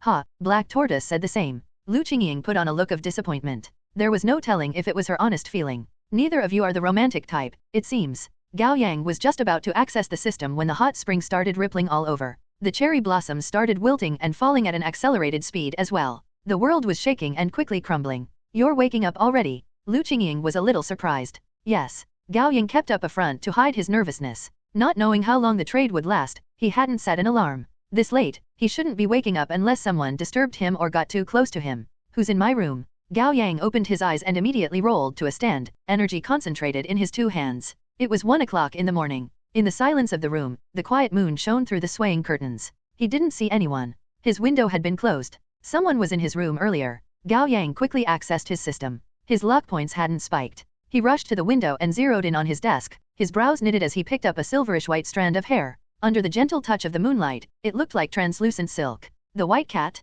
Gao Yang's heart jumped to his throat. He had considered applying to the organization for some trap items to install in his room, preventing intrusion while protecting himself. However, he was worried that he might anger the white cat instead, and he gave up on the idea. While the white cat didn't seem hostile to him at the moment, it wasn't good for his heart to see it popping up out of nowhere when he least expected it. Gao Yang sighed. It wasn't a good feeling to not be in control of his own fate. It reminded him of the animated film Dragon had talked to him about, Uproar in Heaven. Although the Monkey King could have led a blissful life in Mount Huiguo, it got on his nerves that the heavenly court was watching everything in the mortal world from a seemingly unreachable height. Perhaps that was the real reason the Monkey King ended up stirring up trouble in heaven. Gao Yang no longer felt like sleeping, but he wasn't sure what he should do. Then his phone rang. Wu Dehai had sent a photo to their encoded chat room. In the break room, he and War Tiger were playing games on the couch while having beer and fried chicken. Every day, this guy sent photos to the chat room for attention. Gao Yang usually found him annoying, but at this moment, fellow members of the organization seemed like a source of comfort. Gao Yang responded. Dark Horse, can I join? Electric Mouse, come. True brothers play games until sunrise? White Rabbit, you're still up. Dark Horse, can't sleep. Aren't you up too? White Rabbit, well, unfortunately, I stumbled on a real good novel right before bed. Next thing I know, it's already early morning. Electric Mouse, what novel? Let me see. White Rabbit, it's written by someone called Violent Waves, titled My Buddy is the Chosen One. The relationship between the two very good friends is amazing one. Electric Mouse, no thanks. Electric Mouse, come on. Dark Horse, Teacher War Tiger is a total noob. He can't even beat me when I have a robotic arm. War Tiger, help, my disciple? 3 o'clock in the morning, Gao Yang rode the private elevator to the underground 6th floor and entered the rabbit room. Inside the break room, War Tiger and Wu Dehai were still playing a game on the couch. It looked like a fighting game. Gao Yang walked in just in time to see a large K.O. pop up on the screen. War Tiger had a chicken bone in his mouth while he held a controller and insisted, the combos don't make sense in this game. No excuse for being a noob. Wu Dehai stood on the couch, his voice impassioned. You've lost 30 times in a row? You have to honor your word and take me and Qingling to the next mission. It'll be my chance. Wu Dehai. War Tiger sighed and shook his head. Don't you understand that you're never getting Qingling? Why? Wu Dehai insisted. She's the only girl who agreed to let me touch her. Well, it didn't actually happen, but still. War Tiger scoffed. Do you really think of Qingling as someone who will do anything to get stronger? Wu Dehai paused. Is she not? War Tiger knocked him in the head with the controller. Think with your thick head. If Qingling really is that kind of person, why hasn't she let you or other perverts have their way yet? Wu Dehai gaped. That's right. Why? Because little Qingling would reject the advances for her. Gao Yang cut in with a smile. No matter how many times it happens. Bingo. War Tiger nodded approvingly. For survival and power, Qingling, the dominant personality, has abandoned many things. But her other self, little Qingling, has helped protect what she shouldn't give up as a regular girl. No matter how close you think you've gotten to success, little Qingling will always take a stand when necessary and kick you as far away as possible. Wu Dehai opened his mouth, but didn't know what to say. So, War Tiger spread his hands. Little Qingling is a part of Qingling. You have to make her accept you before Qingling will. But do you think it's possible? Shit. Wu Dehai slumped into the couch, finally coming to a realization. How am I supposed to make little Qingling not hate men? Well, she doesn't hate all men. War Tiger smirked and turned to Gao Yang. Wu Dehai looked over his shoulder to glare at Gao Yang. Dark Horse? I hate you. Haha. Gao Yang smiled awkwardly even though he had been dragged into the conversation as an innocent bystander. Wu Dehai, you brat, War Tiger said exasperatedly. You would have gotten into the top 30 in power ranking if only you were as persistent in getting stronger. Oh, I haven't checked it for a while. Wu Dehai forgot about his frustration as soon as he heard the mention of ranking. Nisakia Genie, show me the real-time ranking. The screen immediately changed to display the ranking for Awakeners. Wu Dehai quickly found himself, and he flailed around in triumph. 54th, I've made a big leap. War Tiger didn't seem surprised. Well, our organization did find the time-space rune circuit. And after surviving the ambush, you got the most advanced prosthetic arm, courtesy of the Kylin Guild. All that has boosted your fame. Gao Yang quickly found that Qingling, Officer Huang, and he had entered the top 70. But don't let it get to your head, Wu Dehai. War Tiger crossed his arms. Below the top 30, the ranking is all based on empty fame. It has very little to do with actual power. Of course I know that. Wu Dehai then muttered, but fame will help me get girls. Gao Yang's eyes lit up as he checked the top 10 on the list. Teacher War Tiger, both you and Captain have moved up a spot. Oh, is that so? War Tiger smacked his lips at the screen. Well, that proves how important people consider the time-space rune circuit. Yeah, we almost died to get it. Thinking about the strange space still made Gao Yang shudder and gave him chills. He went through the top 10 awakeners again with more care. 10th, Vermilion Bird. 9th, White Tiger. 8th, War Tiger. 7th, Black Tortoise. 6th, Azure Dragon. 5th, X. 4th, Alcoholic. 3rd, surnamed Li. 2nd, Dragon.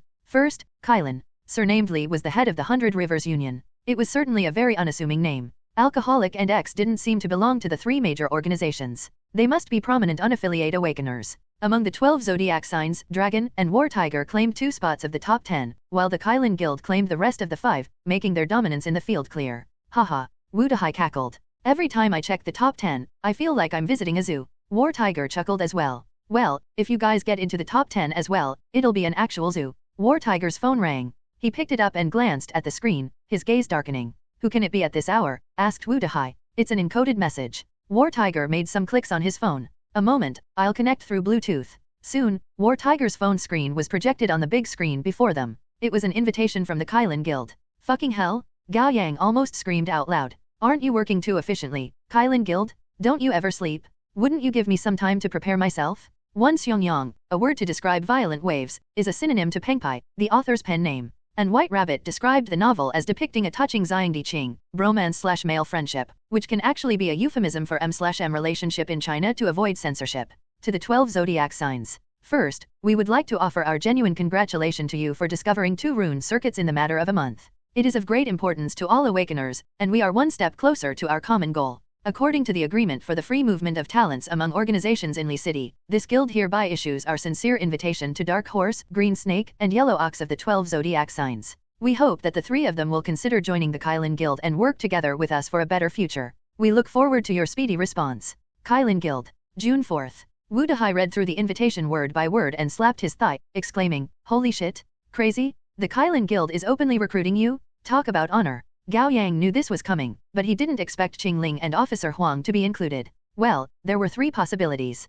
First, Black Tortoise did want the 2 of them too. Second, they were a smokescreen for Black Tortoise to cover up the fact that he wanted Gao Yang. Third, Black Tortoise hoped to achieve his goal by applying pressure, the subtext being, "I'm asking for 3, but you should at least give me 1. Otherwise I'll consider it an insult, and I won't be as polite next time." Haha, how interesting. War Tiger crossed his legs and rested his feet on the tea table, a bemused expression on his face. Leisurely, he took a sip of beer. Then his phone rang. It was White Rabbit. She had received the encoded message as well. War Tiger unlocked his phone and put her on speaker. Her yells immediately rang through the room. Kylan Guild the Thursing XXXXXXXXX. Who do they think they are? What disgusting XXXXXX? They fancy themselves the boss? I'll XXXXX their XXXXXXXXXXX. Gao Yang and Wu Dahai gaped. This was the first time they heard White Rabbit curse, and the number of swear words she got in as well as the sheer variety were honestly quite impressive. White Rabbit was in charge of human resources for the 12 zodiac signs. The headhunting must have hit her most sensitive nerve.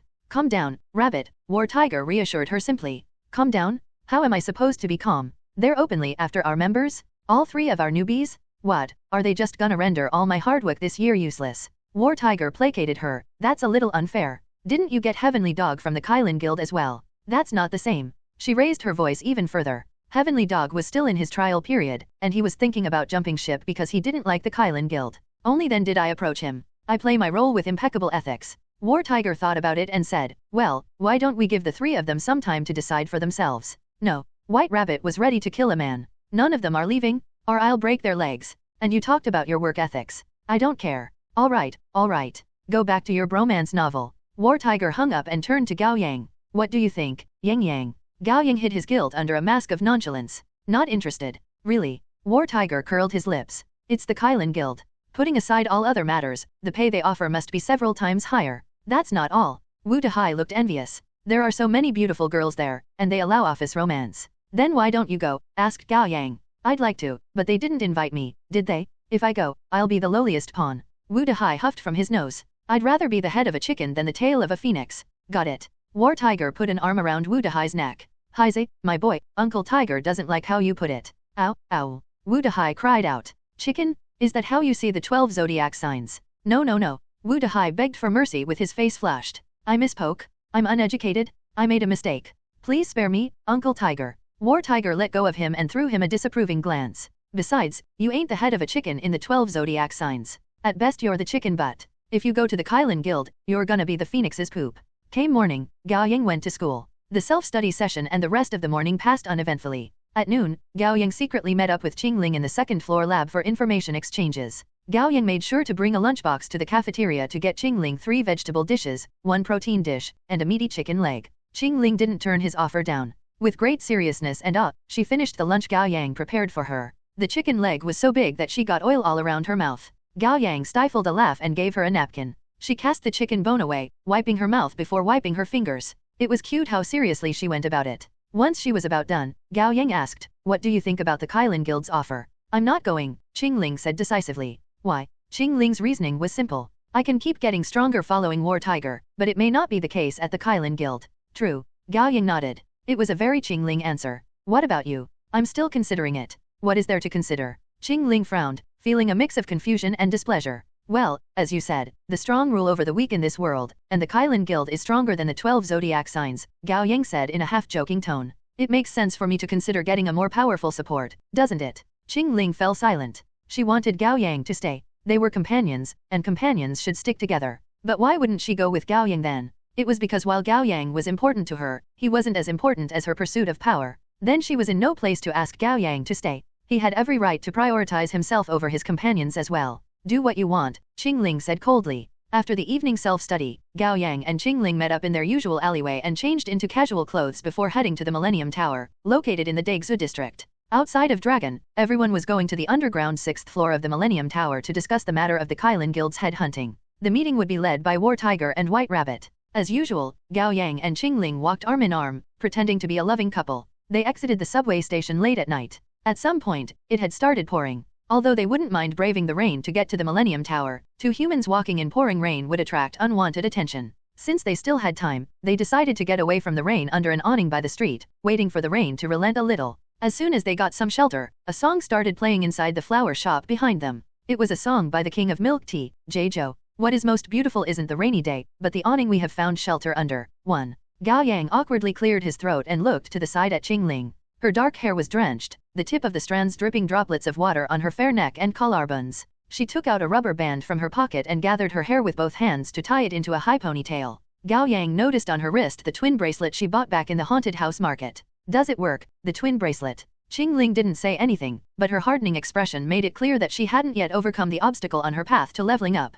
Gao Yang shut his mouth out of consideration. "Hey, why are you staying out there? Come on in." The glass door behind them opened, the wind chimes clinking. Gao Yang and Qingling turned around, surprised. One Chu's secret, the young woman standing inside the flower shop was dressed in a patterned apron, her brunette curls cascaded softly down her shoulders. She was a gentle but stunning beauty. Songstress. Gao Yang recognized her at first glance. Then he looked up at the signboard. It said, "Let life be beautiful like summer flowers." "Ah, so this is where your shop is. It's quite close to the base." "Yeah." Songstress nodded with a smile. "Come in and have a seat. The rain will stop soon. Then we'll go together." Gao Yang and Qingling walked into the flower shop. They were surprised again when they saw a college student with delicate features and a small ponytail behind his head. With both hands in his pocket, he had a wireless headphone on his head and a black messenger bag on his shoulder, looking at a potted split-leaf philodendron closely. "Heavenly Dog." Gao Yang called out to him. Heavenly Dog slowly turned around and lifted one side of the headphones, waving at him and Qingling. "Hey, you're here to get out of the rain too." Gao Yang noticed his drenched bang and the wet spots on his shoulders. "Yeah, forgot my umbrella," Heavenly Dog drawled. "It wouldn't do for others to see the shop occupied by 4 humans." Songstress smiled and quickly turned around to flip the board that said open on the outside to closed. "Why don't you go to the 2nd floor? I'll be right with you after closing down shop." "Okay." Heavenly Dog yawned and walked up the small stairs on the far side of the shop. Gao Yang was hit with a bout of drowsiness as well. They really had to avoid talking to Songstress too much. The 2nd floor of the shop was actually a mezzanine level with 2 bedrooms and 1 living room. The living room was renovated in the style of a cozy coffee shop with wooden floor, beanbag sofa, rugs, potted creepers, window walls, and a bar. They sat down on the sofa. Neither Heavenly Dog nor Qingling were the talkative sorts, and the 3 of them exchanged glances without saying anything. Soon, Songstress walked up. She gave them a smile and made a gesture telling them that she would be making coffee. Then she moved to the bar to do just that. After a moment, Gao Yang initiated a conversation with Heavenly Dog. "Do you come to Songstress shop often, Heavenly Dog?" "On holidays, I buy flowers for my mother." After a pause, Heavenly Dog added, "She likes flowers." "Ah, that's so." Gao Yang didn't want to waste his time beating around the bush too much, so he got to the point. "I heard that you used to be a trainee at the Kylan Guild." Heavenly Dog slumped into the sofa with his eyes slightly narrowed. Yeah, I awakened during my freshman year in college. The Kylan Guild approached me then. Why didn't you stay? I don't like it, Heavenly Dog said concisely.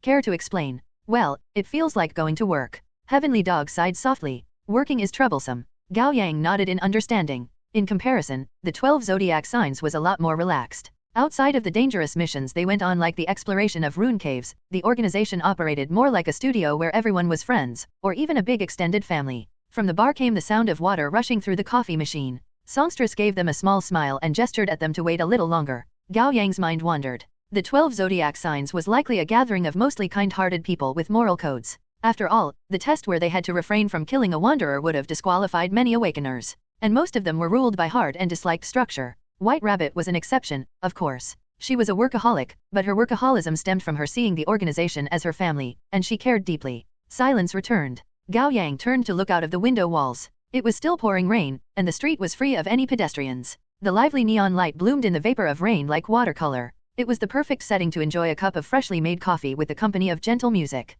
And a fat cat for snuggling would be the icing on the cake. How did some novels put it? Yes, it was a moment of quiet serenity amid the chaotic times. Gao Yang's straying mind suddenly came to a sharp focus. Through the window, his eyes zeroed in on the narrow alleyway across the road. There stood a man in all black holding a black umbrella. Even with the pouring rain obscuring the figure, Gao Yang could tell that it was Ghost Horse. Beep. A small truck sped through the damp road, blocking his line of sight, and when it moved out of the way 2 seconds later, Ghost Horse had already disappeared from the alley. What's wrong? Qing Ling had noticed the minute change in Gao Yang's expression. I think I saw. Gao Yang stopped himself when Songstress came up to them with 3 cups of coffee. Enjoy. He took a cup and said, I thought I saw an old friend from school. I must have seen it wrong. Qing Ling took her cup and didn't push. Under the guise of enjoying the coffee, Gao Yang fell into deep thought. That man was Ghost Horse. He was sure he hadn't seen it wrong. But was it truly possible for someone to come back to life? At least none of the talents from serial number 11 to 199 were capable of such a feat. Of course, there was the possibility that among the top 10 talents was an unbelievable power capable of bringing the dead back to life. He did know of a talent that could achieve something similar though, feigned death, serial number 58, life type. According to the information provided by the list, users of feigned death would come back to life a certain duration after their death so long as their head, heart, and body weren't seriously damaged. Did Ghost Horse have feigned death? Was he actually an awakener with 3 talents? It didn't seem likely. Since Dragon could tell that Ghost Horse had teleportation, it didn't make sense for him to miss a 3rd talent. Assuming that Ghost Horse had truly come back to life, why did he show up near Songstress' shop? Did he simply miss her? Or was he observing her for a chance to convert her? If it was the latter, wouldn't it be safer and more convenient to approach her through telepathy? Gao Yang decided to keep it from Songstress and Heavenly Dog for the moment. He would tell Qing Ling and Officer Huang, and War Tiger too, so that the man could make the call. Half an hour later, the pouring rain stopped. Songstress led the 3 of them through the back alley and a lesser-known shortcut to arrive at the back door of the Millennium Tower. As usual, they rode the private elevator to the underground 6th floor. Before the meeting, Gao Yang caught War Tiger when he was alone and told him about Ghost Horse. Are you sure about this? I can't be 100% sure, Gao Yang said honestly. But I feel like I should let you know ASAP. Good man. War Tiger patted him on the shoulder. Alright, I'll look into it. Let's go to the meeting first. 10 minutes later, everyone outside of Dragon gathered in the mouse room, sitting around the long conference table. White Rabbit led the meeting. She projected the encoded invitation from the Kylan Guild on the screen and rattled off a litany of curses, insulting everyone at the Kylan Guild and their whole extended family. Only then did she calm down. Take a breather, Rabbit. War Tiger laughed and made a palm-down gesture at her. With a huff, White Rabbit sat down. War Tiger turned to the other members. Well, what do you think? As the ones being recruited, Gao Yang, Qing Ling, and Officer Huang weren't in the place to share their thoughts. I don't get it. Why did they go for the 3 newbies? Wu Dahai spoke up first. They should have gone after the experienced, outstanding members like us. War Tiger shook his head in disappointment. Good question. Stop asking. Are you a moron? White Rabbit rolled her eyes. Recruiting senior members like us would be no different from welcoming wolves into their fold. Why would they do that? She then turned to the 3 of them. They are different. They have only joined a while ago. In other words, they weren't loyal to the organization, and they would be easy to train and win over. Haha. Dead Pig guffawed before saying something surprisingly astute. I would pick them too were I at the Kylan Guild. In the 1 month since their joining, they have entered 2 rune caves and got something out of it both times. Who knows how else they will surprise us. There are a lot of benefits to getting them. Well said. War Tiger smiled knowingly. If they agree to join, it's a great plus. If they don't, this offer will serve as a significant temptation that will go on to undermine the solidarity of the 12 zodiac signs. There's no downside to it. Those fucking snakes. Wu Dahai growled. We can't let them have their way. It seems the prophecy of 7 is true, Heavenly Dog said with a hint of concern in his usually lazy voice. What is the prophecy of 7? Gao Yang was ever the curious one. I told you about the risk assessment model done by an awakened mathematician, didn't I? White Rabbit turned to Gao Yang. Remember? Gao Yang nodded. Well, Wu Dahai cut in loudly. That guy also said that the moment the 7th rune circuit was found was the moment a civil war between awakeners would break out. That's known as the prophecy of 7. The meeting room fell silent. Gao Yang was immediately reminded of Mad Red, of Ghost Horse's betrayal, of the unknown entities that were Fresh Snow and the White Cat, and the mysterious mission Dragon gave him. Perhaps the prophecy of 7 was right, and a storm had already been brewing. War Tiger clapped and said, let's not stray too far from the main agenda. About our 3 newbies getting headhunted. War Tiger smiled carefreely. I believe we should respect their wishes and allow them to decide whether to stay, but White Rabbit believes that we are a team, and that the decision should be made by everyone. White Rabbit still sounded angry. Neither of us can convince the other. So, let's put it to vote. War Tiger stood up and put his hands on the table. Outside of the 3 members in question here, everyone else is to cast a vote. Those who agree with me, put out rocks. Those who agree with White Rabbit, go with scissors. Let's get started. White Rabbit urged. Don't hesitate and don't look at each other. Follow your heart, you hear me? Everyone raised their hands one after another. Lovely Lamb, Wu Dahai, and Dead Pig went with scissors, while Songstress, Heavenly Dog, and Mischievous Monkey made rocks. That was about what Gao Yang expected. Lovely Lamb and Wu Dahai probably simply didn't want them to go. Dead Pig might look easygoing, but he was an adult who had been through his fair share of difficulties and would think about the matter more practically. Thus, he wouldn't want the organization to lose valuable manpower. Songstress seemed like an artistic soul, and Heavenly Dog was a free spirit. Both would value freedom and disapprove of restrictions. It was only natural that they wouldn't impose limits on others. As for Mischievous Monkey, someone his age would be beyond rules and follow the flow rather than trying to force a matter to change course. 3 and 3. That's a split. War Tiger seemed conflicted for a moment before he suddenly raised his fist. I vote myself. I vote myself too. White Rabbit quickly made a scissor. That's 4 to 4. Have you forgotten something, Rabbit? War Tiger reminded her with a grin. Gao Yang was the first to come to the realization. Teacher War Tiger is the vice captain, and according to the rules, the votes of captain and vice captain are weighted in a split vote, each considered 1.5 votes. That's right, haha. War Tiger put his hands on his hip and stuck out his tongue at White Rabbit. I win. At that moment, everyone had to wonder if the middle-aged man had the mental maturity of a 3-year-old. White Rabbit tamped down the urge to punch him and inhaled deeply to calm herself. Fine. It's the result of a vote. I'll accept it. She turned to Gao Yang, Qing Ling, and Officer Huang. Whether you're going to leave or stay is up to you. She immediately turned to stalk out of the meeting room and slammed the door shut. It seemed that she didn't want to face the results that were to come. No rush. You should sleep on it and give me the answer tomorrow. War Tiger clapped. All right. That's it for today. You're dismissed. 3 o'clock in the morning, Officer Huang offered Gao Yang and Qing Ling a ride home. Officer Huang drove out of the Millennium Tower, but instead of going straight to their homes, he stopped at an old street in the neighborhood. Inside a quaint alley was a laundromat that seemed to have gone out of business. The rusty rolling door was half open. The signboard hanging precariously over the door said, Aqiang Laundromat. Are you sure this is the place? Gao Yang asked Officer Huang as he closed the car door. Officer Huang checked the name card in his hand. It was for Aqiang Laundromat, and on the back, someone had written, all 3, to A.M. Officer Huang wasn't sure what was happening either, but War Tiger had handed him this name card after the meeting. Let's check. The 3 of them scanned around to make sure they weren't followed and that the old street lights weren't equipped with surveillance cameras. Only then did they cautiously bend down to enter the laundromat. The rolling door dropped close, making the sound of metal unfurling. With the light turned off, the interior was pitch black. And the dozen washing machines started at once, making rotating sounds. The chorus of sounds blended and morphed into white noise, which wasn't unpleasant to the ears. Suddenly, there was a spark on the far side of the laundromat, lighting up the dark corner. Someone was smoking. Then War Tiger's icy voice came from the corner. Come here. After a pause, Officer Huang said in a purposefully casual tone, It looks like you're going to assassinate us, Teacher War Tiger. Yeah, I don't even dare approach, Gao Yang agreed. I'll give you 3 seconds, said War Tiger. If you don't come here, I'll go to you. The 3 of them walked up to him. Only when he was close enough did Gao Yang get a good look at War Tiger. Awash in shadow, the man sat on a blue-weathered plastic stool dressed in a pair of shorts and a wife-beater. He smoked leisurely with his legs crossed and his back pressed to the wall. Do you know why I called you here? Asked War Tiger. For the headhunting thing, asked Gao Yang. That's right. What do you think? War Tiger took a drag and slowly exhaled the smoke. Uncle Tiger isn't the devil, but I hate liars. Understand? Loud and clear. Officer Huang was quick to swear allegiance. I'm not going to the Kylin Guild.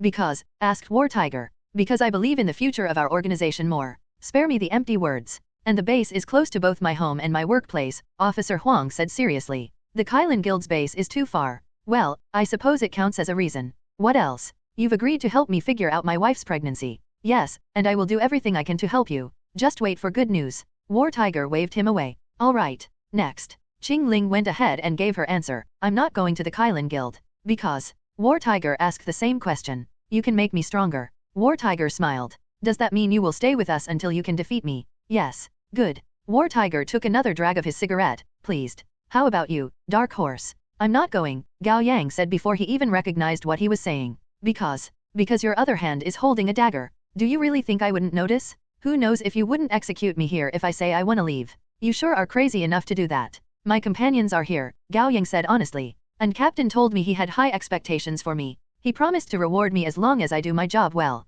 He couldn't reveal Dragon's mission in full, but War Tiger should be smart enough to figure it out. After a short pause, War Tiger nodded. Then he slowly tipped his head back and exhaled white smoke into the darkness, casting the dagger in his other hand aside. It clanged as it hit the floor. Good. The three of you will get to walk out of this place alive. Gao Yang shuddered. He's crazy? Totally mad? Don't blame me for being heartless. War Tiger's smile was somewhat rueful and resigned. There's something Dragon and I agree on. War Tiger stood up and cast the cigarette butt at the wall, sending a sputter of sparks. From now on, the competition between organizations for talents, resources, and influence will gradually reach a plateau, and it's only a matter of time before the civil war breaks out. All three of you are new blood with great potential, and you know quite a lot of secrets about our organization. I cannot allow you to join the Kylan Guild, or you will become a great risk for us. Is the prophecy of 7 really true? Officer Huang asked, unable to accept it. We're all awakeners, and we're after the same goal. Why can't we overcome the difficulties together? And who told you that we shared a goal? War Tiger asked. Officer Huang was silent.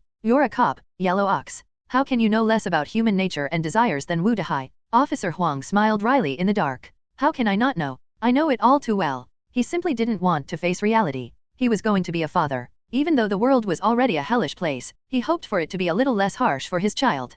Pull your head out of the sand and discard your wishful thinking. Be ready to fight. War Tiger raised his voice. The 12 zodiac signs will not be the first to open fire, but we will not be the first to get hit. Since you've chosen where your allegiance lies, you will stay true and steadfast. Got it. The three of them nodded. War Tiger then said, there's another reason I asked you to come. What is it? Asked Gao Yang. Among the three of you, War Tiger said in a low voice. At least one will join the Kylan Guild. What? Officer Huang was caught off guard, but it didn't take long for him to figure out what the man was suggesting. Do you want one of us to be a spy? Gao Yang spelled it out for him. Yes, War Tiger said. We'll seize this chance to plant someone in the Kylan Guild. Officer Huang sucked in a breath. You're asking us to go on a suicide mission, Teacher War Tiger? It's the Kylan Guild we're talking about. It hadn't been long since the matter with Ghost Horse was settled. Although he was an enemy, he served as a good example for them. He had been laying low with great caution for so many years, yet he still ended up exposed. It would only be more difficult to be a spy in the Kylan Guild. Rather than walking on high wire, it would be akin to walking on a strand of hair.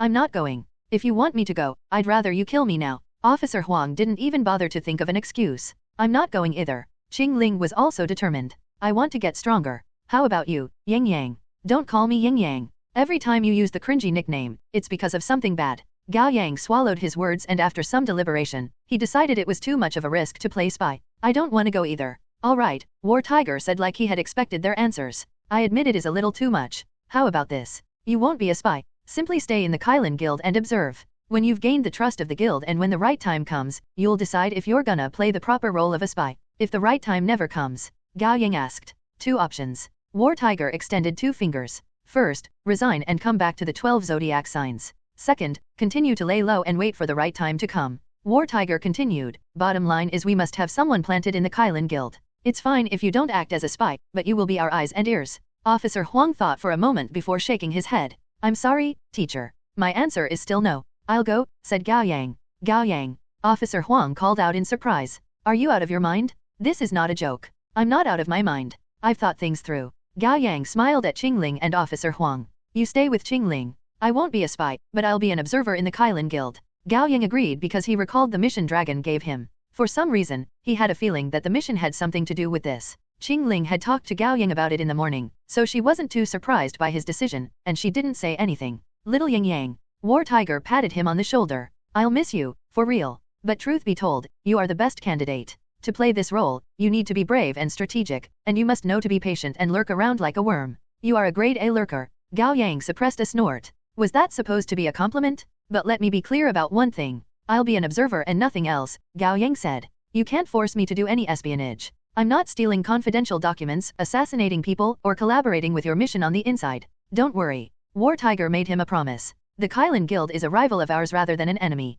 It won't come to that just yet. Gao Yang joked. All right. I'll consider this a training period at a big corporation. Good, War Tiger said approvingly. You have to look at the bright side. When am I going? You're a high school student and have to go to class during the day. How about tomorrow evening? I'll give you a ride. That soon? Gao Yang was surprised. He had thought he would be given a few days for some training and maybe swear an oath. Then he would have a proper send-off with his companions. After all, there was no telling when he would get to return. He didn't expect War Tiger to so decisively give him away tomorrow. Soon. War Tiger shook his head with a smile. Others have been setting up the board before the prophecy of the Seven was even known. We're lagging behind way too much. It's time for us to adjust our rule to not make a move until a move is made against us. With awakening came a boost in stamina. It wasn't a big problem to skip sleep for a night. Gao Yang, Qingling, and Officer Huang were in no mood to go home and retire to bed. When the dawn was going to break, they went to the 6th Defman beef noodle. They each ordered a bowl of beef rice noodle with fried egg and dug in. Halfway through the meal, Officer Huang put away his chopsticks and said disapprovingly, I still think you're being too rash, Gao Yang. If all three of us stood our ground earlier, War Tiger wouldn't have forced us. Qingling didn't say anything, but it was clear from the little change in her expression that she agreed with Officer Huang. Maybe so. Gao Yang laid down his chopsticks as well. He couldn't tell them about the secret mission from Dragon, so he opted to give them an awkward smile. Do you remember what you said before, Officer Huang? What? You said that I was dangerous, and that staying near me would bring an early death. Officer Huang smiled wryly. I didn't mean it seriously. Why would you take it to heart? Because you may be right. Gao Yang thought of Li Weiwei, Wan Sisi, and Old Wang. A wave of sadness crept up to him. I'm afraid we won't get to eat rice noodles together after this. Nonsense. Officer Huang cheered him up. The support of an organization is temporary, while companions are for forever. Remember, we are on the same boat no matter where you are. Touched, Gao Yang nodded in response. Then for the first time since he knew them, he advised them like an adult would a child. Keep close to War Tiger, Qingling, Officer Huang. Take care of yourselves and stay alert. Qingling's hand stopped for a moment with noodles between her chopsticks, and she said with steel in her voice, worry about yourself.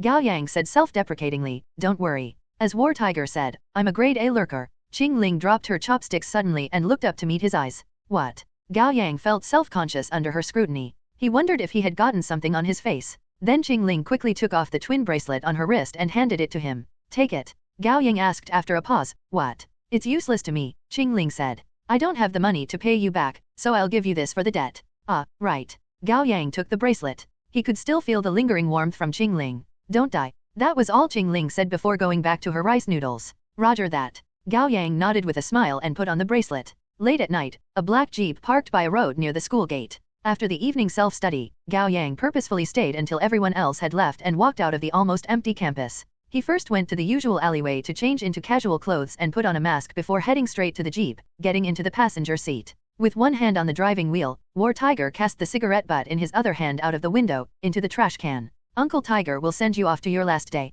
What? Gao Yang was just about to put on his seatbelt. He almost jumped out of the car at the man's words. War Tiger laughed. Don't worry. That's not what I meant to say. I mean I'm sending you off on your last day with us. Right. Gao Yang's heart was in his throat. His soul almost left his body. War Tiger started the car and stepped on the accelerator. The jeep sped through the night. War Tiger said in a low voice, you told me yesterday that you might have seen Ghost Horse. I went to the cemetery to check his grave today. Gao Yang's eyes glinted. And the body's gone, War Tiger said with a dark look on his face. As expected, he hadn't seen it wrong. It seems very likely that Ghost Horse has been brought back to life. War Tiger glanced at him. That's another merit on your record. I really will miss you. Gao Yang looked up at the man's profile as he drove. There's a favor I'd like to ask you, Teacher War Tiger. Go on. Both Qingling and Officer Huang have saved my life, and they were the ones who guided me into the world of awakeners.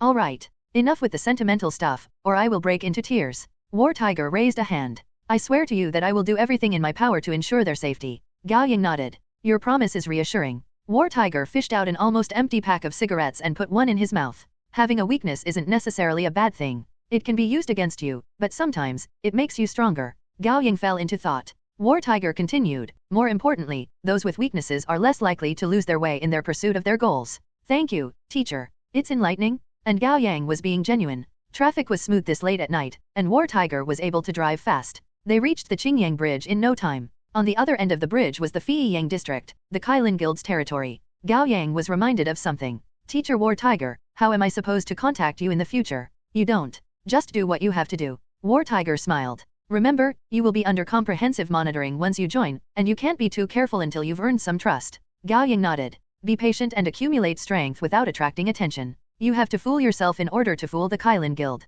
When the time comes, I'll find a way to contact you. Understood. And I'd like to make something clear. War Tiger's eyes remained fixed on the road ahead, but his gaze turned icy. You may give up and come back to us, but you will not betray us. If you get tempted by them and turn into a double agent, I won't let you off the hook. No matter where you go, even the edge of the world, I will find you and kill you. I swear on my honor. Gao Yang was prepared for that, yet he still couldn't help but shudder. Of course. War Tiger broke into a friendly smile. Little Yang is the best. I'm sure you won't disappoint me, right? Right. That's right. Gao Yang gave him a matching beam. War Tiger parked the car by the ancient-themed walking street and let Gao Yang off. He walked through the boisterous crowd enjoying their nightlife with his hands in his pockets and his face covered by a cap and a mask. Spotting an opening, he dove into a hidden alleyway and made several turns, entering the walled city of 10 dragons. Gao Yang came to an involuntary stop when he walked past the dying tree at the center of the cyberpunk-style plaza. He could still remember the time he came here to have barbecue with White Rabbit and Wu Dahai like yesterday. It was his first foray into the world of awakeners.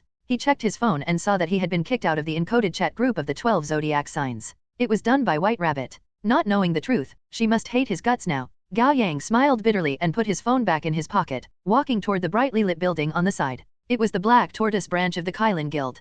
Past the revolving door, the front desk was still manned by the two young women dressed in black and white kipeo respectively. Greetings. This is the Black Tortoise branch of the Kylan Guild. How may we help you? Dark Horse, formerly of the 12 zodiac signs. Gao Yang took off his mask and did his best to speak in a low, steady voice. Here to join the guild. A moment, please. The woman in black leaned in to check the computer. She got back to him soon. Ah, that's right. It is registered in the system already. The woman in white took a look and turned back to him with a smile. Mr. Dark Horse. Congratulations on joining the Kylan Guild. You will be a protector and the captain of the 5th operations team, under Elder Black Tortoise. You will need a protector name for onboarding and relevant materials. Protector name. Gao Yang hadn't thought about it. Whatever I want it to be. No, there are naming conventions to follow. The woman in white smiled. The name for a protector consists of 2 parts. The first is a number, and the second is a natural element, such as tree, grass, flower, forest, wind, fire, ice, thunder, water, flame, earth, gold, wood, light, or shadow. Gao Yang blinked.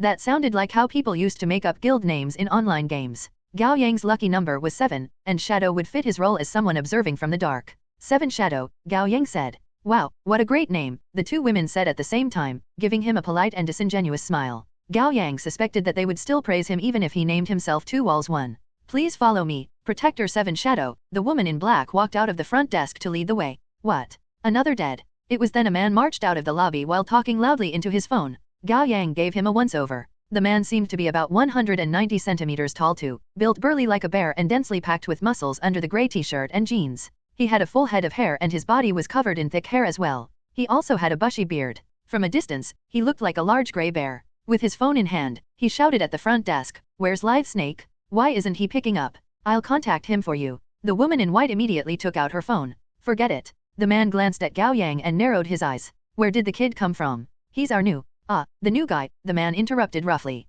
Good. Do you drive? Get the car for me. Oh. The man turned to leave but turned back when he remembered something. You got a new code name? You can't use your old one. 7 Shadow, Gao Yang responded. After half a second, the man shouted at the women at the front desk, "What are you two doing? Why didn't you explain the rules to him?" He then patted Gao Yang on the shoulder. "You may not know the rules since you're new, young man. Let me tell you. You are free to eat whatever you want, but you must not name yourself whatever you want. You ain't got the right to call yourself 7 Shadow yet. Understand?" The women at the front desk seemed troubled. "Mr. Grey Bear, you may not know, so he is called Grey Bear." Gao Yang almost laughed. "I know all I need to know." Grey Bear cut her off, the muscles of his face twitching along with his thick beard. "This kid is coming to the 5th team. That makes him one of my guys. Why would you fucking let him get a protector name? You want him to get punished. Well, wouldn't there be another possibility?" Gao Yang smiled politely. "For example, I'm here to be a protector. One, it's pronounced the same as the slang by, which basically means moron. 2 6'3", stunned, Grey Bear stared at the young man who was significantly shorter than he was.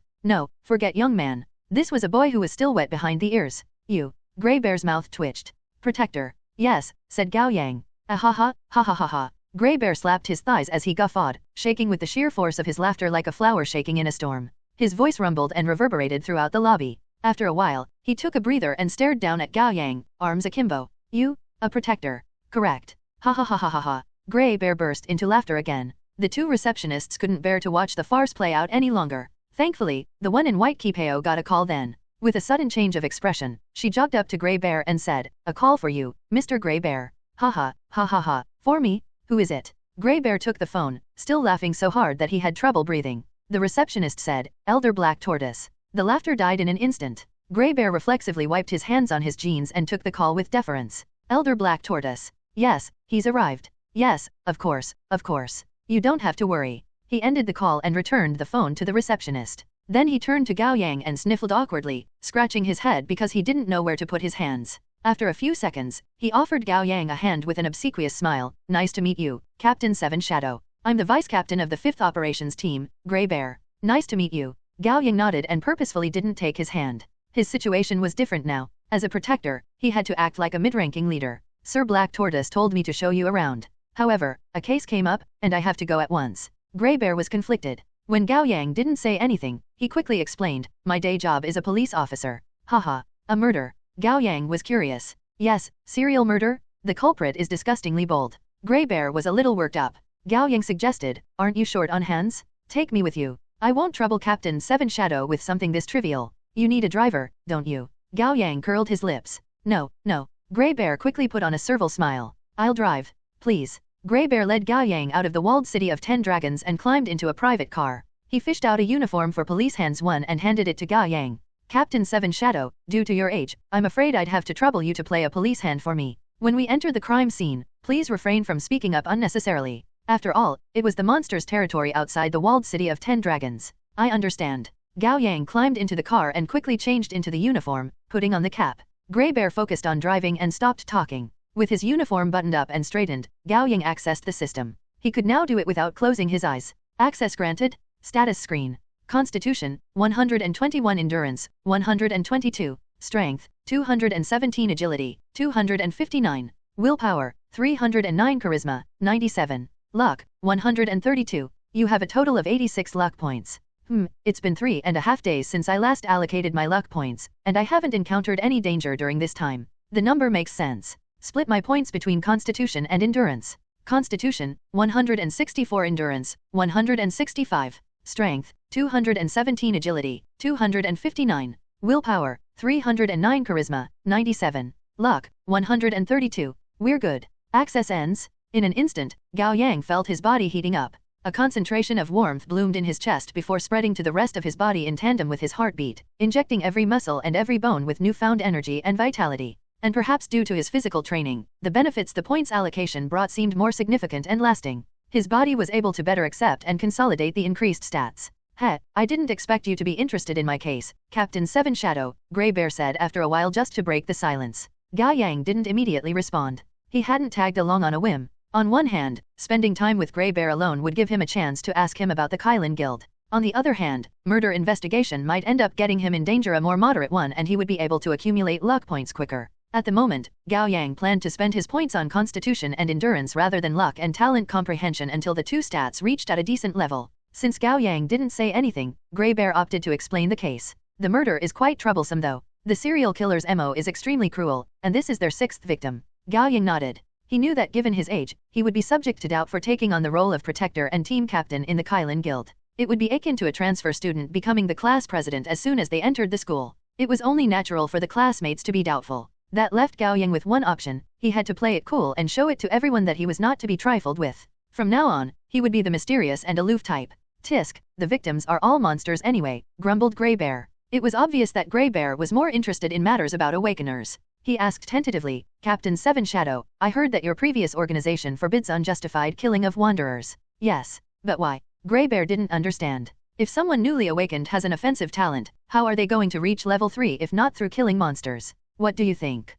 Gao Yang asked. Well, Grey Bear did give it some thoughts. They can kill monsters in rune caves or kill other types of monsters, but the cost is way too high. It doesn't make sense. There are a lot of rules that don't make sense in the 12 zodiac signs. Gao Yang purposefully expressed grievances for his former organization. "Haha, that's right. The Kylan Guild is the best." "Of course," Gao Yang said with an impassive expression. "Captain." Grey Bear glanced at him through the rearview mirror, curious. "May I ask about your age? Does it matter?" "Of course not." Grey Bear smiled apologetically. "This mouth of mine just won't stop after it gets started. Tell me more about the case." Gao Yang decided to start with the serial murder. It would be too obvious if he asked the man about the Kylan Guild immediately. Oh, okay. There's no connection between the victims. It looks completely random. Judging by the murder scenes, though, the culprit seems to be a fanatic of some evil cult.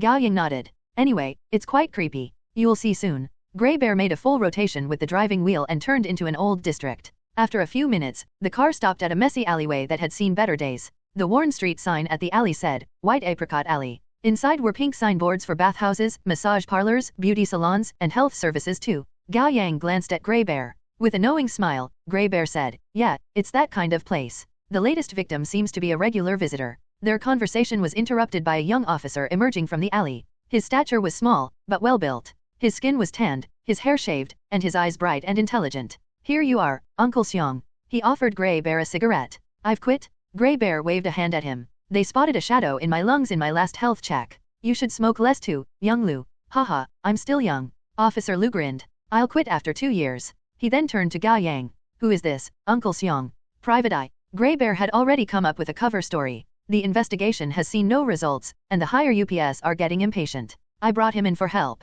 Perhaps he'll lead us to a breakthrough. Got it. Officer Lu quickly handed Gao Yang a cigarette. Well met, sir. May I ask for your surname? I don't smoke. Thank you. Gao Yang pressed a fist to his mouth and coughed, lowering the pitch of his voice. No need for the honorific. I'm Jin Tianese. You may call me Mr. Jin 3. Of course, Mr. Jin. Officer Lu turned around to take the lead. This way. Please follow me. One in China, in addition to the regular police force, there are also auxiliary police, Fujing, and police hands, Xiajing. The auxiliary police are basically contracted officers, while the police hands aren't actually police officers, but helpers hired temporarily to fulfill certain needs. 2. These are the kinds of establishments that often serve as a front for sex workers. 3. A play on the young detective Kindaichi from the Kindaichi case files. In the Chinese rendition of the name, Kindaichi is pronounced Jintianyi. Gao Yang and Grey Bear followed Officer Lu into the White Apricot Alley. It was so narrow it felt like the walls were closing in on them, and the haphazard clusters of signboards glowed with neon light. Under their feet were all kinds of garbage and dirty puddles.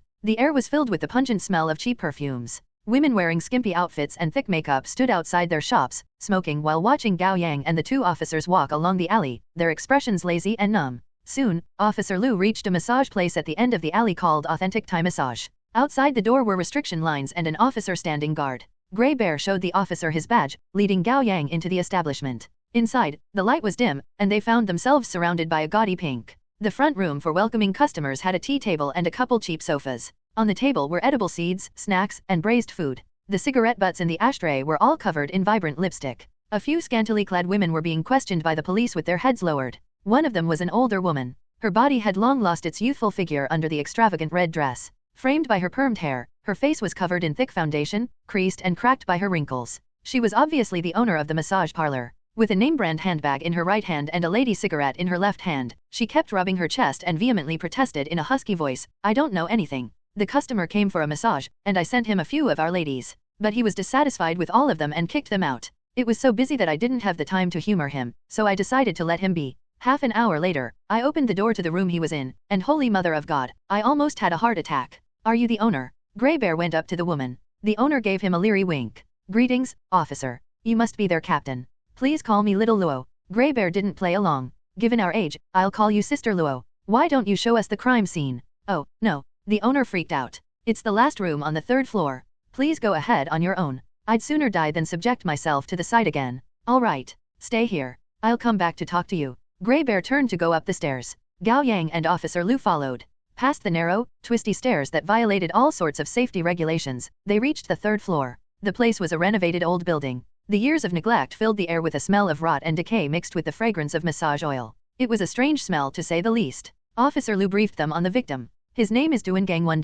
Duan Gang. Grey Bear snorted. What a great name. Officer Lu continued. He was 43, single. He ran a phone repair service in the neighborhood and frequented establishments like this, but it was his first visit to this particular shop. Estimated time of death was an hour ago. The cause of death was a stab in the chest with a dull item, resulting in excessive blood loss from the heart. Gao Yang and Grey Bear made it through the dim hallway as they listened and reached the room at the very end. The wooden door was slightly ajar. Grey Bear walked up to carefully open it, and immediately, they were assaulted with the pungent smell of blood and gore. Grey Bear reflexively covered his nose, while Gao Yang held his breath. He could now easily do so for a couple minutes. Inside was a massage room about a dozen square meters big. There was no window, and cast in a pink light, the walls were covered in posters for erotic films that left little to imagination. On the massage bed in the center lay a man in his underwear. He was overweight with dark complexion and visible pores, and he lay prone with his limbs splayed and his head drooping from the edge of the bed. His open mouth was filled with black blood, and his pupils were dilated. His face was twisted in fear, but not to an inhuman extent.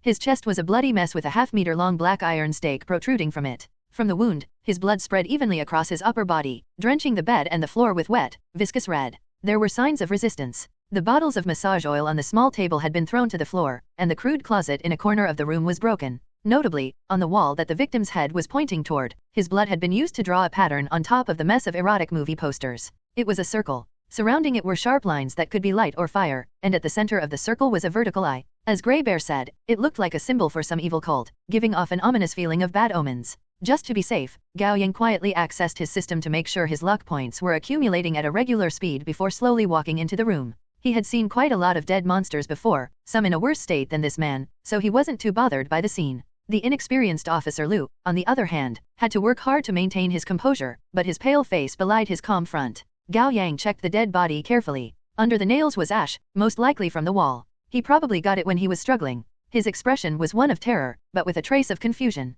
It seemed like he had seen something horrifying that he couldn't comprehend. It's the psycho serial killer, Grey Bear concluded when he saw the pattern on the wall. That's left in every crime scene. Gao Yang asked calmly. Yes, Officer Liu was the one who answered. We looked it up and couldn't find a source. Experts speculated that the killer is likely a psychopath or a fanatic following a new cult. Gao Yang inspected the pattern and the circle at the center in particular. He didn't share any of his thoughts. A few minutes later, the three of them walked out of the room. As they went down the stairs, Grey Bear asked Officer Liu, "Are the results for fingerprints out?" "They're all fingerprints from those working here, and none on the victim's clothes. No suspicious traces or substances were found at the scene either." "Has the surveillance footage been checked?" "Yes. The place doesn't follow the usual safety measures. The front room on the first floor is the only place with cameras." Officer Liu thought for a moment. "And the windows on the second floor don't have security bars." Grey Bear nodded. "Which means the killer may have entered the room through the windows and snuck away after committing the crime." "It's possible," Officer Liu said. "But we haven't found traces for that on the windows either."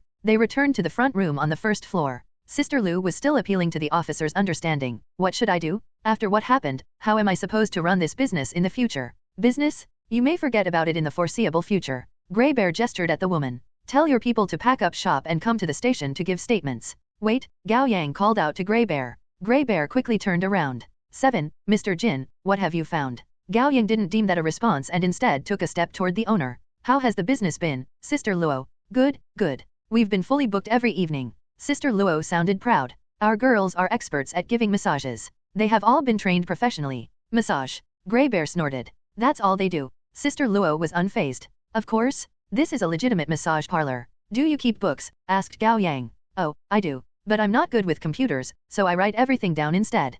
"Please show me," said Gao Yang. Grey Bear didn't understand why Gao Yang would ask to check the account books, but he believed the young man must have a few tricks up his sleeves to become a protector as soon as he joined, and at such a young age. So Grey Bear played along. "Go. Fetch it for Mr. Jin." "Of course." A moment. Sister Luo turned to enter the back room. Soon, she returned with a thick account book. Gao Yang took it and flipped through a few pages, paying special attention to the dates. He looked deep in thought. Then he closed the account book and returned it to Sister Luo. "That's it for me." Gao Yang didn't let it show, but he had come to a hypothesis. One, his name is pronounced the same as, which means a serial work, be it novel or comics, going on hiatus. When Gao Yang and Grey Bear left the White Apricot Alley, Grey Bear couldn't help but ask, "Did you find something, Captain?" Gao Yang said cryptically, "I have some theories, but they still need work." Grey Bear nodded, waiting for Gao Yang to continue. But instead, Gao Yang checked his phone. It was 2 o'clock in the morning. "I have to return to the Black Tortoise branch. There are still some administrative procedures to take care of. I'll drive you." "It's fine.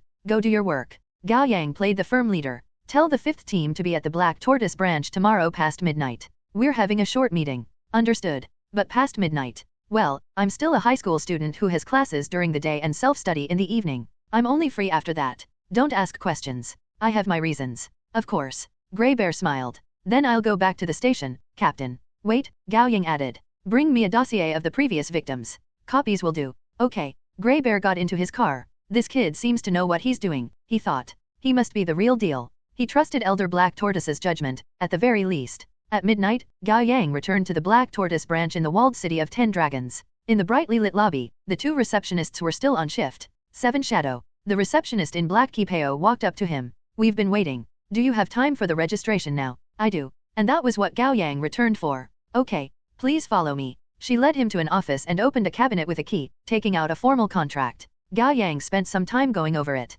Spotting nothing wrong with it, he signed. Then the receptionist took out a biometric scanner for Gao Yang's voice, iris, and fingerprints. Finally, she produced a finely crafted box. Inside was a gold Kylan brooch. What's this? Asked Gao Yang. The guild brooch, the receptionist explained with a smile. It differs according to the rank. Regular members are given bronze brooch, elites, platinum, protectors, gold, and elders, diamond. Am I supposed to keep this on? It may look impressive as hell, but will attract way too much attention. Only when attending an internal meeting or an official awakener function. You may do with it as you wish outside of such events. What if I lose it? The receptionist chuckled with a hand covering her mouth. You tell good jokes, Protector 7 Shadow. I'm not joking. I mean every word. If you lose it, you'll have to apply for a replacement and pay a fine of 20 Jinryu. So it's best that you keep it safe with you. Gao Yang grumbled inwardly, that's a lot. But acceptable given my new salary. Am I allowed to leave now that we've finished registration? Yes, congratulations on joining the Kylan Guild officially. She smiled. According to the standard procedures, I still need to take you around to get to know the facilities and receive your personal items.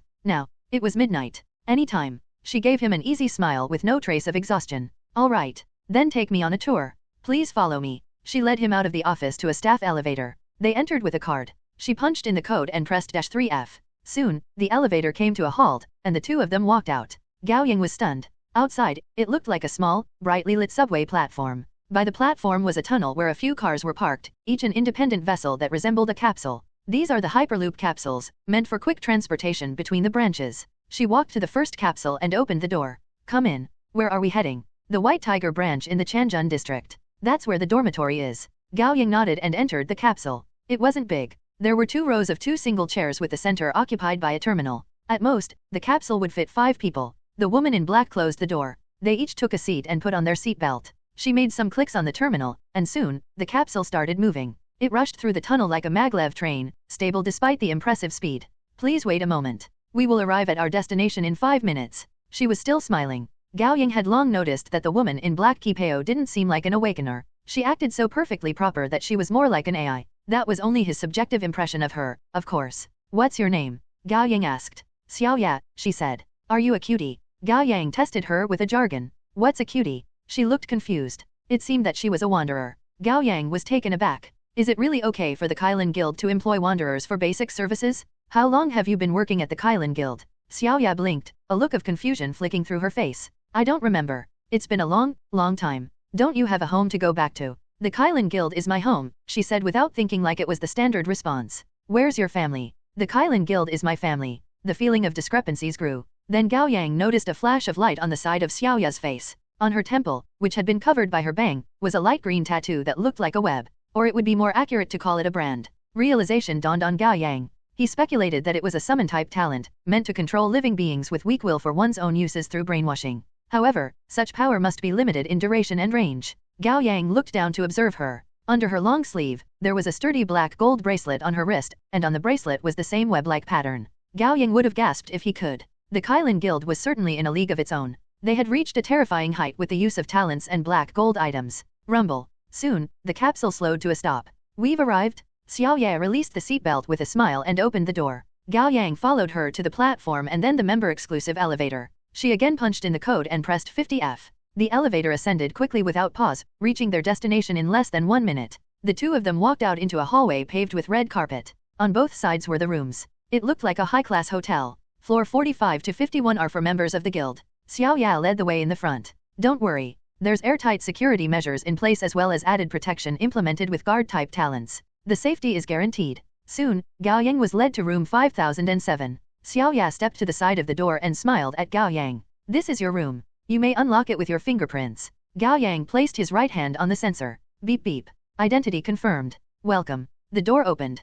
Gao Yang entered his room. Standing outside, Xiao Ya bowed with her hands clasped on her abdomen. It's late. I'll leave you to rest. Please call the front desk if you need anything. The staff of the White Tiger branch will provide you with any services you so require. Okay. Before closing the door, Gao Yang added, I almost forgot. Would I be able to take the capsule train back myself? Gao Yang asked. Xiao Ya answered, yes. The control is simple. You may unlock it with your fingerprints. However, there will be a record for every trip. Okay. Thank you. Gao Yang closed the door and turned around to turn on the light. He was immediately stunned speechless. His dorm room was a luxury apartment flat that was at least 500 square meters big. The far side was an open fan-shaped window wall, beyond which was a small bathing pool. Gao Yang turned to enter the walk-in closet. There were clothes for a variety of occasions, including suits, casual clothes, training clothes, operation clothes, and outfits for stealth missions. The sleeves were all printed with an inconspicuous Kylan pattern. There was also a rectangular metal cabinet. Gao Yang opened the door, his eyes lighting up. There were guns, magazines,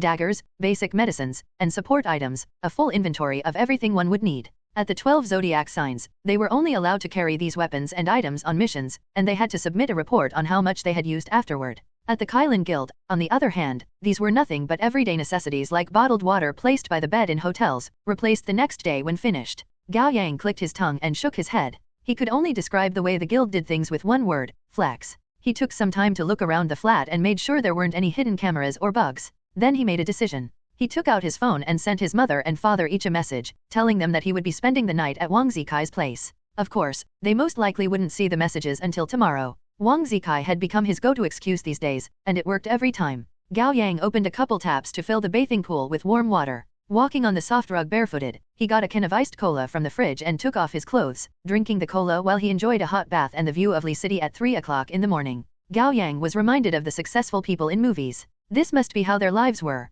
Their jobs and high salary were the envy of other people. They were allowed to boss around their subordinates. They lived in luxurious houses. And if they had a beautiful lady as their wife, that would truly make them the top 1% of all. Wait, what are you thinking, Gao Yang? This is only your first day joining the guild, and you've already let the money and luxury get to you? What a disappointment. You must remain strong-willed and not lose sight of your goal. You're here to be a potential spy, not to enjoy the benefits. And can you really afford to enjoy this? Remember the White Cat? Fresh Snow? The faction behind Mad Red? Remember the now resurrected Ghost Horse? The Crimson Tides? The Gates of Closure? And the mysterious and terrifying Pride monsters, Life monsters, and Death monsters? How about the mist world of mysteries and cruelty? Gao Yang took a deep breath and slowly composed himself. Still, the bath is so nice. The cola no longer seems enough. I think, I'm a bit hungry. There's spam in the fridge, I think. I should make instant noodles and pan-fried 2 slices of spam. Alright, let's. After enjoying a late-night snack that filled him with guilty pleasure, Gao Yang got less than 3 hours of sleep before going to school. He spent his morning self-study resting with his eyes closed. Nothing unusual happened. Then he spent the morning doing test papers since they no longer had classes with the entrance exam coming up. At noon, Gao Yang had lunch at the cafeteria. He purposefully made a detour to the back of the lab building when he walked past it, looking up at the lab on the 2nd floor. The window was half open. After some hesitation, Gao Yang turned away. He and Qing Ling belonged to different organizations now. Although they were still in the same class at the same school, it would be too suspicious for them to meet up in private. It was best to avoid it. In the afternoon, Qing Ling was absent from class. She must have skipped the rest of the day in favor of training at base. After the evening self-study, Gao Yang went home and explained to his family why he had spent the night at Wang Zikai's place again. His father was the only one in support. The rest of his family were worried. Gao Yang acted like he was taking their scolding to heart, when in truth he was already thinking about the next time. Then late at night, once he made sure that his family had fallen asleep, he headed to the walled city of 10 dragons in the Feiyang district on his own. During the 1 month he was with the 12 zodiac signs, he had learned quite a few things. For example, White Rabbit had told him that being late by a few minutes would lend him importance. Gao Yang paid attention to the time and waited until he was 3 minutes late. Then he walked into the Black Tortoise Tower and entered the assigned meeting room. All members of the 5th team had arrived. Good. Gao Yang was pleased. As expected of a large organization, the members were punctual. There were 5 people inside. Grey Bear sat on a single sofa dressed in military-style casual clothes and a newsboy cap. The platinum Kylan brooch on his chest was especially eye-catching. On the long sofa across from him sat 2 young men and 1 young woman. The man on the left was dressed in all black. One side of his hair was shaved, while the other side was longer and dyed with highlights of different colors. His ear was lined with silver rings like a display stand, and his face was covered in thick gothic makeup with the lips the color of pork liver. It wasn't a style Gao Yang appreciated, but he had to admit it was unique and memorable. The man sitting in the middle looked a lot more mundane. He seemed to be in his 20s, dressed in white shirt, khaki cropped pants, and casual dress shoes with a pair of black, thick-rimmed glasses. He looked neat, bookish, and a little shy. The girl on the right was physically small. Drowning in the loose, boyish t-shirt and denim overall, she looked even more petite. Her brunette hair was cut into a puffy bob, and she seemed lost in the mobile game she was playing with her legs tucked up. Gao Yang noted that all 3 of them were wearing bronze Kylan brooch. Generally, each operations team at the Kylan Guild consisted of 6 members, all direct subordinates of the Elder. The 5th operations team answered to Black Tortoise, and there were 1 protector, 2 elites, and 3 regular members. In addition to Grey Bear, there should be another elite. Suddenly, a gust of wind came from above Gao Yang's head. He dodged to the side reflexively, and a figure emerged, stabbing at where he had been with a short sword. The middle-aged man wearing camouflage rose to his feet. He had grey, short hair and sharp features. An ugly scar ran from his left eye through his nose bridge to the bottom of his right ear, obviously left by a blade. His thin, pale lips were sharp like razors. Good reflex, the man said. His low, slimy voice was like the skin of a cold-blooded animal. Is this how you welcome me? Gao Yang said calmly, but inwardly, he was cursing up a storm. Fucking son of a gun? You think I put points into my agility for nothing? And you were actually trying to kill me, weren't you? This is how I welcome people. Don't you like it? The scarred man put away his short sword and smirked insidiously. I'll let it go this time, but not again, Gao Yang commanded seriously. Although he might not be able to defeat the man in a fight, he had to come out strong. Ha! The scarred man's eyes glinted. Gao Yang had won some respect from him. That's how Lithe Snake is. Grey Bear stood up. He grows on you, Captain. He's not a bad guy. Gao Yang didn't say anything, but instead turned to the three young members on the sofa. Allow me to introduce them. Grey Bear pointed at the young man with colorful hair. This is Ronnie. Ronnie glanced sideways and nodded at Gao Yang as greeting, his earrings clinking as he moved. Grey Bear then pointed at the bookish man in white shirt. This is Siren. Xiren nodded at Gao Yang politely, giving him a friendly and awkward smile. I'm Xiren. She for West, and ran for Burning. Nice to meet you, Captain. Gao Yang nodded. This is the only girl on the team. We call her Can. Grey Bear shook his head resignedly and added, she's practically deaf when she plays games. She doesn't even know when monsters are talking to her, let alone humans. The bob-haired girl was indeed entirely focused on the game and didn't seem to hear a word they were saying. The team seemed like trouble to manage. Gao Yang suppressed a sigh, suddenly reminded of something his homeroom teacher always said, you are the worst class I've taught. Grey Bear strode up to grab Ken's phone from her. I'll give it back. Ken screamed like a startled squirrel, brandishing her teeth and nails to get back what was hers. I'm about to win. The crystal on the other side is gonna blow up. Grey Bear pushed her down with a hand on her head. I'm gonna blow you up first if you keep playing. I've lost 5 matches in a row. I've got to win this one. Captain's here. Grey Bear shouted. Huh? Really? Where? Ken looked around nervously like she had just come to her senses, her eyes meeting Gao Yang's. Oh boy. Ken flung herself back into the sofa, tucking her chin inward so much that she got triple chin. New captain, is pretty hot. This girl is pretty likable when she isn't lost in games, Gao Yang thought contently. Perhaps I should show her more favor going forward. Ahem. Gao Yang cleared his throat. I'm 7 Shadow, your captain from now on. Yay. Ken raised a fist happily. The others greeted him one after another. Do you play Honor of Kings, Captain 7 Shadow? I play a mean Dichiao. Ken took her phone back from Grey Bear and skipped her way to Gao Yang's side. Let's add each other as friends. Stop fooling around. This is work time. Grey Bear grabbed Can and threw her back onto the sofa. Gao Yang suppressed a laugh and maintained his poker face. I have a mission for you tonight. Really, Captain? I thought we would meet and have a meal together, then topping it off with a gaming session at an internet cafe. Ken cried out, sprawling on the sofa upside down. You're driven? Lithe Snake leaned against the door with his arms crossed. Interesting. Xiren adjusted his glasses and pursed his lips.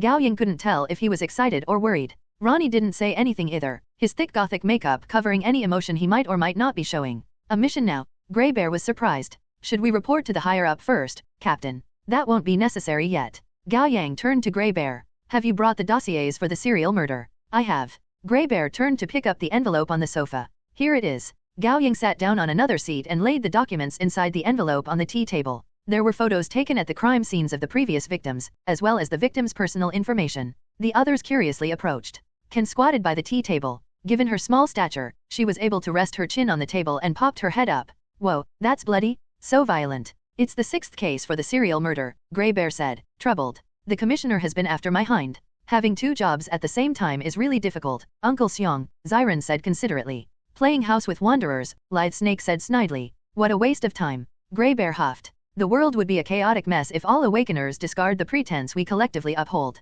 I agree. We know nothing about monsters. It's better not to go against their rules. Who knows what the price will be? Ronnie finally broke his silence. Despite his edgy appearance, he had a strange way of splitting his sentences to a somewhat comedic effect. I think differently about that.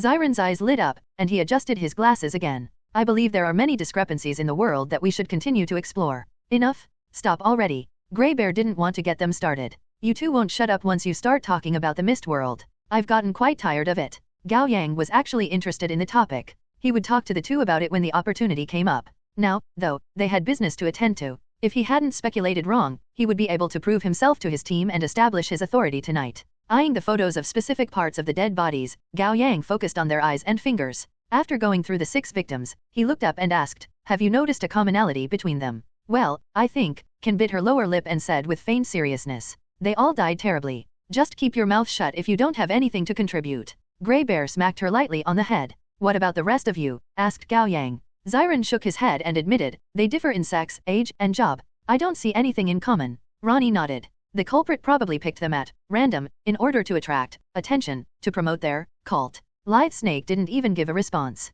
He played with his short sword with his other hand in his pocket. He didn't seem interested in anything outside the world of awakeners. No, there is a commonality. Gao Yang smiled cryptically and rose to his feet. Grey Bear, put these back and let's go. Where to? Getting the culprit. We're awakeners. Why are we bothering ourselves with monsters' business? Lithe Snake disapproved. What little goodwill he felt for Gao Yang had evaporated. You'll be interested. Gao Yang waved at them. We'll talk on the way. 1 o'clock in the morning, the 6 of them crammed into a car and headed to the White Apricot Alley. Grey Bear drove with Lithe Snake riding shotgun. Gao Yang, Xiren, and Ronnie took the back seat, while the Slimkin was sandwiched between Xiren and Gao Yang. With her phone in her hand, the girl impassionedly gave Gao Yang a sales pitch. Let's play a match, Captain. It's fine if you don't know how. I'll carry you. I played a Chiao really well. If you keep talking about personal matters, Ken, I'm gonna throw you in the trunk. Grey Bear's threat was only half in jest. Fine. Ken gave up reluctantly. Captain, Grey Bear said. I've told Officer Liu to keep the crime scene under control with a team. All right. Will you explain now, Captain? Xiren was curious. What do the victims have in common? How did you narrow down the suspects? Gao Yang didn't keep up the mystery longer than necessary. Change your perspective, and you'll find the commonality easily. Have you considered that the culprit may be a monster? The car was silent for a moment. Then Ken said with visible confusion, of course it'll be a monster, Captain. What else can it be? Grey Bear was disappointed as well. Their captain had been all cryptic for so long, only to say something so obvious in the end. He was wondering how he should make his feelings known in a roundabout way when realization dawned on him, and he jumped. Ah, I get it now. The culprit is a monster. Huh? What? Ken was completely lost. Why are you speaking something obvious as well, Uncle Xiong? Ha. Lithe Snake had caught on as well, and his disinterested gaze lit up. Interesting. Things are finally getting fun. Then Xiren and Ronnie exclaimed at the same time. I got it. I got it. Gaia, stop that. Would it kill you to speak plainly? Ken cried out, face flushed with frustration. This is workplace bullying. Ken. Gao Yang explained with a smile, I mean that the culprit may not have committed the murders as a person, but as a monster. Oh boy, oh boy, oh boy. Ken had finally caught on, her eyes widened. Do you mean that, the monsters are killing each other? Very likely. Gao Yang nodded. From that perspective, it's easy to find something the victims have in common. They are all, Grey Bear sucked in a breath. Wanderers. Correct. Gao Yang nodded. I checked the eyes and the fingers of the victims in particular.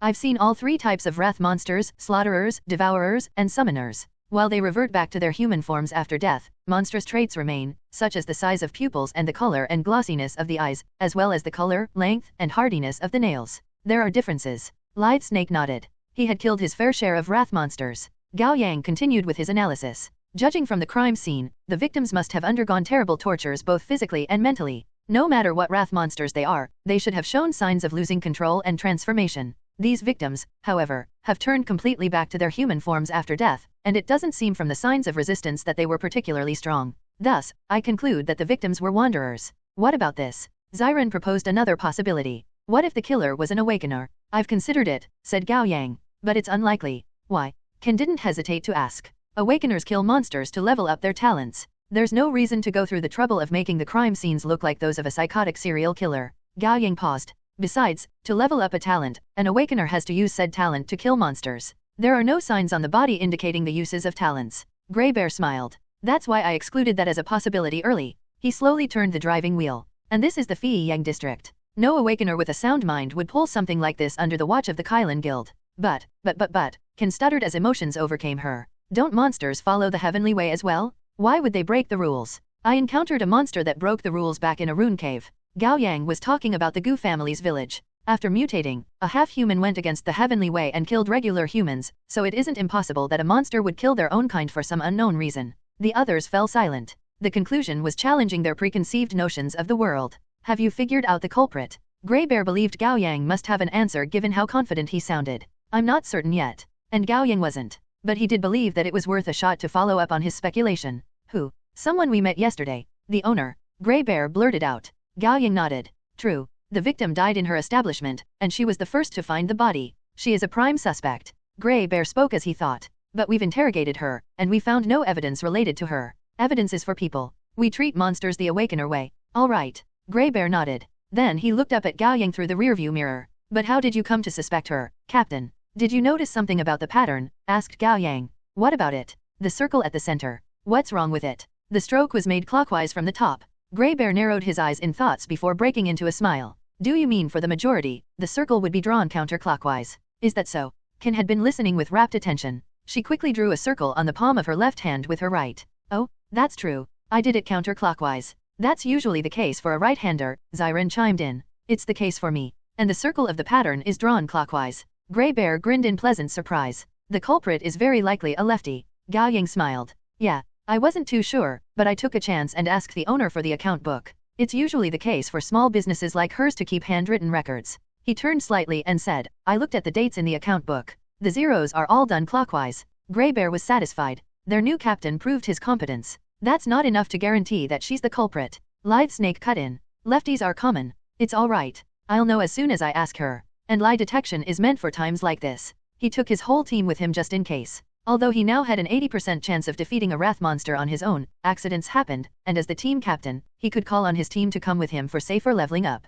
He would be a fool to not take advantage of his position. 2 o'clock in the morning, they arrived at the White Apricot Alley. On their way here, Grey Bear had ordered Officer Lu to block off the alleys and empty all establishments of employees and customers. That was something Gao Yang had requested. While it wasn't likely, Sister Luo could be a summoner. Wait a moment in the car, Grey Bear said as he opened the door. It'll attract too much attention for 6 Awakeners to show up together. Gao Yang nodded. Grey Bear went up to the alleyway and shared a few words with Officer Lu. Officer Lu nodded and said something into his radio. Then a few more officers walked out from the alleyway, gathering their teams and departing. Once they made sure there wasn't anyone around, Gao Yang and the others got out of the car. With all the shops closed and the neon signboards turned off, the White Apricot Alley looked dark and oppressive. Gao Yang paused when he stepped into the alleyway. What is it? Asked Grey Bear. Gao Yang extended a hand. Come on. Put your hand on mine. What for? Lithe Snake looked confused. This is our rule, Gao Yang ordered. Just do it. Whoa, it's getting me pumped up. Ken was the first to oblige. Zyron and Ronnie didn't say anything before joining in. Grey Bear put his hand on theirs and silently laughed. At the end of the day, their captain was young, and while he might be mature in other ways, he had a Chennai side. Lithe Snake reluctantly offered his hand, his expression icy. Once Gao Yang was sure that everyone was touching part of his hand, he made a conscious thought. Detected 5 replaceable talents. Disorientation, level 3, serial number 68, rune type, Psyche. Mute, level 3, serial number 63, rune type, Support. Beastly, level 4, serial number 59, rune type, Buff. Gecko, level 4, serial number 42, rune type, Life. Invisibility, level 3, serial number 37, rune type, Support. Gao Yang was surprised to find out that when he detected multiple talents, he could match a talent to their owner. And it caught him off guard that the one with the most high-ranking talent wasn't Grey Bear. The one with invisibility wasn't Grey Bear, but Can, who seemed to be the slacker of the team. Invisibility did fit her role, though. Lithe Snake's Gecko allowed him to walk along walls and ceilings, move swiftly, and see clearly in the dark like geckos, which were perfect for infiltration and assassination. Moreover, he could regrow his limbs once he lost them and had excellent regenerative power, making him a hybrid of warriors and assassins. Grey Bear's Beastly, as the name suggested, allowed him to transform into a great beast, significantly increasing his explosive power, damage output, and defense. He was the tank of the team. Zyron's Mute allowed him to make everyone within a certain range unable to use talents for a certain duration, which was similar to how the silence debuff worked in games. Used well, it could be clutch in a battle, but Gao Yang remembered that there were many restrictions. And given that the talent worked on both friends and foes and it being level 3 at the moment, it wouldn't be too useful yet. Ronnie's talent was disorientation, which inflicted psychic damage through special screams and rendered everyone in the effective range disoriented. Again, it didn't differentiate between friends and foes. Ken's invisibility, while useful, didn't last long at level 3, and Ken didn't have any other talent, which was a shame. If only she had Ghost Horse's teleportation in addition to invisibility, she would be one hell of an assassin. All that analysis happened in seconds. Gao Yang then replicated level 4 Gecko from Lithe Snake. May the odds be in our favor, Gao Yang declared as cover. May the odds be in our favor, the others repeated haphazardly before pulling their hands back. Congratulations, Replicate has leveled up. Level 3 Replicate, allow one to replicate any talent with a serial number greater than 20. Method, touch the target's body for 0.8 second. Number of talent replicated, 1 storage duration, 4.5 hours. Use duration, 15 seconds. Cooldown, 7 hours. Stats bonuses of level 3 Replicate, willpower plus 200, charisma, 40. Status screen updated. Constitution, 164 Endurance, 165. Strength, 217 Agility, 259. Willpower, 409 Charisma, 77. Luck, 132. Gao Yang stood still with his eyes squeezed closed, his breathing quickened and his face flushed. The pleasure of leveling up almost pushed him to climax. It was all he could do to not let it show. Come on, Captain, Ken called out to him, looking over her shoulder. Gao Yang opened his eyes and exhaled deeply before quietly catching up to them. Deep into the alleyway was the Thai massage parlor. The signboard was off, but the interior was still lit up with warm light like it normally would be. Gao Yang stopped a short distance from the massage parlor and ordered, Zyron, Ronnie, and Can, keep watch on the alleyway and don't let anyone through. Grey Bear, Lied Snake, come with me. Okay, no problem. They each took on their assigned role. Gao Yang accessed the system to check his luck points. Then with composure, he headed to the massage parlor with his two teammates following behind him. When they entered, Sister Luo was sitting before the counter with half a cigarette in her mouth, flipping through the account book with a gloomy expression. By her side was a calculator. Beep, beep, beep. She tapped on the calculator in a flurry. Ma'am. Grey Bear greeted her while taking out his badge. I was here yesterday. Why did you come again? We're closed. The girls have returned home too. No longer in a cooperative mood, Sister Luo gave them the cold shoulder. I've given my statement and told you what I knew. What else do you want? Are you only satisfied once my life work goes out of business? Grey Bear smiled at her like her reaction didn't surprise him. We're only doing our job. I'd ask for your understanding. He exchanged a glance with Gao Yang before turning back to Sister Luo. There's something else we'd like to ask you. Go on. This isn't a good place for it. Why don't you come with us? Whatever you want to ask, do it here. Sister Luo had lost her goodwill. I'm not going anywhere today. All right. Grey Bear didn't push. He shot Lithe Snake a pointed look. With his arms crossed, Lithe Snake walked to the door and stood with his back against it, casually blocking off the exit. Gao Yang also took a few steps back to guard the stairway to the second floor, his energy gathering in his hands. Grey Bear was standing before Sister Luo at an angle, blocking the door to the back room. Now all the possible escape routes were cut off. Looking down at Sister Luo, who was still preoccupied with the account book, Grey Bear steadied his breathing and got ready for a fight. Ma'am, did you kill the man who died at your shop? Grey Bear asked. What? She looked up in surprise and raised her voice. Why would I kill him when we were total strangers? Look at how the murder killed my business. Besides, how was a woman like me supposed to? Calm down. Calm down. They had anticipated her response during their earlier discussion. Gao Yang didn't use lie detection on her. It wasn't yet time. What I'm trying to ask is, Grey Bear gazed at her sharply, did you kill the monster? What monster? Sister Luo looked up at him confusedly. Did you kill this monster? Grey Bear repeated. Then he pushed on, you killed your own kind. Sister Luo froze, her gaze going blank for 2 seconds before there was a strange flash of light. Her face was suddenly ashen, and fear brimmed her eyes like she was recalling something horrifying. She kept shaking her head and trembling as she muttered, No.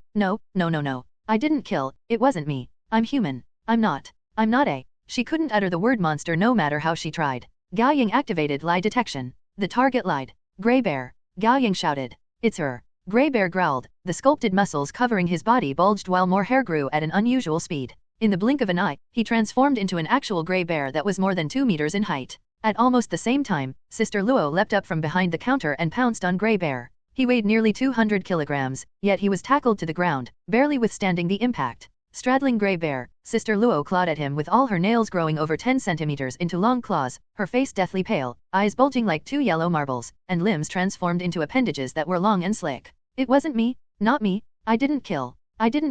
She was clearly a wanderer, and she had lost control. Grey Bear crossed his arms to block the claws with his thick pelt and skin. Gao Yang would like to provide support with fire, but with the two all tangled up, he might end up hurting his teammate. Lithe Snake, on the other hand, remained by the door, not moving even an inch as his lips curled into a cold smirk. His gaze shone with absolute trust. Ha! Grey Bear howled and broke out of his position as a passive defender. Blocking the attacks with his 2 thick arms, he managed to seize Sister Luo's hands. Unable to break out of his hold, Sister Luo screamed and struggled thoughtlessly. Grey Bear growled again, tightening his grip and breaking her wrist bones. Ah! Sister Luo cried out in pain. Grey Bear rolled up and flung her away with a powerful swing of his hands, sending her hurtling into the counter with a heavy thud. She collapsed in the corner of the room. Trembling, she drooled from her mouth, her pupils dilated to the point of almost taking up the whole irises. Her expression was angry, fearful, and disoriented. Grey Bear steadied his footing, chest heaving. Damn, even wanderers are not to be underestimated once they go berserk. Lithe Snake shot Gao Yang a glance. Do we kill her, or take her back for interrogation? Gao Yang pondered. To his knowledge, wanderers usually lost their rationality after going berserk, making it impossible to communicate with them. Then when they calmed down, they would revert back to their human form and forget what they had done as monsters, making it a perfect loop of ignorance. However, this wanderer had killed her companion with purpose while transformed. There must be something more to it. Let's bring her back, Gao Yang concluded. All right. Leave it to me. Grey Bear stalked up to Sister Luo, who was cowering in the corner of the room. Thud. Without warning, a monster broke through the door of the back room. A monster broke through the thin wooden door of the back room, splattering wooden shards everywhere. It all happened so quickly that Gao Yang only caught a faint look of its appearance. The skimpy dress had been torn by the monster's large build, revealing a body covered in small grayish-green scales glinting with a cold, slick shine under the light. Its head had lost its original shape with the forehead significantly widened and the chin unnaturally shrunk, forming an upside-down triangle. Its eyes bulged from the skull and turned into a pair of giant, deep red light bulbs. On the outward sides of its arms, milk-white bone protruded from the skin and morphed into shape blades. The monster looked like a mix of lizard, mantis, and fly. It was undoubtedly a young wrath monster, and a slaughterer at that. It took only a moment for Gao Yang to figure out what had happened. She must be a massagist here who, for some reason, hadn't left as she should. Sister Luo had been too anxious to care, and the slaughterer ended up witnessing 3 awakeners ganging up on a berserking wanderer. Her monster side thus awakened. Without hesitation, the slaughterer lunged at Gao Yang. Gao Yang was quick. With an agile sidestep, he dodged the sharp bone blades coming down at him by a hair. Without pause, the slaughterer turned around and charged at Lithe Snake as he stayed by the door. Lithe Snake had already unsheathed the short sword at his waist. Clang! The sword parried the slaughterer''s blade arm. Lithe Snake crouched slightly and generated great power from his waist, not giving an inch. The stalemate lasted less than 2 seconds as veins popped out of Lithe Snake's temple. It was no child's play to block a slaughterer''s full-force attack. Lithe Snake couldn't stand his ground for much longer in a battle of raw power. Knowing that, Grey Bear growled and pounced on the slaughterer like an enraged bear. Although slaughterers coveted blood like their lives depended on it and didn't have a sound mind, their instincts in battles were sharp, especially for a young slaughterer like this one. It quickly retracted its blade arms and moved away from Grey Bear's incoming attacks with a quick twirl, shifting its target back to Gao Yang. Fire! Gao Yang wasn't going to give it a chance to get close. 2 torrents of fire shot out of his hands and devoured the slaughterer. Ah! It screamed as the flames blazed. With a swift jump, it held on to the ceiling fan above it. It swung with great power and leapt toward Grey Bear, landing on his broad shoulders. Then it raised both arms, crossing and swinging the bone blades at Grey Bear's neck to decapitate him. Swish, swish, swish. Lithe Snake's 3 daggers came just in time, 2 hitting the slaughterer in its hard face without leaving a wound, while the last buried into one of the monster's red, light bulb-like eyes. Splash! Thick blood splattered. The slaughterer stopped attacking with a pained scream. With a cry, Grey Bear seized the opening to raise his arms and grabbed the heels of the monster standing on his shoulders. He brought his arms down, slamming the monster hard onto the floor. Gah! Holding fast, Grey Bear then swung the slaughterer toward a wall with a scream. Then he slammed it into the tea table, the sofa, and the floor. Bam! Thud! Clang! During those 30 seconds, the slaughterer was a ragdoll at the mercy of Grey Bear's whims, slamming into all kinds of things and rendering the room a ruin of broken furniture and objects. When the slaughterer had just about lost its ability to resist, Grey Bear raised it high and slammed it toward his knee. A crack, followed by a scream. The slaughtera's spine was broken. It rolled to the floor. Before it could put up a struggle, Grey Bear kicked it away. As soon as it rolled to a stop by Lithe Snake's feet, he stabbed its heart with his short sword without hesitation. Thud, thud, thud. All 3 stabs came with splattering blood. Finally, the slaughterer stopped moving, and a pool of blood formed on the floor. The slaughterer's body slowly shrunk amid the crimson blood into a young woman. Her tattered clothes did nothing to cover the terrible state her body was in. It was a pitiful sight. But Gao Yang quickly pushed aside the misplaced sympathy. If he had made a misstep, the one dying a terrible death would have been him or his teammates. Whose kill should the wrath monster be? Grey Bear turned to Lithe Snake, breathing heavily. Half and half. Grey Snake shook off the blood on the short sword and put it back into the sheath at his waist. Then we're still even, said Grey Bear. You're making it a competition? What are you, a pair of 5-year-olds? Gao Yang didn't bother to voice his thoughts. He simply said, get back to business. They turned to the toppled counter in the corner. To their surprise, Sister Luo had gone missing. Although their fight with the slaughterer had lasted no longer than a minute, the 3 of them had been highly concentrated and couldn't afford to spare a glance at the subdued wanderer. It was clear that Sister Luo had rushed out of the front door. They quickly followed. Outside the door, the left led to a dead end, while the right led to the exit. However, the alley should be under their teammates' watch. The trio keeping watch ran up to them. Are you all right? Xiren was worried. We heard fighting. Killed a slaughterer, Lithe Snake said concisely. A wanderer ran off, said Grey Bear. Did you see it? No. Ken raised her hand seriously. We didn't even see a fly. Gao Yang had guessed as much that Sister Luo wouldn't have run toward the exit. He quickly turned around and made it to the dead end of the alleyway. The wall was 4 meters tall. In the dim light, Gao Yang was just about to conjure fire to take a good look at the wall, but Lithe Snake beat him to it with his night vision. There's fresh blood on the wall. Must be the wanderer. Lithe Snake easily climbed onto the 4 meter tall wall and crouched down. There's also blood on the edge. She went to the other side. With a double jump, Gao Yang reached the top of the wall as well. The other side was a new neighborhood. No wonder the tall wall was here to separate it from the old buildings. Can you track her down? Gao Yang asked. Of course, Live Snake said confidently. She's been bleeding, which makes it easy to track her. Okay, I'll track her down with you. Gao Yang looked down at the others standing below. You four, go around to the new neighborhood and keep watch on the exits. As soon as you spot the target, contact us. Okay, come with me. Grey Bear made a gesture and led the other 3 teammates away. Light Snake and Gao Yang jumped off the wall, landing safely. Past a covered parking lot with retractable hood, Live Snake found a few drops of blood on the ground. She went that way. Gao Yang and Live Snake kept tracking the missing wanderer by the blood trails she left. At midnight, the area was silent and empty. Gao Yang said worriedly, hopefully she didn't run into any of the houses. She wouldn't have. Live Snake played with his throwing knives with a half smile. Wanderers, once triggered, act like wounded animals. They trust no one and usually find a secluded place to hide in and lick their wounds until they turn back into their human forms, their experience all forgotten. How did you know? Gao Yang asked and quickly frowned. Did you kill wanderers often? Live Snake's gaze turned derisive. I have no interest in wanderers, but I know an awakener whose idea of a fun time is torturing wanderers. He gave me a tour of his wonderland. It might as well be hell. Gao Yang fell silent, his chest filled with a repulsive feeling he couldn't put into words. He summarized many traits of the wanderers. I learned them from him. Live Snake paused and turned to walk onto a nearby lawn. Crouching down and taking a look, he waved Gao Yang over. Gao Yang approached and saw droplets of still wet blood on the grass.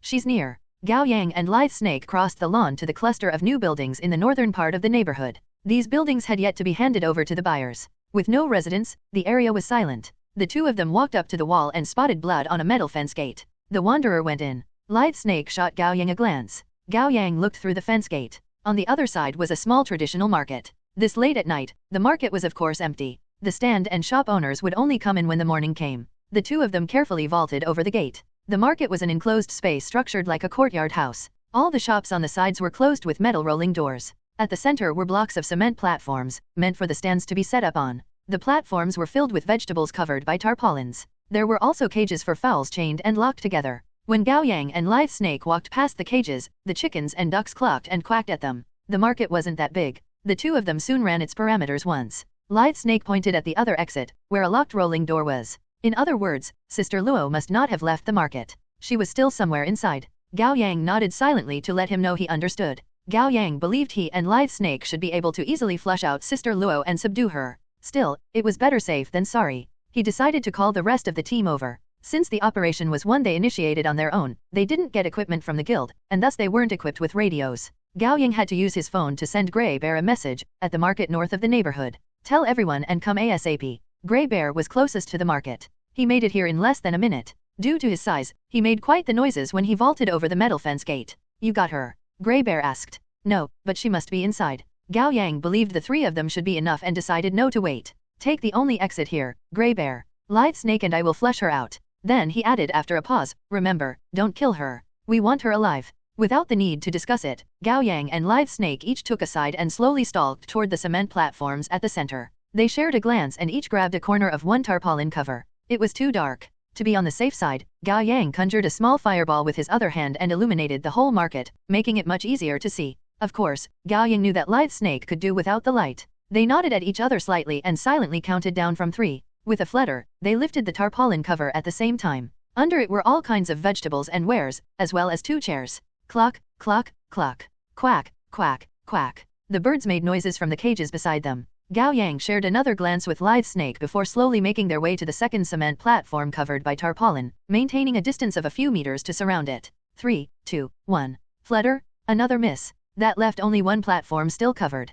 Christ, I'm dying of blue balls here. Grey Bear, who had been watching everything play out, lost patience and quickly stalked up to them. It's just a wanderer. Aren't you being overly cautious? Before Gao Yang could stop him, Grey Bear grabbed the last tarpaulin cover and yanked it off. Their target wasn't there. It can't be, Gao Yang thought, taken aback. Live Snake's sharp eyes glinted with confusion. He didn't believe his judgment was wrong. Grey Bear looked around and said as a friendly jab, hey, did you too lose the wanderer? Gao Yang didn't say anything, feeling embarrassed. Still, he wasn't the expert tracker here. The one whose reputation was on the line was Live Snake. Yeah, as long as I don't feel embarrassed, the only one embarrassed will be my teammate. It must be here. Live Snake was displeased by the doubt thrown his way. Then find it. Grey Bear raised his voice. Suddenly, a fishy smell permeated the air. Or it would be more accurate to say that the place had always smelled fishy, but it became even more pronounced now. Behind Gao Yang was a water tank housing a sizable school of fish. They suddenly started swishing about, releasing a more pungent smell into the air. Watch out! Gao Yang sprang to action, pushing Grey Bear to the side while using the counterforce to throw himself the other way.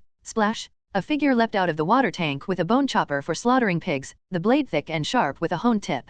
Grey Bear was too big to be agile, and given he had been pushed away by Gao Yang rather than reacting on his own, he was a little slow to get out of the way. He managed to take the bone chopper with his thick shoulder rather than the back of the head as the monster intended, at least. Ugh! Grey Bear howled and rolled sideways to a stop, holding his bleeding shoulder. Ha! He activated Beastly immediately to enhance his physical abilities, which lessened the pain and stopped the bleeding quickly. The assailant was none other than Sister Luo. She was entirely drenched with greenish-gray complexion and elongated limbs. Her features were beginning to distort as well. Swinging the bone chopper around, she rushed at Gao Yang. Gao Yang was stopped short for a moment, not by fear, but shock. Sister Luo used a weapon. Berserking monsters didn't usually use any weapons outside of their own body parts due to the loss of their mental faculty. This meant that Sister Luo did retain some degree of rationality, and she weaponized it to kill her own kind, creating the serial murder case. But why would she go against the heavenly way to do that? This was no time for Gao Yang to dwell on the question. He quickly dodged Sister Luo's attacks. Gao Yang could have easily dealt with her with fire. However, he wasn't confident in his control, and he would end up critically injuring the Wanderer and accelerating her loss of control and death, if not burning her to crisp outright. Gao Yang quickly conjured an unstable fireball and hurled it at Sister Luo. It scattered into embers and waves of heat as soon as it hit her, but Sister Luo had been staying in the fish tank. With her body entirely drenched, the intimidation tactic didn't work. She kept chasing after Gao Yang while swinging the bone chopper, and Gao Yang kept retreating and dodging, grabbing the cages to block the attacks every now and then. The startled chickens and ducks skittered around while their feathers flew in the air. Swish, swish, two throwing knives sunk into Sister Luo's arm, seizing an opening. And thud, the heavy bone chopper fell to the ground. Sister Luo quickly looked over at Lithe Snake, who wasn't far from her. Her bulging eyes were filled with rage and despair. She dashed toward him. Lithe Snake slowly drew the short sword at his waist and waited for Sister Luo to get close. Don't kill it, Gao Yang reminded him. I know. Lithe Snake smirked. Bang! The gunshot startled everyone. The pitch-black market was lit up for a fleeting moment before plunging into darkness again. Sister Luo froze mid-charge. She hadn't yet collapsed from the shot in the chest. Staggering, she continued forward. Her mind seemed to clear for a moment. Her damp face was filled with confusion and fear, her lips slightly parted. When she reached out toward Lithe Snake, it looked more like she was imploring him to help her rather than attacking him. Bang! The next shot hit her forehead. Sister Luo toppled backward, her transformed limbs spasmed before they stopped moving. Who is it? Gao Yang didn't have the time to check on her. He turned to the direction the gunshots came from and concentrated energy in his palms. Lithe Snake quickly hid behind a cement platform with 3 throwing knives in his hands. The shooter didn't say anything. He stood before the metal fence, raising his gun with both hands. Under the faint backlight, Gao Yang made out a figure that belonged to a young man. Stop! Grey Bear shouted, recognizing the man. It's a friend, not an enemy. Grey Bear had already deactivated Beastly and turned back into a normal human. Holding his bleeding shoulder, he slowly walked to the metal fence. Young Lu, don't shoot. It's me. Uncle Xiong. Officer Lu was still holding his gun with both hands, his body trembling slightly and his face pale. Are you all right? I'm all right. Grey Bear coughed and said with a smile, nice shot, young man. Officer Liu's expression darkened further. Although he was a sharpshooter, and this wasn't his first time shooting someone, it was his first time killing someone. Is she dead? Officer Liu sounded overwhelmed and remorseful. I saw her attacking you. I didn't have the time to think. Grey Bear patted him on the shoulder reassuringly. You did the right thing. Recognizing Officer Liu, Gao Yang and Lithe Snake stepped out from their covers with their weapons put away. Instead of approaching the man, they stayed by Sister Luo's body to make sure that Officer Luo didn't get a look at her until all traces of her transformation disappeared, and only her human form remained. In the end, Gao Yang opted to grab a tarpaulin cover to conceal her body. Only then did the two of them approach the officer. You're Jin Tianese. Officer Liu was shocked to recognize Gao Yang. Why are you here, Mr. Jin? I came to get the killer with Officer Xiong, said Gao Yang. The serial killer. Officer Liu's eyes lit up. The one I killed was the culprit. Yeah, it was getting dangerous. Thank God you made it here in time. Despite blaming Officer Liu for messing things up, Grey Bear offered words of encouragement. After all, he was playing the police officer here rather than an awakener. Why are you here? Lithe Snake asked coolly. That was what Gao Yang was going to ask. Oh, right. Officer Liu holstered his gun. Uncle Xiong told me to evacuate the White Apricot Alley, so I did that with a few other officers. When we were heading out, I realized my wallet was missing. I thought I had maybe dropped it somewhere in the alley. Officer Liu licked his lips. When I returned, I saw Uncle Xiong rushing out with a few other people. He didn't seem to hear me when I called out to him. I was worried that something bad had happened, so I chased after him. Take your time. Grey Bear gestured at him. Officer Liu nodded. You ran to the southern exit of the neighborhood, Uncle Xiong, and when I caught up with you, you ran off again. I followed you to this market. None of them said anything in response. Oh, about the murderer, Officer Lu was just about to walk towards Sister Luo's body when Grey Bear grabbed him. Hey, she's dead. Spare yourself the sight and notify the others on the team. We're gonna secure the scene. Oh, okay. Officer Lu took out his phone. Grey Bear, Gao Yang, and Lithe Snake came up to Sister Luo's body. Grey Bear asked in a lowered voice, what do we do? Gao Yang pondered as he threw glances at the metal fence gate from the corner of his eye. With Sister Luo dead, we have no choice but to do things the standard way. Gao Yang gave Grey Bear a look. Tell the others not to come. All right. The moment the word was out of Grey Bear's mouth, Lithe Snake and Gao Yang sprang to action at almost the same time. Lithe Snake pushed Grey Bear away and dodged to the side, while Gao Yang dropped down quickly. Bang, bang, bang. 3 shots fired, 2 missing entirely, and 1 brushing past Grey Bear's beard. The shooter, naturally, was Officer Lu. With no previous attachment to the man, Gao Yang and Lithe Snake had been wary of Officer Lu the whole time. Gao Yang didn't believe a word of Officer Liu's explanation on how he got here. It was too much of a coincidence. Not even a novel author would write like that. Lithe Snake thought the same. Even while they talked to Grey Bear, their eyes had been on Officer Lu. Gao Yang immediately noticed that while talking into his phone by the gate, Officer Lu had secretly put his other hand on his holstered gun. The moment Officer Lu drew the gun, Gao Yang and Lithe Snake reacted accordingly. The near miss with death told Grey Bear all he needed to know. The 3 of them took cover in the darkness. Grey Bear clenched his teeth, struggling to reconcile with the turn of events. Did he wake up? Waking up referred to a monster revealing its true self upon finding an awakener. I'm not sure, Gao Yang said quietly in the dark. It doesn't feel right. No matter if Officer Lu was a delusion monster or a wrath monster, he should have trusted his own body more and attacked the humans immediately after waking up, not resorting to schemes. Yet Officer Lu played dirty. He first killed Sister Luo to make it seem like he was trying to save the 3 of them, lulling them into a false sense of security. Only when they were some distance away from him and in the right shooting range did he attack, aiming to kill all 3 of them in one fell swoop. To maximize gains and success at the lowest price and risk to their knowledge, that was an exclusively human way of thinking. The 3 of them fell silent. In the pitch-black market, they were well hidden, while Officer Lu was out in the open. Gao Yang gestured at Grey Bear and Lithe Snake, telling them to stall for a moment rather than counterattacking immediately so that they could learn more about Officer Lu. Haha. Officer Liu's voice came from the metal fence gate. You were quick to catch on. Are you a man or a monster? Grey Bear still found it hard to believe. He called out with his back pressed to a cement platform. What do you say, Uncle Xiong?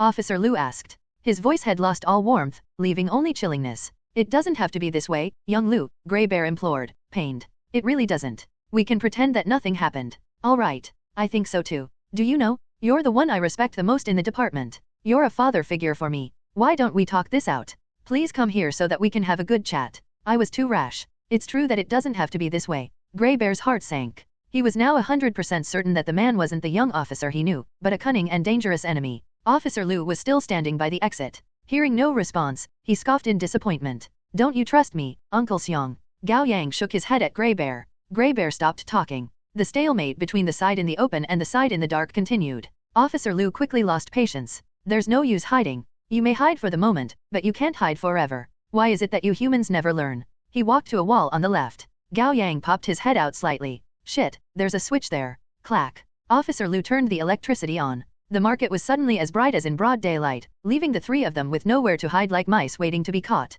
Gao Yang looked down. Although he was behind cover, his slanted shadow exposed him. He quickly rolled to the side. Bang, bang, bang. The 3 shots hit the pile of vegetables that acted as cover, sending broken leaves flying everywhere. Bang, bang, bang, bang, bang, bang, bang, bang, bang. The series of shots forced Lithe Snake and Grey Bear to come out of their hiding places. Gao Yang counted. All 15 bullets had been fired. He didn't hear the sound of the magazine being replaced. He took a deep breath and stood up from behind a shelf. Lithe Snake and Grey Bear had revealed themselves as well. The 3 of them stared at Officer Lu. With a smile, Officer Lu cocked his head lazily with the emptied gun dangling from his finger. He cast it aside with a flick of his wrist.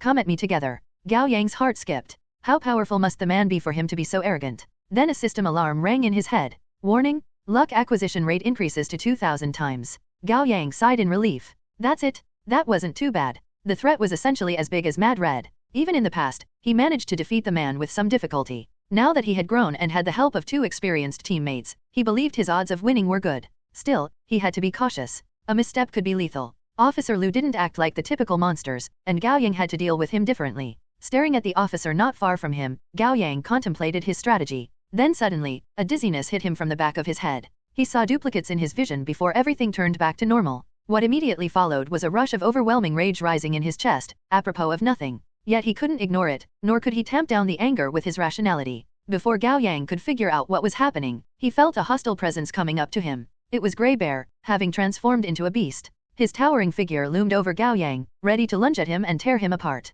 What's going on? Is Grey Bear a traitor? Gao Yang didn't have the time to dwell on it. He dodged out of the way, and as soon as he steadied his footing, he heard something sharp cutting through air. Instinctively, he ducked down. 2 throwing knives whipped past the top of his head. It was Lithe Snake. Gao Yang's eyes widened. What is this? Am I surrounded by traitors? Then Grey Bear continued to attack, but his target had shifted from Gao Yang to Lithe Snake. And Lithe Snake responded in kind, drawing his short sword to make a quick swing at Grey Bear. Blocking the slash with a thick, strong arm, Grey Bear seized the opening to grab Lithe Snake by the arm and hurled him away, but once thrown, Lithe Snake made an agile flip midair and attached himself to the wall like a gecko. He tilted his head to glare daggers at Grey Bear, his eyes filled with pure rage and killing intent, rationality forgotten. Are you out of your mind? Gao Yang yelled. As soon as the words were out of his mouth, however, his heartbeat quickened, and the anger accumulating in his chest grew in intensity. A thought came to him, unbidden and unexplainable, yet impossible to resist. He was to kill Grey Bear and Lithe Snake. No, he must kill everyone around him. The last remaining part of his rational mind compelled him to turn to Officer Liu. The man's eyes were glowing a chilling, eerie blue. It was a talent. Seed of Resentment. Seed of Resentment, serial number 55, Psyche type. It allowed one to control the emotions of their targets through eye contact, drawing the targets into an inescapable pit of rage and making them kill each other. The longer the eye contact, the longer the effect lasted.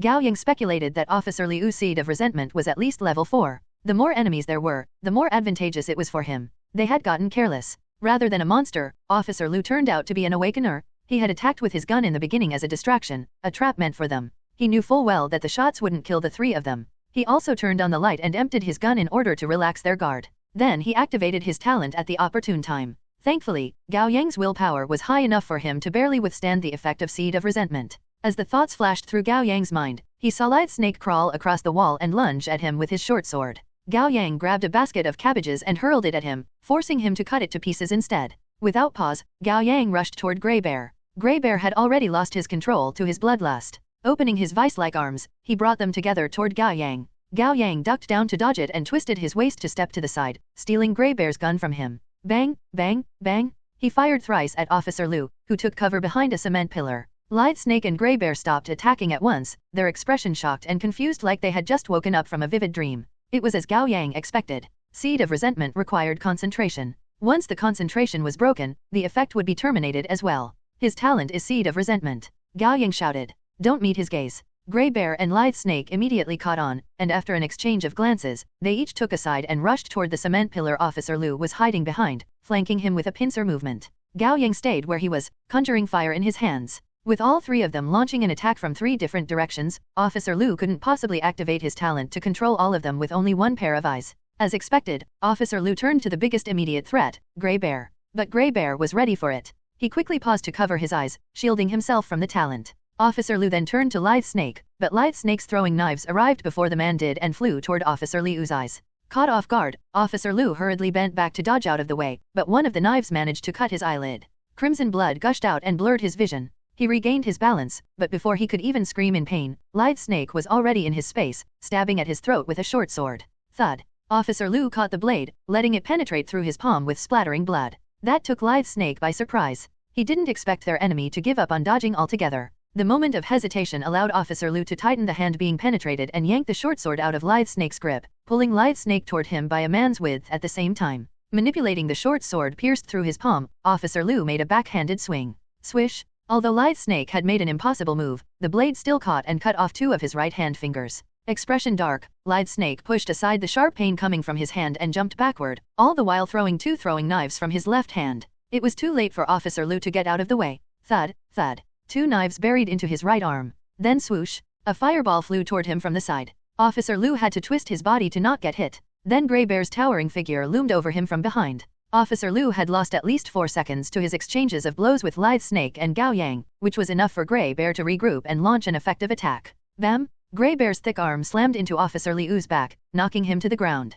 He threw up a mouthful of blood, the cement floor beneath him cracking. Grey Bear then seized Officer Liu's head with one hand, ready to crush it by tightening his grip. But then Lithe Snake suddenly threw 2 knives at him. The split second during which Grey Bear grabbed his head, Officer Liu had used Seed of Resentment on Lithe Snake from a short distance, catching him off guard. Surprised, Grey Bear had no choice but to block the throwing knives with one hand and throw Officer Liu away with his other hand. Bam! Splash! Officer Liu knocked a few metal cages over and fell into the fish tank, making a splash of muddled water and sending quite a few fish flying. The air in the market seemed to settle. There was only the sounds of fish flapping their tails on the ground and the cries of chickens and ducks in the metal cages. The fight had come to a calm, for now.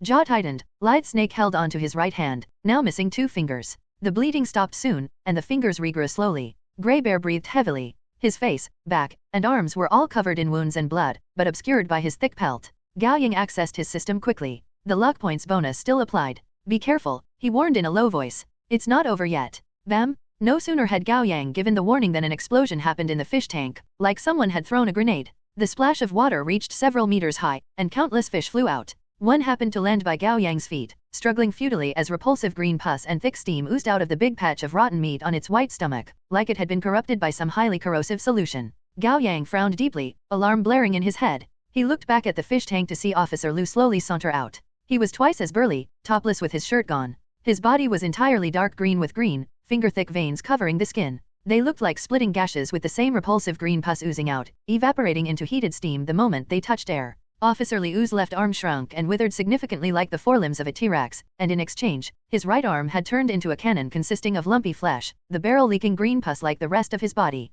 His head had changed shape with his left eye raised to his forehead and his right eye dropped to his cheek like the flesh had melted. Now toothless, his mouth opened wide to the joints of his jaw, connected to the green veins covering his entire body. What has he become? Grey Bear was shocked, and at the same time, there was the sorrow he had pushed to the bottom of his heart. Only a few hours ago, the young man had been his subordinate and junior. He was an energetic and considerate colleague who always lifted the mood of those around him. It's now a monster, Lithe Snake said with certainty. That's right. Gao Yang had come to a conclusion. A freerider took over. Officer Liu must have been an awakener in the beginning. Then he fell victim to a freerider at some point and became host to the parasitic monster. Whether the man and monster had coexisted in peace or clashed as enemies was a mystery that would never be solved. One thing was for certain though, Officer Liu had chosen to take the monster's side, going so far as to surrender his entire body to the freerider. But why? Due to the weight of his now cannon-like right arm, Officer Liu had to stalk slowly toward the 3 of them with his back hunched. Every step he took, he left a corrosive, dark green footprint on the ground. His eyes seemed possessed if they could even still be called eyes.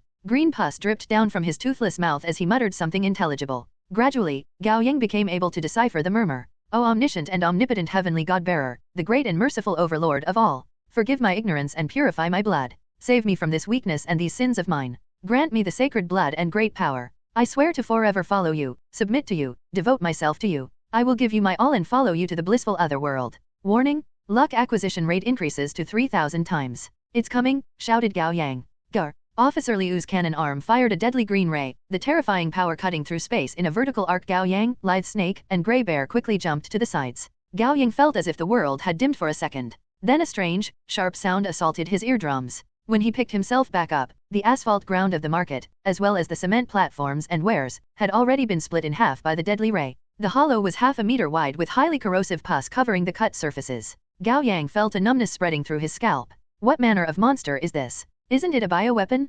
Grrrrrrrrr. The second deadly ray shot out. This time, it was horizontal. Gao Yang, Grey Bear, and Lithe Snake leapt up at the same time. While they were still in the air, Officer Liu gurgled and spat out a smaller green ray, aiming at Grey Bear. It was impossible to get away while midair. Thankfully, Gao Yang was quite close to Grey Bear, and having anticipated an additional attack, he kicked Grey Bear in the side so that they flew in opposite ways, evading the deadly ray at the last moment. Lithe Snake grabbed a ceiling fan and propelled himself up, dangling down from the metal hood over the market. With all 4 limbs, he climbed on the hood and threw 2 knives at Officer Liu. The knives hit him in the chest, and green pus exploded in an instant. That did interrupt Officer Liu's continuous attacks. However, it didn't take long for the blades to melt inside Officer Liu's body. As thick white smoke rose, the metal sizzled. All that was left in the end were 2 hilts, and they fell to the ground. Heavenly Godbearer, save me. It hurts. I don't want to die. I'm scared. No, I don't want to disappear. Pain and confusion broke through Officer Liu's twisted face. Those were distinctly human emotions. But soon, the emotions were gone.